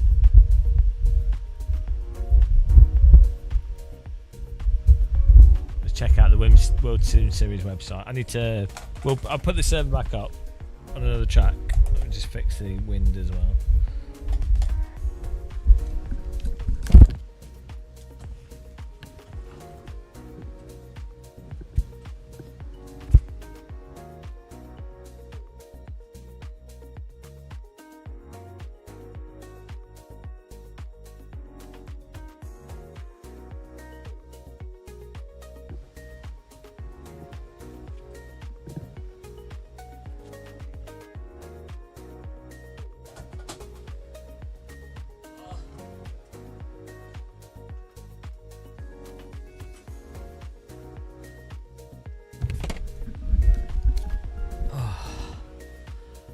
Oh, I don't know what's wrong with me.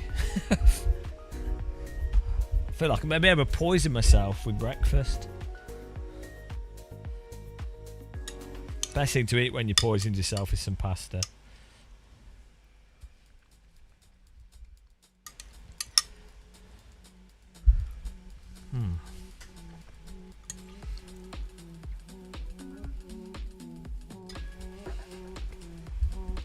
Alright, server settings.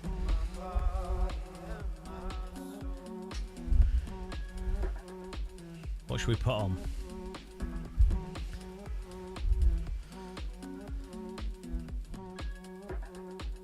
Oh, here we go. Put a classic on. It's just a hat. If you've got no hair, you tend to put hats on. I don't know why like bandanas and hats are so confusing to people.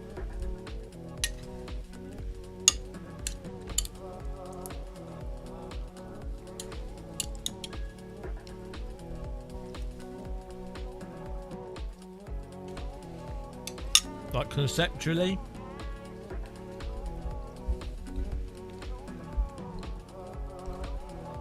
You know what?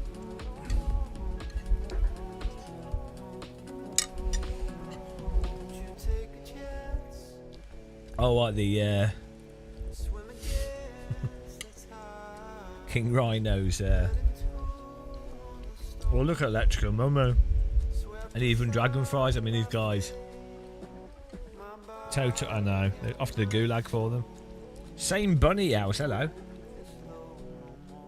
Thanks for the raid.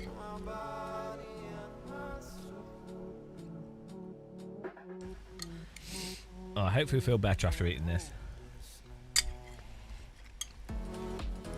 I'm not sure, I think it might have just been overheating because it was really warm.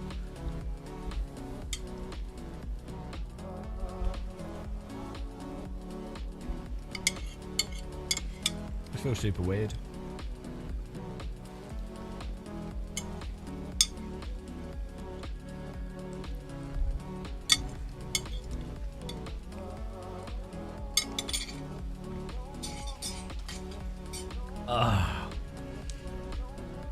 Right, let's what was I going to try out? I was going to try the yeah, I wanted to compare this to the previous settings we had.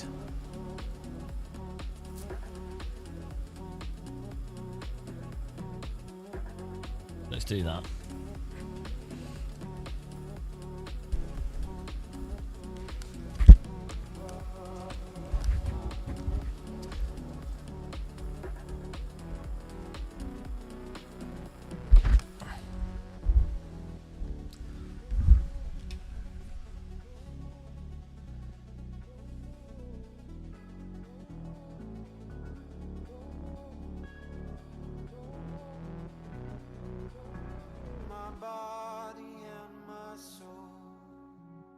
can't take this world no more. My body and my soul.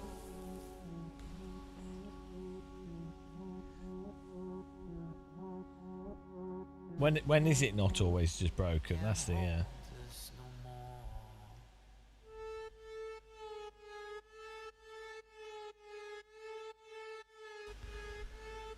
Ah!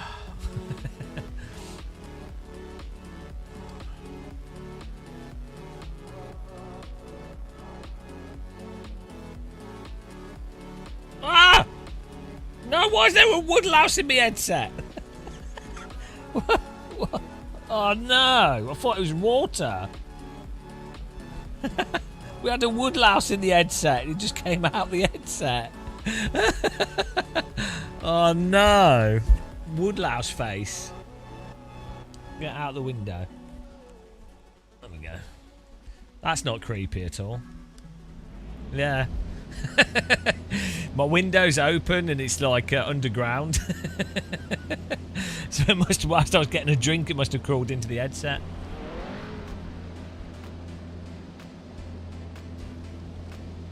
We had a wood louse yesterday. It's weird actually, we seem to be getting quite a few wood lice recently. I don't mind wood lice though.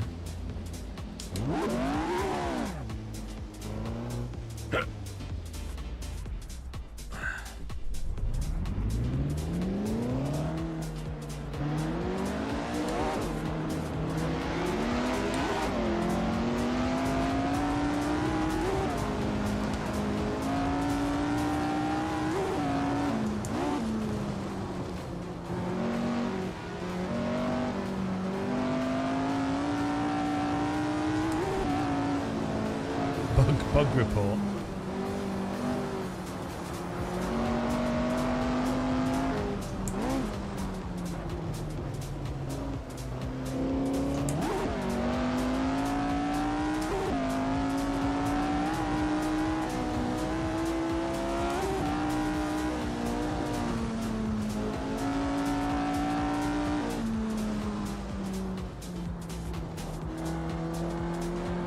I don't want to get rid of them.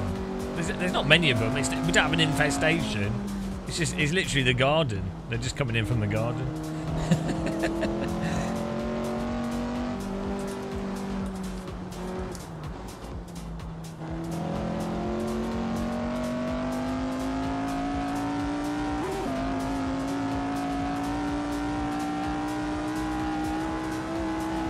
Oh, no game view. I was experimenting to make it look better for you guys.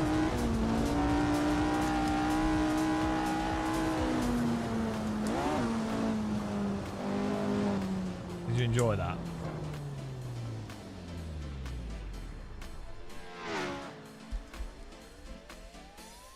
Oh yeah, we don't really have cockroaches here. No, that's a different thing.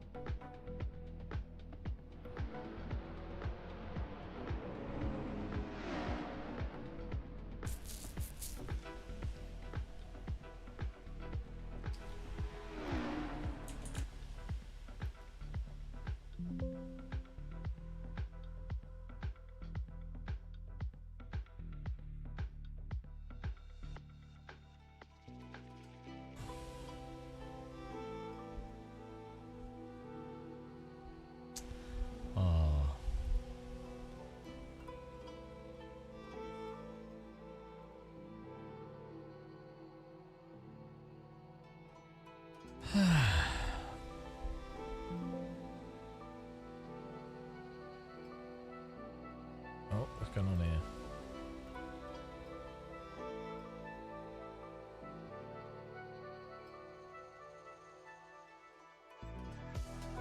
What are you on about? it it looks too busy at the moment because your saturation isn't changing with depth. Oh god. I mean, honestly, I don't know. I mean, okay, yeah, sure.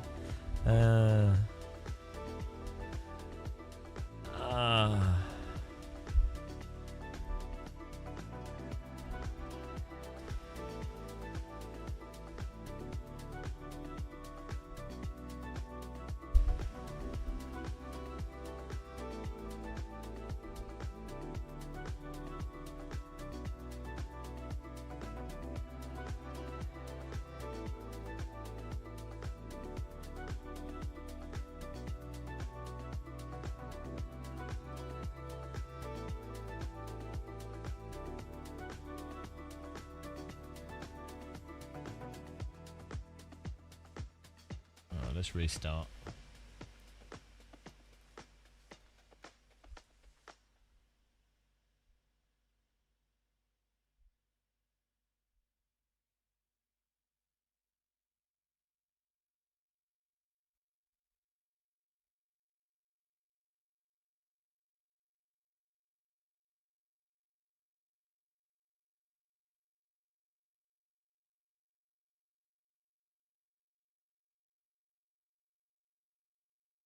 Sometimes I feel like I've got a concussion or something.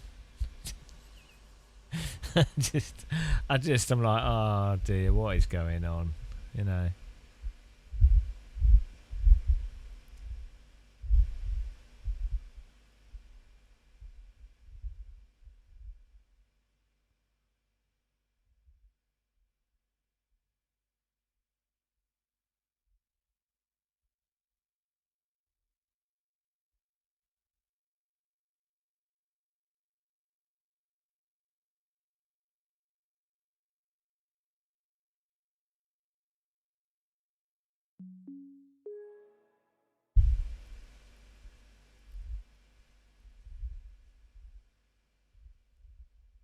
Yeah, but I've just drunk like 1.5 litres of water, so.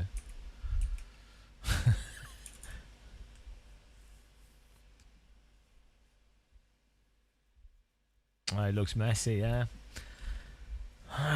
Yeah, well, there you go.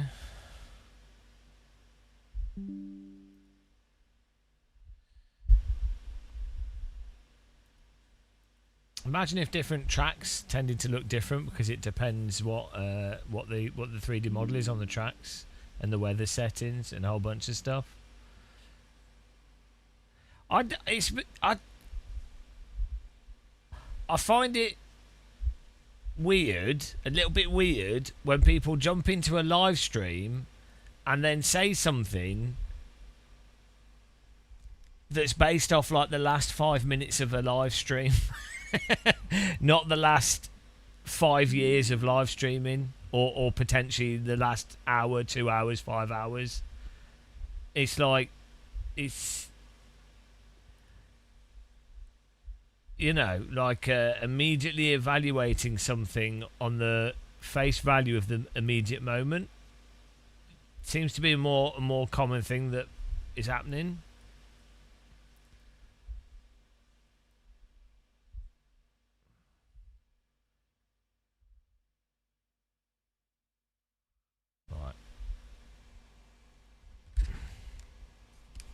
Oh no, my headset's run out of battery because it wasn't charging. Why? I thought I'd fix that. Oh no. Well, we'll do 2D. Oh no, why didn't it say? We redid the order of the cable. I've been scammed. Been cable scammed. It's not about being grumpy. It's just, it's ridiculous. It's just absurd.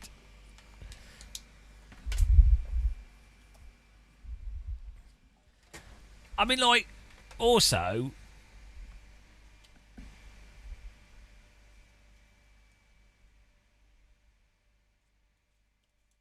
we literally spend hours messing around with settings. So it's just really weird. It's of all the channels where you come in, where someone goes, "Oh, I've done it. What about this? What a force feedback setting?" It's like, well, we literally spend hours doing this. Like, you know, I don't know.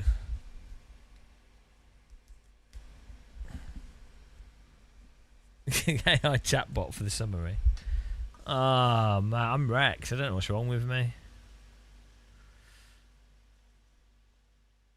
Well, I don't know who's real anymore. I do think on the internet there are, like, you do get certain comments and you're like, what? I can't tell what's going on.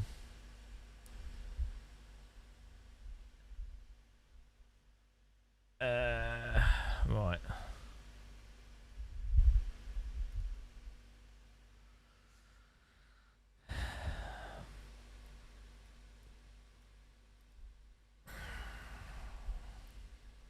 Why don't more people love VR? Really is a mystery. Tis total mystery. I'm confused as to why they wouldn't. I mean, if you're happy with, if you're not trying to get the ultimate settings, it's not too bad. You know.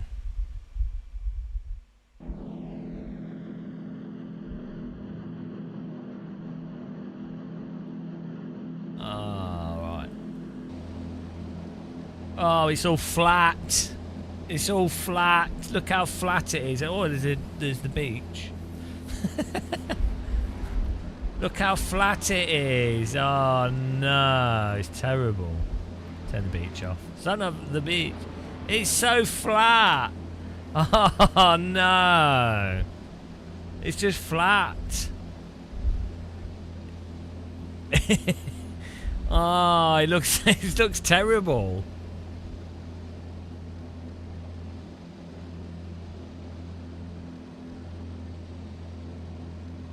It doesn't look right. It looks like I've gone back to the 70s or something. Oh, it's no... it's all flat.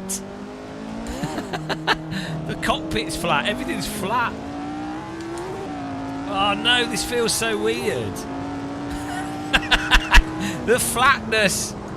We've just done 4 days of VR. Oh, it's so flat. Like, the cockpit is the same flatness as everything else. It's like I'm driving a paper car. Oh, flatorama. Absolutely flatted. Oh, how do you know how much to brake? Can't see the wheels. Oh, it's so flat. This is terrible. Oh, no. I'm having to use my imagination to imagine the depth. Oh, this is well weird.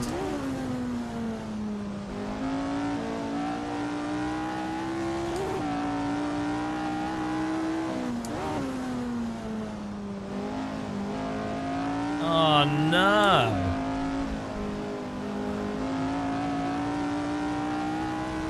Yeah, this is the problem with 2D. It's just flat.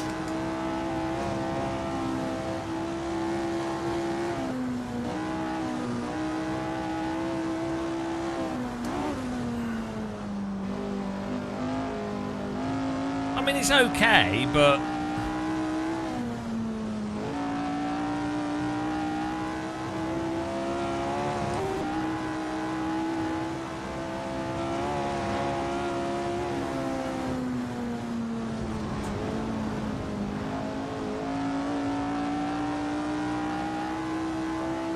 Well, I've always been a VR snob.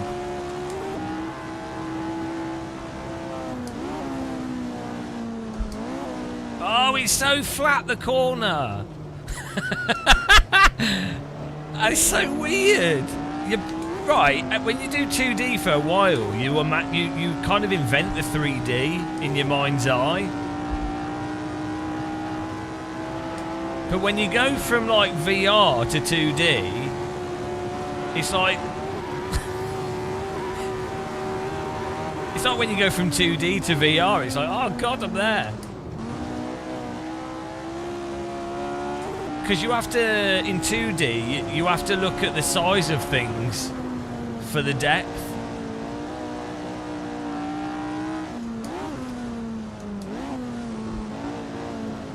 Whereas in VR, the depth is just there. Yeah, elevation, yeah, all the, like... Yeah, you can't... Right, the other thing is, the field of view in VR is actually lower than 2D, in a sense. Like the... because it's wrapped around your head more, even though the resolution is lower, the field of view is real-life field of view, which means you can... It would be the equivalent of running your TV at a very low field of view to main... Do you know what I mean? You know the whole field of view thing. It looks like you're looking through binoculars if you set field of view up to be correct for your monitor size, unless you have the monitor right in your face. So weirdly, you actually get better visibility from VR now, in some ways.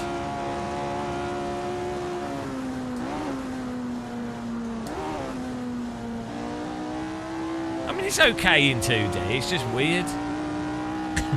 You can't see where the wheels are precisely, so it's like you're driving a separate object, independent of the.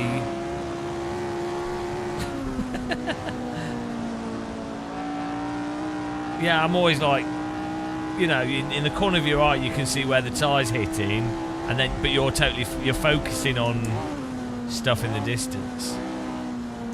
I mean, it is nice driving without something on your face. Especially as I feel a bit sick. I don't know why I feel sick. I think it's going away, but I think we're just overheated.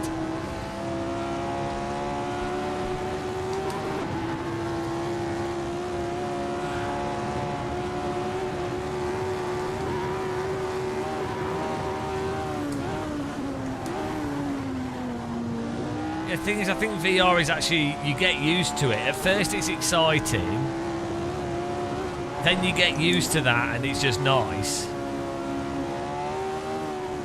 2D's not visually exciting.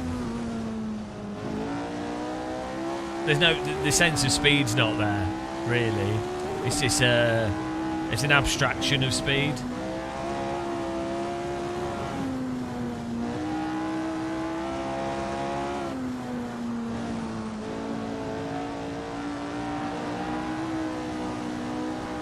Then your battery runs. Well, I don't know what that's about because we sorted the cable out.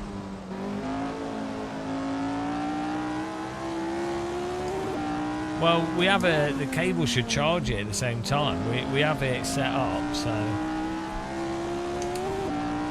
I guess it is quite nice that 2D is not as intense as VR. So if you were like just looking for a really relaxing drive, 2D's more relaxing.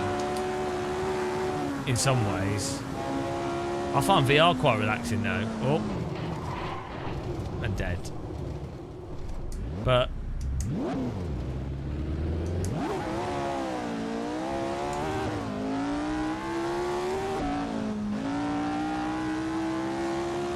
I think it might just be that we rebooted the PC. Yeah, you have to put the cable in exactly the right order.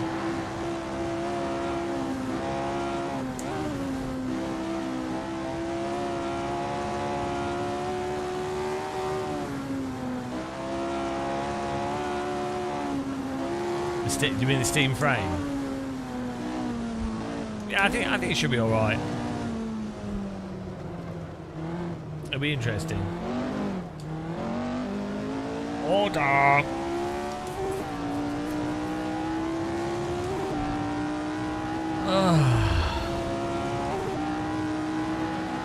I think it'll be like 1,300.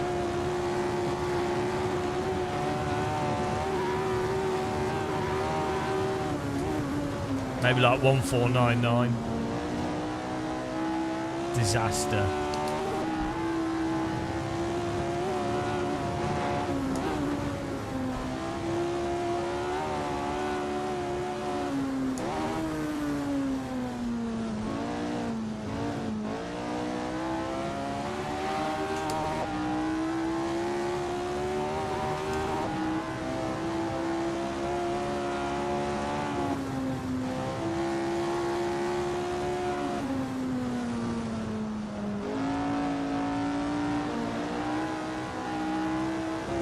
I'm starting to get back into 2D now. My brain's accommodating. Whoop. Oh, we don't have a, when you sat up on the car. My brain's dialing into the 2D-ness.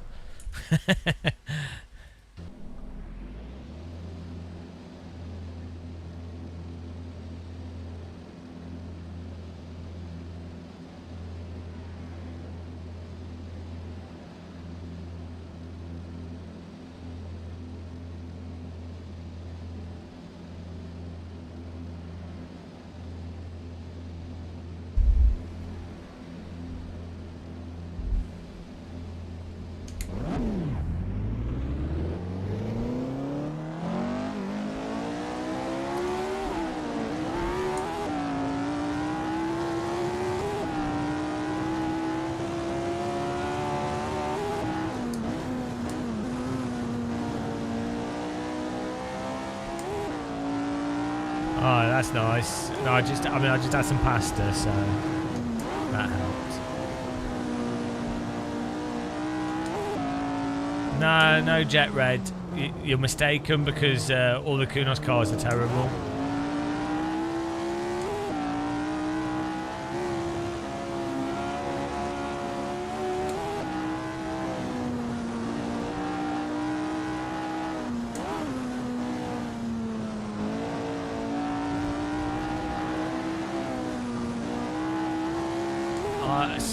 Someone told me that other stuff's better, so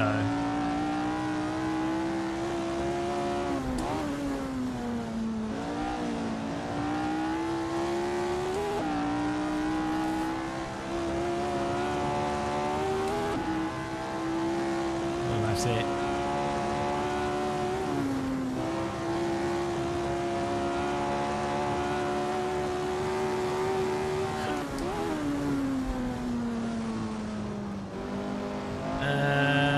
Well, I don't know what cars are really shit out of the Kunos cars. There's probably a few, but most of them are really good. The Porsches are all really good. The Ferraris are good. The Lotuses are all really good.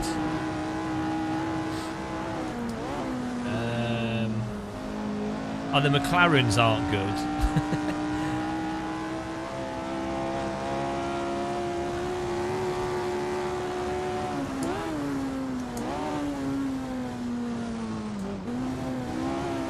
I mean, I don't know if they line up to the real specific cars, but it don't really matter because I can't think of it. There's no sim where things literally line up to a real-world car because they all drive as per their physics engine and time model. So even though the lap times might be similar, you get characteristics that are similar. But I mean, if the sims line up to real cars, then I'm a really fast rear-wheel driver, so you know, which I don't think I am.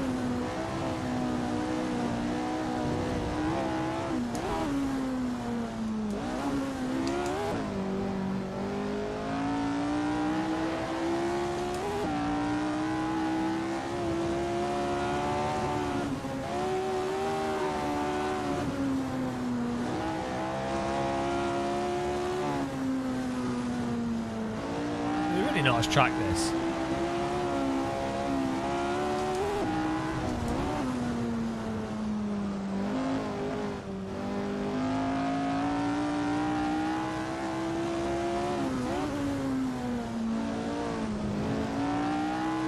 The thing is with this sim, it's a case of just memorising the specific simulators, meta and physics. Then obviously real life has its own physics and its own meta. But then obviously if you know a track layout and you can be precise with the steering wheel, brake and accelerator, then you'll be able to adapt to any other video game or real life. So, but there'll be unique things like, you know, you might find you're better at one video game or another video game. But I think that's the real value. Like if someone was if someone's goal was to be like they're younger, like they've got kids, or let's say they're like 10 and they want to be a race driver and somehow they're rich or whatever, what you would do is you'd be like, right, get AC, get iRacing, do a bunch of different sims, do a bit of go-karting, and then understand the differences between them. And then if someone can be good in multiple simulators and understand how to drive each simulator, then when they get in a real car, if the tyres change or if they're different conditions, they will be more adaptable. And that's the big thing.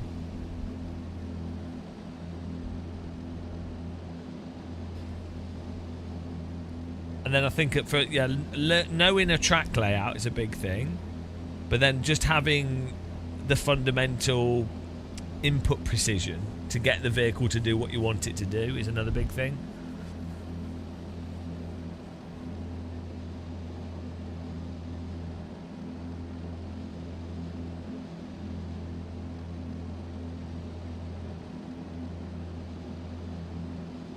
Well, we've said this before, motorsport's just like a weird, it's a weird way to make money out of people. It's not really a sport. Could be good fun though. If you're rich, good fun. I feel super weird, guys. We'll do this race, but I probably need a break. I've poisoned myself. Don't know what I've done.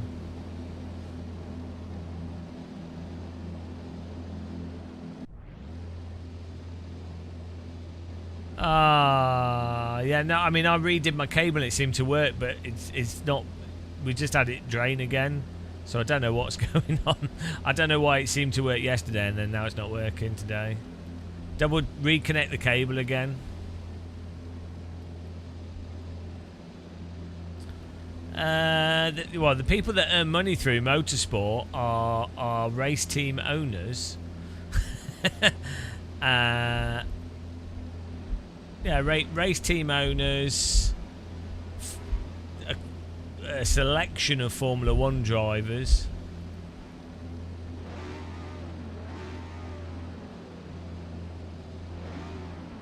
But that's about it, yeah. Most people aren't. Car manufacturers, some of the team support stuff. But yeah.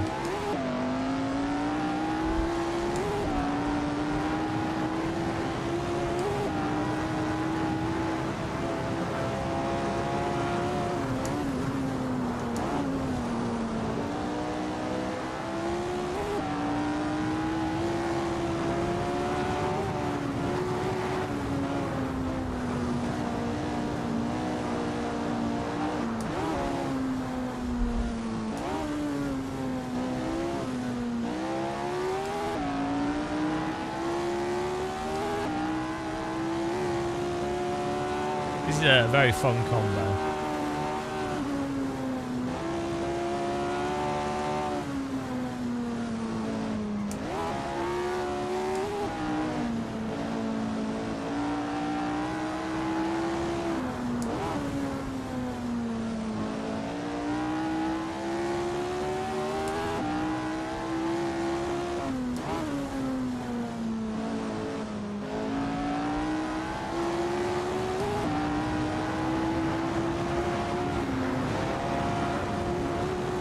Well, it does feel very weird going from VR to single screen. Yeah, but I mean, I've done so much sim racing, I think I'm pretty quick to adapt to stuff. Ooh, like, as he drives into a wall.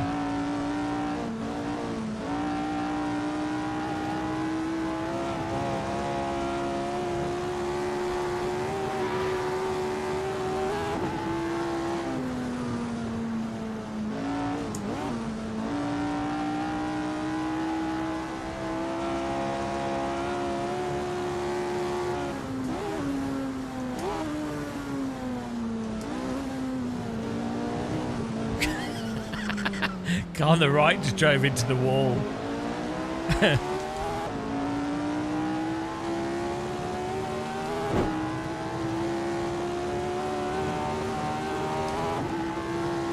We're in 4th place.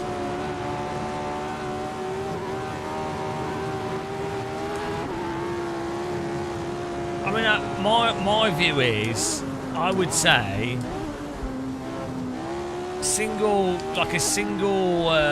TV screen with G-Sync is the best convenient setup for like visual. Oh dear.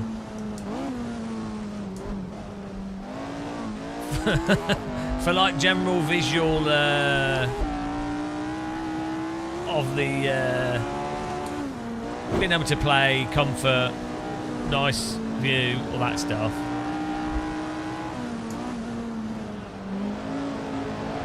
Oh, why are you overtaking there? Come on, that's so dumb. Who is that? Thomas! Bloody hell.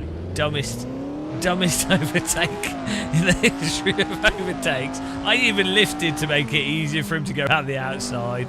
Oh, that was Thomas. He should be on iRacing.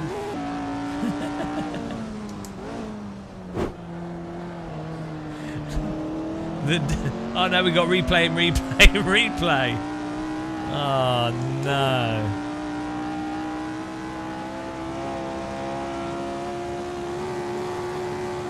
He promised me. I think we need more replays in replays. Oh god, I've lost my mojo.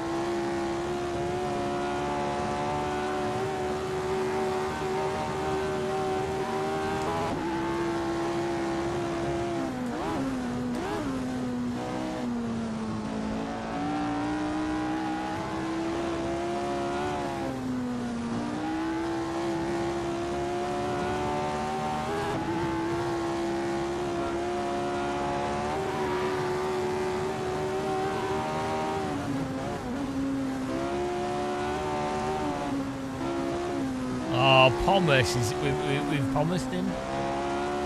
Promised the tank engine. Oh, here he comes to murder us again. Oh, what are you doing? Pomus! Could just see his wheels. Just see his wheels locking up. Ah, what a Pomus. This guy. It's like inviting a drunk driver into the server.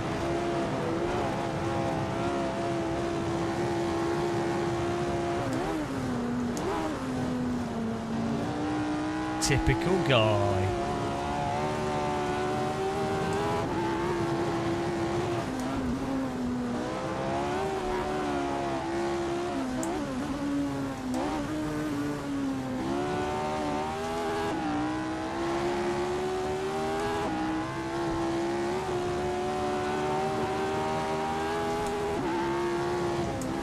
Ah, what's he doing? What was that? Drift rotation entry. He's playing an anime.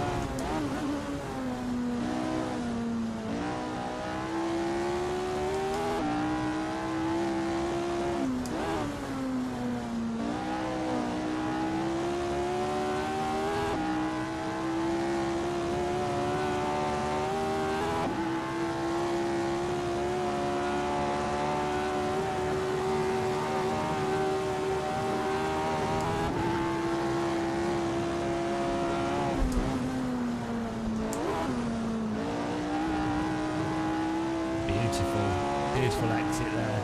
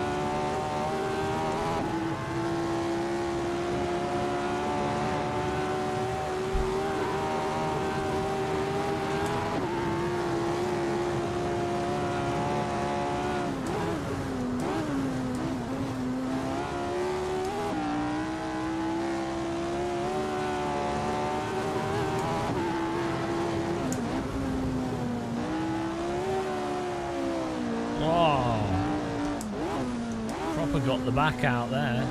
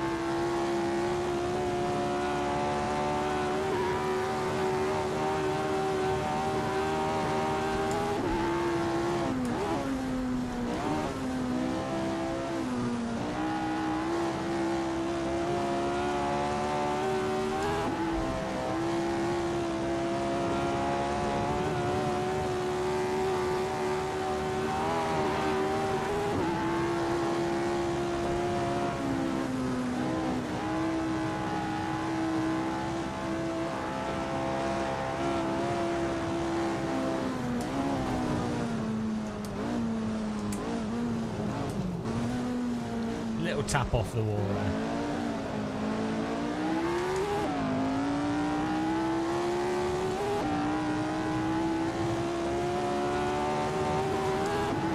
It's quite nice.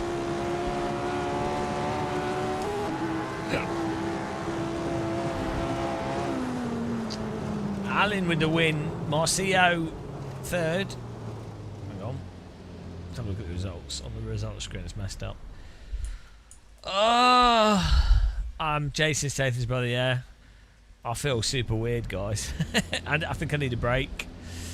I don't know what's going on. Cooked myself. Well done, Alan winning. Burby second. Marcio third.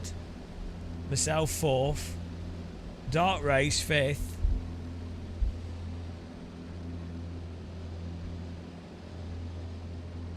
Daniel Naito.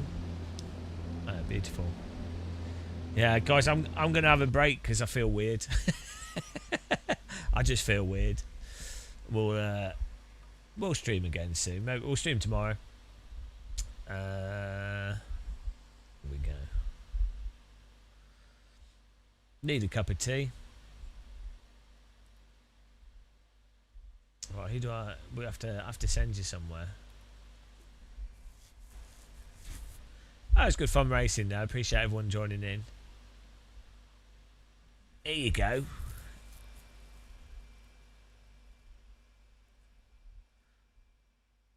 pretended to this guy. He does ranked racing.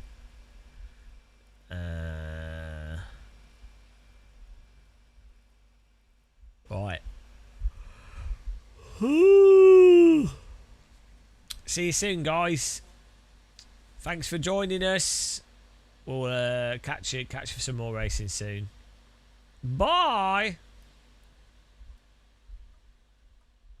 Operator, dude. I'm saying.